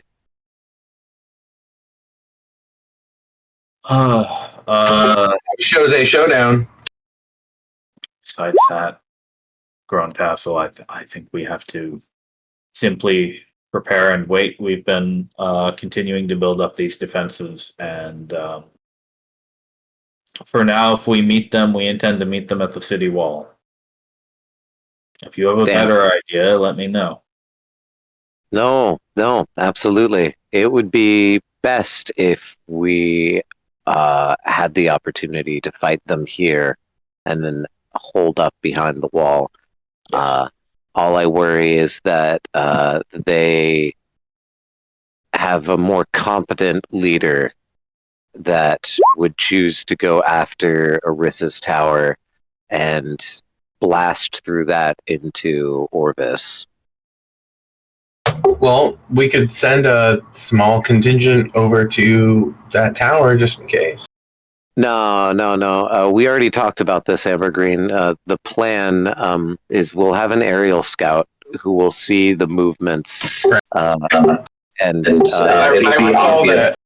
recall the aerial scout conversation. Yeah. Okay.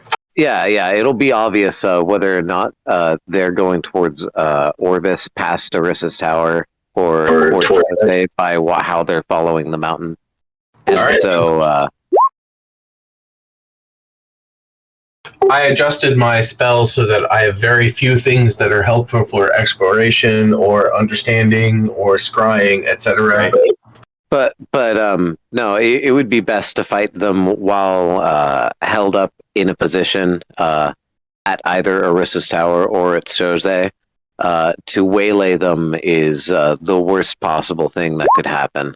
We have to rely on hit and run tactics at best.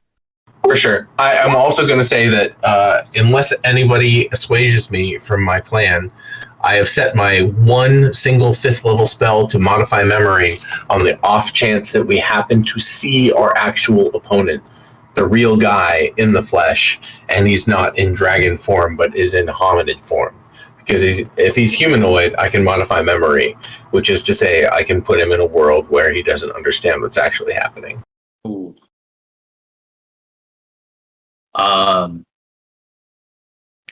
That's a domain spell. She says, yes, but for now, there will be plenty to continue building. Our work is never done. I guess I don't have to ready that, huh? Yeah, it doesn't count against your number of prepared spells. Aw, shit. Well, cool. Always ready.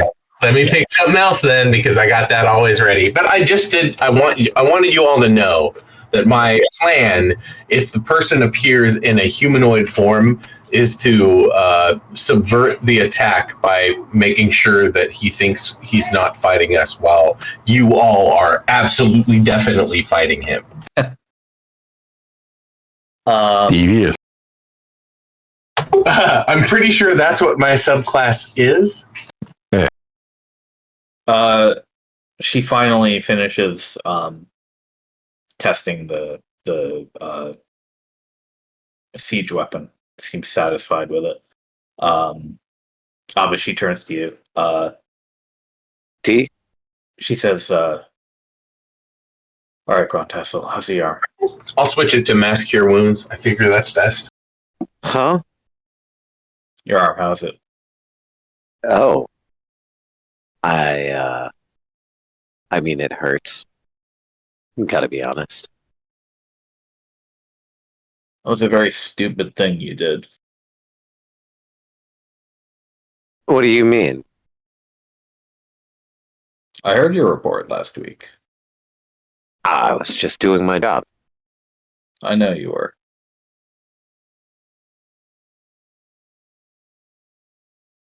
And I mean, it Makes a little extra spice in the tea, more less of an excuse. It is an excuse.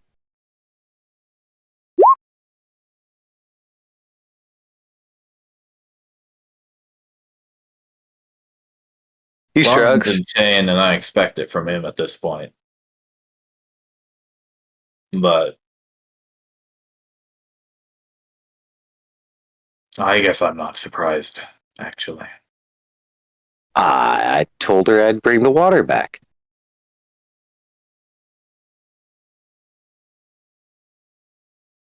Will you go to grandmother and have it cured? She might be able to do something for you. I don't think I'll be doing that, no. Good lad.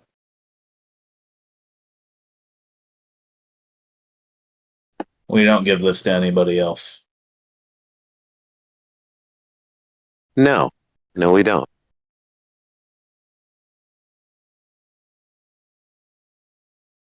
All right. Well, if you'd like to follow me around on this job today, I've got a few more of these to check before evening. Feel free to help if you like. I could use an Holly, extra. good work, ma'am.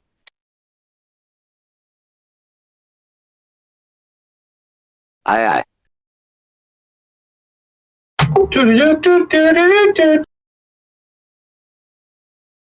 At midnight that night, the first wave hits.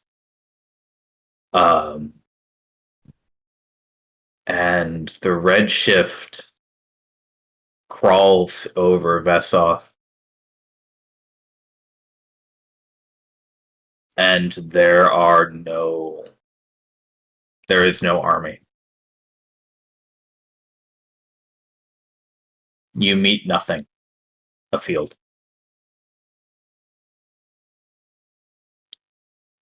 Naya and Van, if you both go scouting, you see nothing in the sky, from the sky, that is. Your scouts report back they have found nothing, and the volcano to the south has made no movements or activity. Please tell me now what you're going to do when this next redshift wanes. Well, Okay. Fuck scouting the Ray Band. Hell no. I don't trust that. Okay. Vabrast, rather. What were you gonna say, Montlarin? well, no, I'm waiting to hear the alternative. We shore up and set up defenses. Build up, infrastructure. Stop scouting for a bit. I agree that is absolutely what the expedition should do. Dig our heels. Yes, the expedition should dig its heels. Yes. Right, but I'm getting that you feel like we are not the bulk of the expedition. We are, in fact, Special forces are wasted on garrison duty. Yep, I feel similarly. Oh no, I don't want to garrison. Absolutely not. But we should set up, the important, connections that we need to, like. Right. I'm saying that none of us are engineers. What we are fighters and mages and clerics and knights. Indeed, bards also. Oh yes, sorry, I did not mean to overlook you, sir.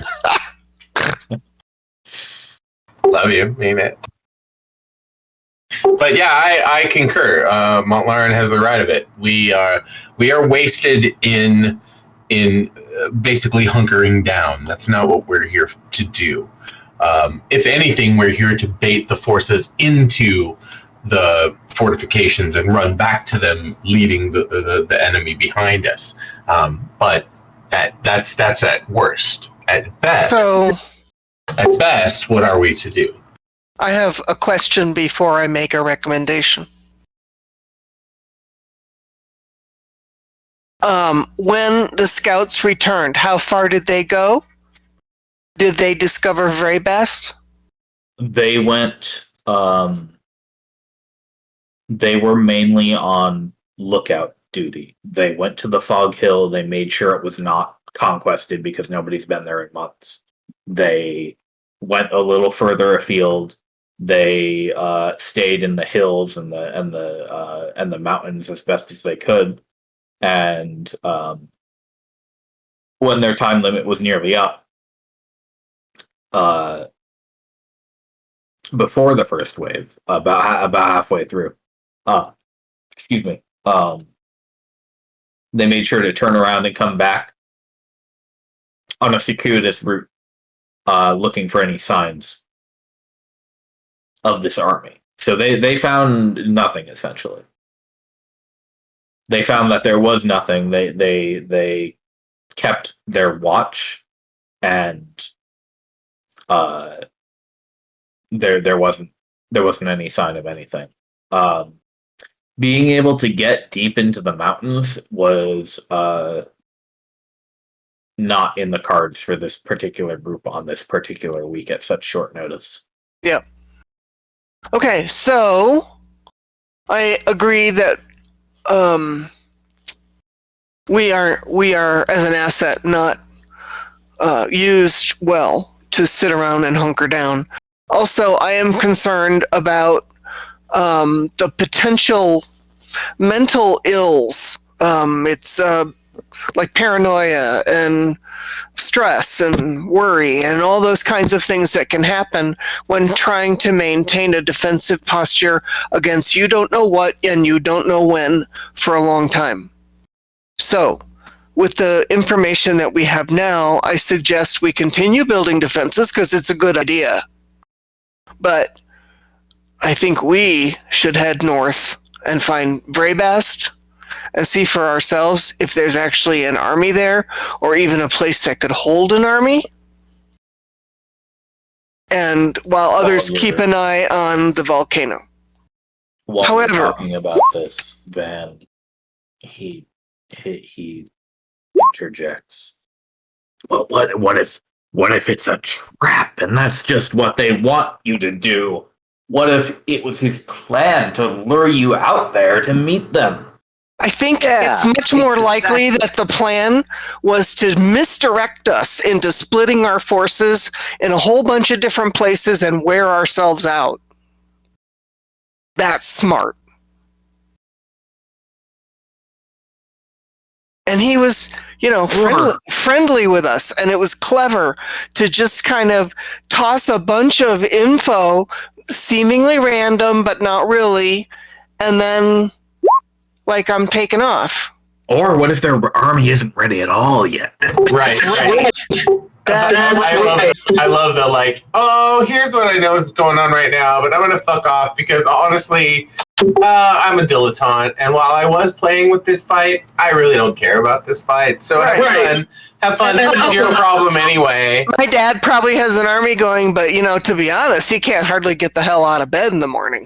Right, and I mean, that's just a lot of random information that altogether suggests it could be misdirection more than true facts or real plans. Well, it's all just little bits and parts. It's not even misdirection so much as like it's not a lie on purpose, right? I could see it being a lie on purpose. There's too many possibilities here. That's right, and we could go crazy trying to figure out the possibilities. I don't want to have that happen. There's a lot of people who are worried and stressed, and we've had to move non-combatants, and we've had to move the children, and everybody's worried. And you mortals always speak through your teeth. Have I ever said anything that wasn't crystal clear to you? No, I always tell you the whole truth, not half-truths. It's easy to understand and predict. This is a mess. Sorry, no offense. That's no problem. And I don't think our efforts have been wasted. It's good to build our defenses. It's good to be careful. And it's good to be aware. But extra awareness can lead to paranoia. So let's not go that far. In the meantime, we can be used by going to find out if there's actually an army up there, or if there's even a place that could hold an army.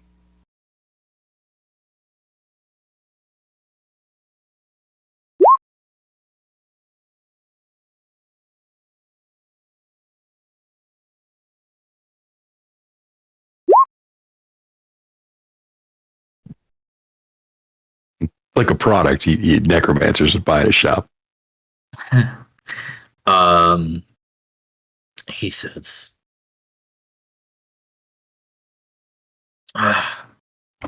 we don't have decks here to protect us.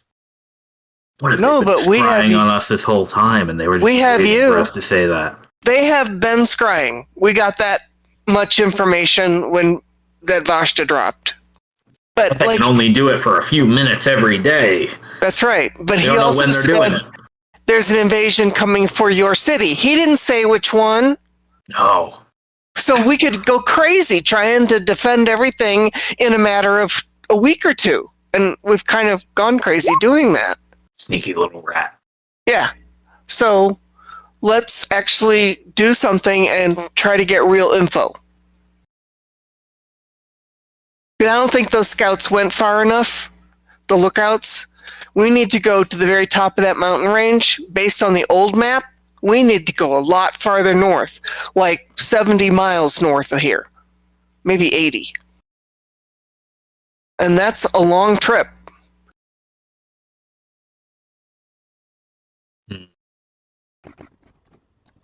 So that's my suggestion. You guys might not agree, so have at it, you know?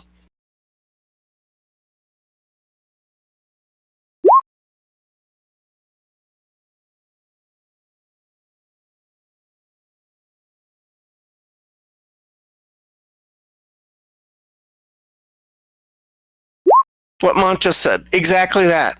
We can wear ourselves out dithering about a phantom army, a phantom invasion. Get everybody all stressed out, freaked out, worried, and nothing. Well, for nothing. I mean, no, I actually don't think it's for nothing. I've been talking about defenses and armies for years. Yes, now, and I agree right? with you And that it's good to get them done. Time we've been attacked, increasingly so, it has been more and more, by my opinion, fly by night. I think this kind of hot seat mentality is good for us. I think we should be setting up more time on our defenses and actually aware of what's in between all of our land. Alvis? Yeah. If I could caution you here, I think that what I would say is that it's important for the sword to remember it is not the knight. We aces are not the brigadier, nor are we the expedition. We are the sword in its scabbard. We're not best used doing what it is you want us to do. We should leave that to the experts. I agree, for what it's worth, that we have not maintained the proper defensive posture. I don't mean to be critical of our dear brigadier. I just have raised this similar concerns myself. I've had an eye on it. But you and I specifically, we're not generals. We're not kings. We're not strategists or sages. We're warriors. We're a weapon to be wielded. Leaving us in the scabbard is a waste. Oh, you should measure the time when the sword should be drawn before drawing it. I agree, which is why I think we need intel to decide if it's time to draw the sword for real or not. There's been more than one person who's tried to kill me who I've heard say the same thing there, Montlarin. See, those aren't happy memories.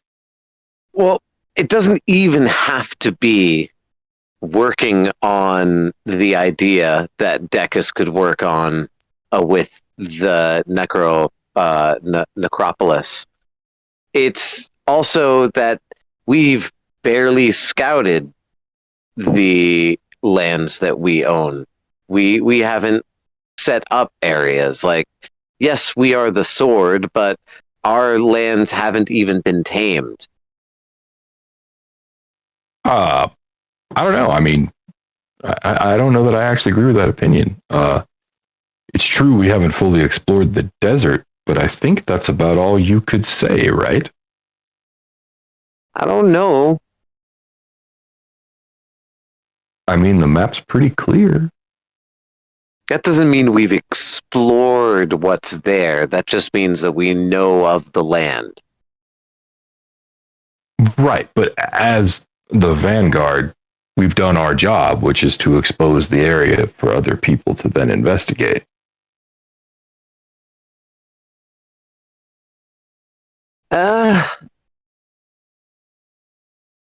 Vanguard's just one of our duties. I would argue it's the one at the, if you'll pardon the pun, forefront of our responsibilities. Ha. Well, I mean, we're also the ones who dungeon delve. We haven't done any of that in a long time. We haven't explored the map in a long time. I bet Vreybast's a dungeon. I bet it is. Brevast is also like deliberately the place that they told us about and could be a trap. There are other places on my map that I got from our friends from back in the past. Like, we could try to find one of those places. Right, but would you turn your back on a potential enemy to do so? To trick them, maybe. Right, but if we literally deploy, east to explore the south of the desert and find the ruins on your map that are south there, we're completely out of position should they actually attack, right? Yes. I mean, if your point is that we would be valuable here in such an attack, then we couldn't do that safely unless we knew there was no attack, right? No, honestly, I just like the idea of having an army, like, of some sort. Well, I mean, we do have an army of some sort. It's not just us. That's the point I've been trying to make for a while now. Oh, sure, but it's not like, like what we saw at the necropolis. That's true. And there is an awesome power there. There's no question. I don't trust that particular weapon, though. Yeah, I mean, double-edged swords were also a thing that had to come into favor, too. Hey, now, just because you guys are just about superheroes, don't turn up your nose at the boys and girls I've been training for the past 5 years. We do a pretty good job around here. Absolutely, Van. No. We're talking about the soldiers or potential soldiers at Gemery at this point. I apologize. I would never impugn your work. Oh, I know. But what I mean to say is that the keystone of our commission you may be.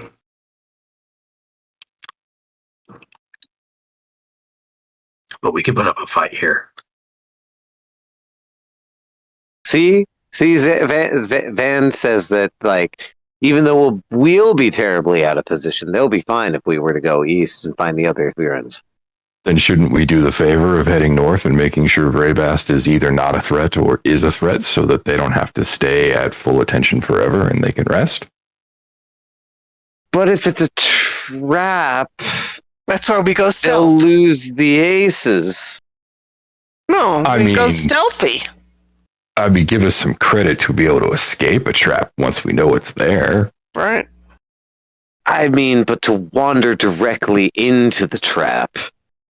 We don't have to wander directly. I mean, we could come from the desert side, for example.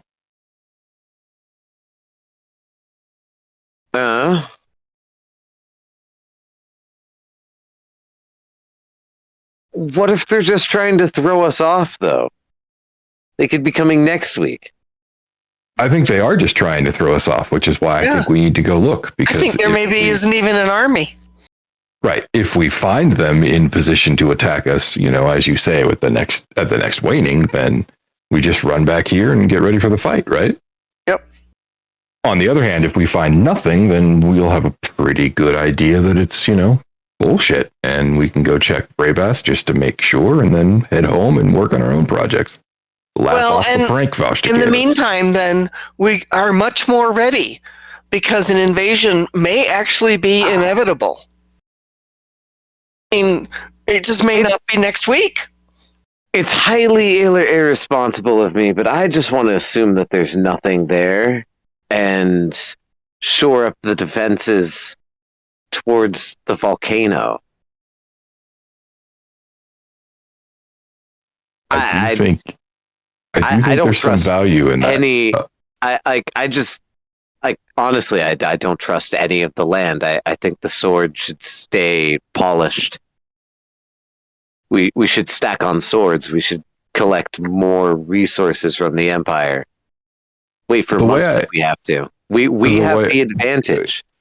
Yeah, I think waiting for months without an actual siege is probably a lot of wasted energy for what it's worth. Not to mention it'll fray nerves. Morale will fail. But when you consider the two possible sources of an attack, whether that's Vrabast or the volcano, I agree that the volcano seems more likely, except that it's been also relatively quiet. So at that point, we have to weigh the other positive and negative factors, right? Vrabast is closer. It requires less logistical support to get to. It probably isn't the home of a red dragon. Right? The volcano, on the other hand, requires that we cross by boat to get there quickly, leaving us with very limited time to explore the volcano and a potential dragon's lair that, oh yeah, by the way, is a potential dragon's lair. Yes. Vrabast is safer even if it's a trap. You see what I'm saying? No. It's a trap set up by a dragon. Going into the dragon's lair sure is set up by his kids. Fine. True. But they're dragon kin, so related. Anyway, I would rather go into the last place the dragon would expect me to go to, which is the dragon's lair, than the place that they set me up a trap to go to. Why? Just to be contrary? Or why?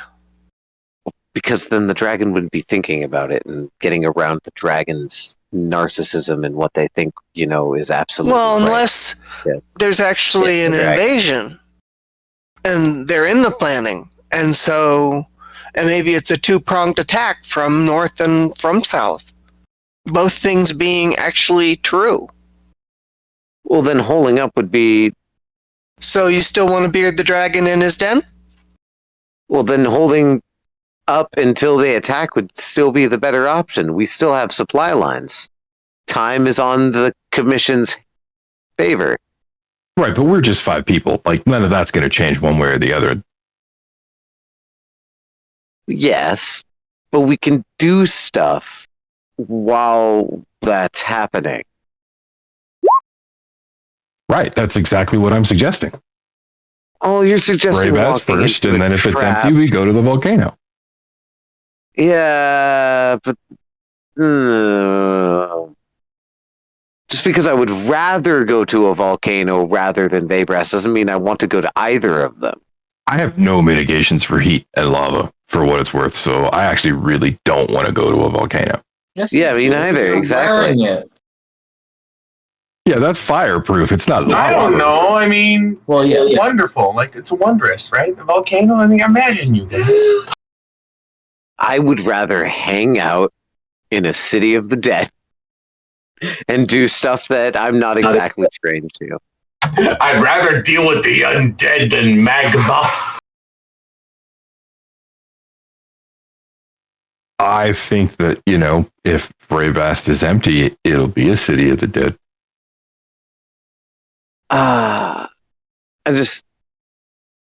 Vrabast is empty. I don't know what we'll find there. And literally, best case scenario. Maybe treasure? No, maybe not. Probably not. Nah, I don't expect much treasure nowadays, Naya. Right. No, I feel like the worst possible thing is that we go to Vrabast and that puts us out of position for an attack that we just don't expect.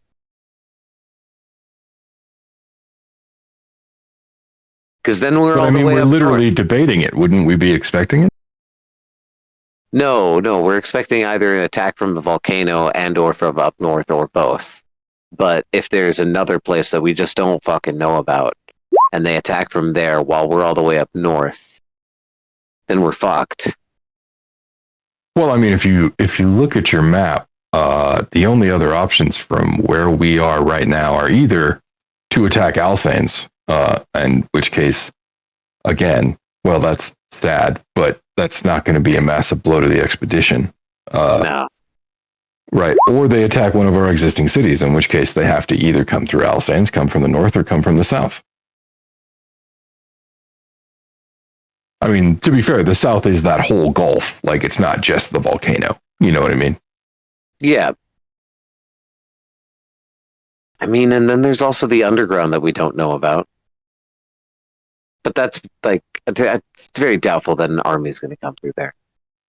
Yeah, I mean, if that's on the table, we might as well just go wherever the hell we want. Yeah. No, not really. Yeah.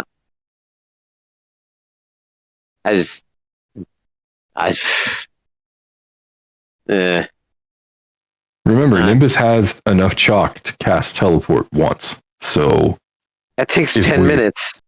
Sure, but if we find what we're looking for, we can literally run back. If we find that we're out of position and there's a siege, then we can teleport to the hidey house and hightail it back.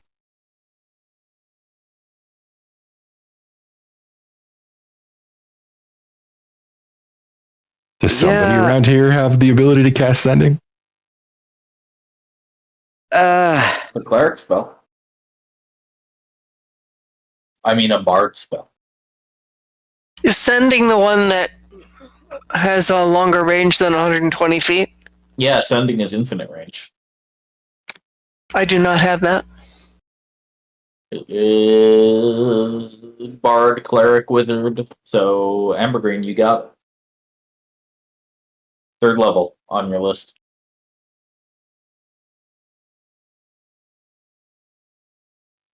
So,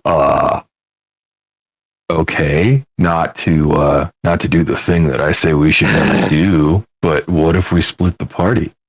Yeah, like have Naya just fly up there. Well, maybe Naya and Nimbus. Yeah. Because Nimbus can teleport them back, is my thought. Nimbus could teleport them back. Well, the other thing is take that 10 minutes. Nimbus has Badath. So that's, 3 pairs of eyes instead of just 2. Right. And then if we did that, Alvis, I mean, if we wanted to get super radical, you and I could even, book it cavalry style to Orvis if we felt like we needed to. Why would we need to go to Orvis? That does sound radical. To defend it. We needed to organize defenses there or embark from the nearby harbor across the lake. Yeah, because of a two-pronged attack. Right. My suggestion, though, if we're splitting the party, is that we stay here as part of the defenses. And then that way, if we end up attacked and Nimbus and Naya aren't back yet, Ambergreen can send a Nimbus, and then Nimbus can teleport them to the hidey house. I guess we have to be big damn heroes. They can't go by themselves. What to Nimbus? Send. You should have sending. Which spell? I just want to make sure. Send. It's a bard spell called sending. He's not a bard. It's also a cleric spell. Oh, what?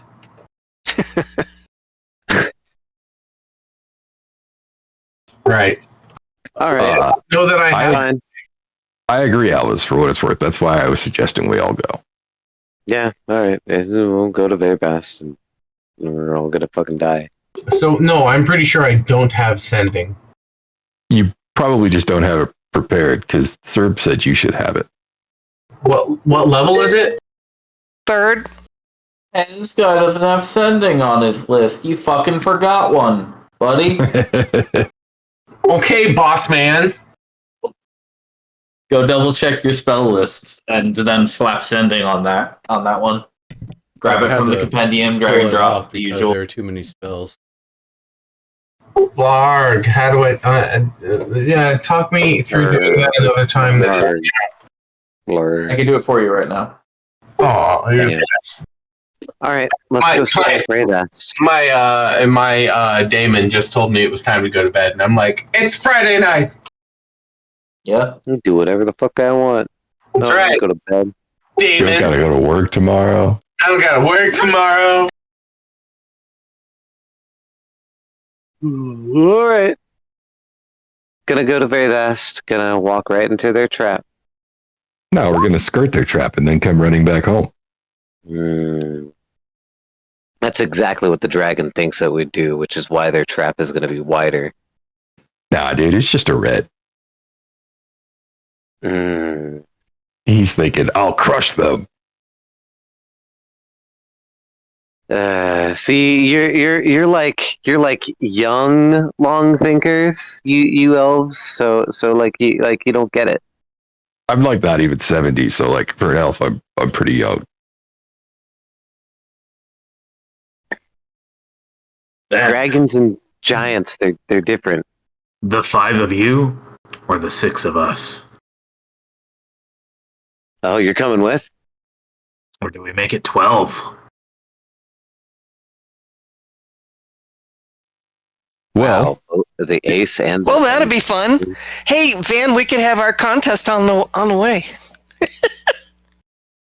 I would worry about shifting that much force out of Jose. Yeah, I liked the idea of just taking the beholder. You mentioned it earlier. Yeah, I mean, I think Van, I'll tip the hat I'm not wearing as I say it. I think that Van is definitely our force multiplier. I think that changes the odds in our favor significantly. You're Trap or right. not. Angela at least needs to stay here. She has healing magic and resurrection, if it comes to that. Oh yeah, Angela's a cleric, right? She has sending too. That's right. So does Sharp. How is I she? forgot about that. I assume you could talk to him, Albustabber. He's been here. Holy shit! I should go check up on Sharp. Very well then. The 6 of us.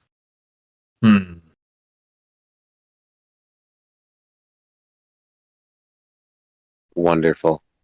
Just How you a feeling scout, about though. this? Just a scout, right? Right. Or Stealthy scout. We want to confirm that the army's there or not there. That's what he keeps telling me. all right. And then all right. book it back. We need good intel. Were it not for us having a teleport circle handy, I would find this plan much less palatable, but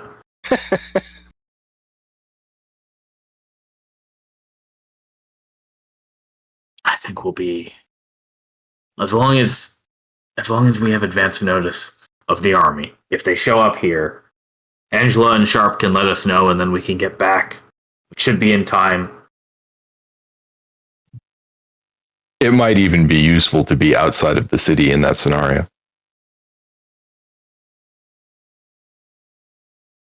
They won't be expecting us back that quickly, let alone coming from the south. Quiet. We could do our own pincer attack. Right. Fine. All right, I'll prepare everything I need. I'll let Lucent know. You have yourselves a plan. All right. No need, Van. You can take a rest on letting Lucent know. I'll do that. Fine.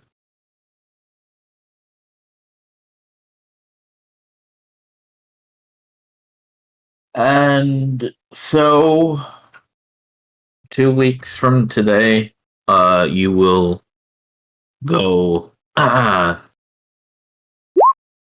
Into a dragon's trap. You will go investigate the trap face first. As you wish. I do want to talk to Sharp. We can do that next week too, though. Yeah. For now, we'll be done. Yeah, thanks for the session, man. You're Yeah. welcome. Thanks, man. Now, I have a question. Does everybody want to play on the 23rd and 30th of December, or is anybody going to be out? I think I'm out. Let me look here. Yeah, I can imagine everyone else has something to do. This is actually the second year in a row where all of a sudden all my children are not children anymore, and I don't have any sort of like, obligation to be a daddy on Christmas, and I don't have any plans. So fuck all knows what I'm gonna do on that day. You don't even like Christmas. Yeah, I'll be That's around. Actually, I can do the 30th. Oh, that's almost sad. It's not that I don't. I mean, I think I can do the 23rd, so ignore why what I not said. like Christmas? That's what you tell me. That's okay. I don't have it either. Yule's Okay. dope, I guess. I just anyway. Well, Yeah, I'm around. If we're gonna play games, I'll play games. I would love to play games. I'm gonna It be sounds like haunting a friend. So sounds like we'll be on. I'll plan for it. Let me know if anything changes.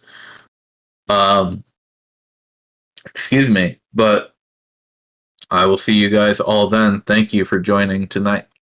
Thanks, sir. Hell yeah, man. thanks for being Thank done. you. Get some rest. You're welcome. Yeah, Bye. right. Hey, man. Cheers. Night. Yep, night, everybody. Good night. Night, everybody. Good night.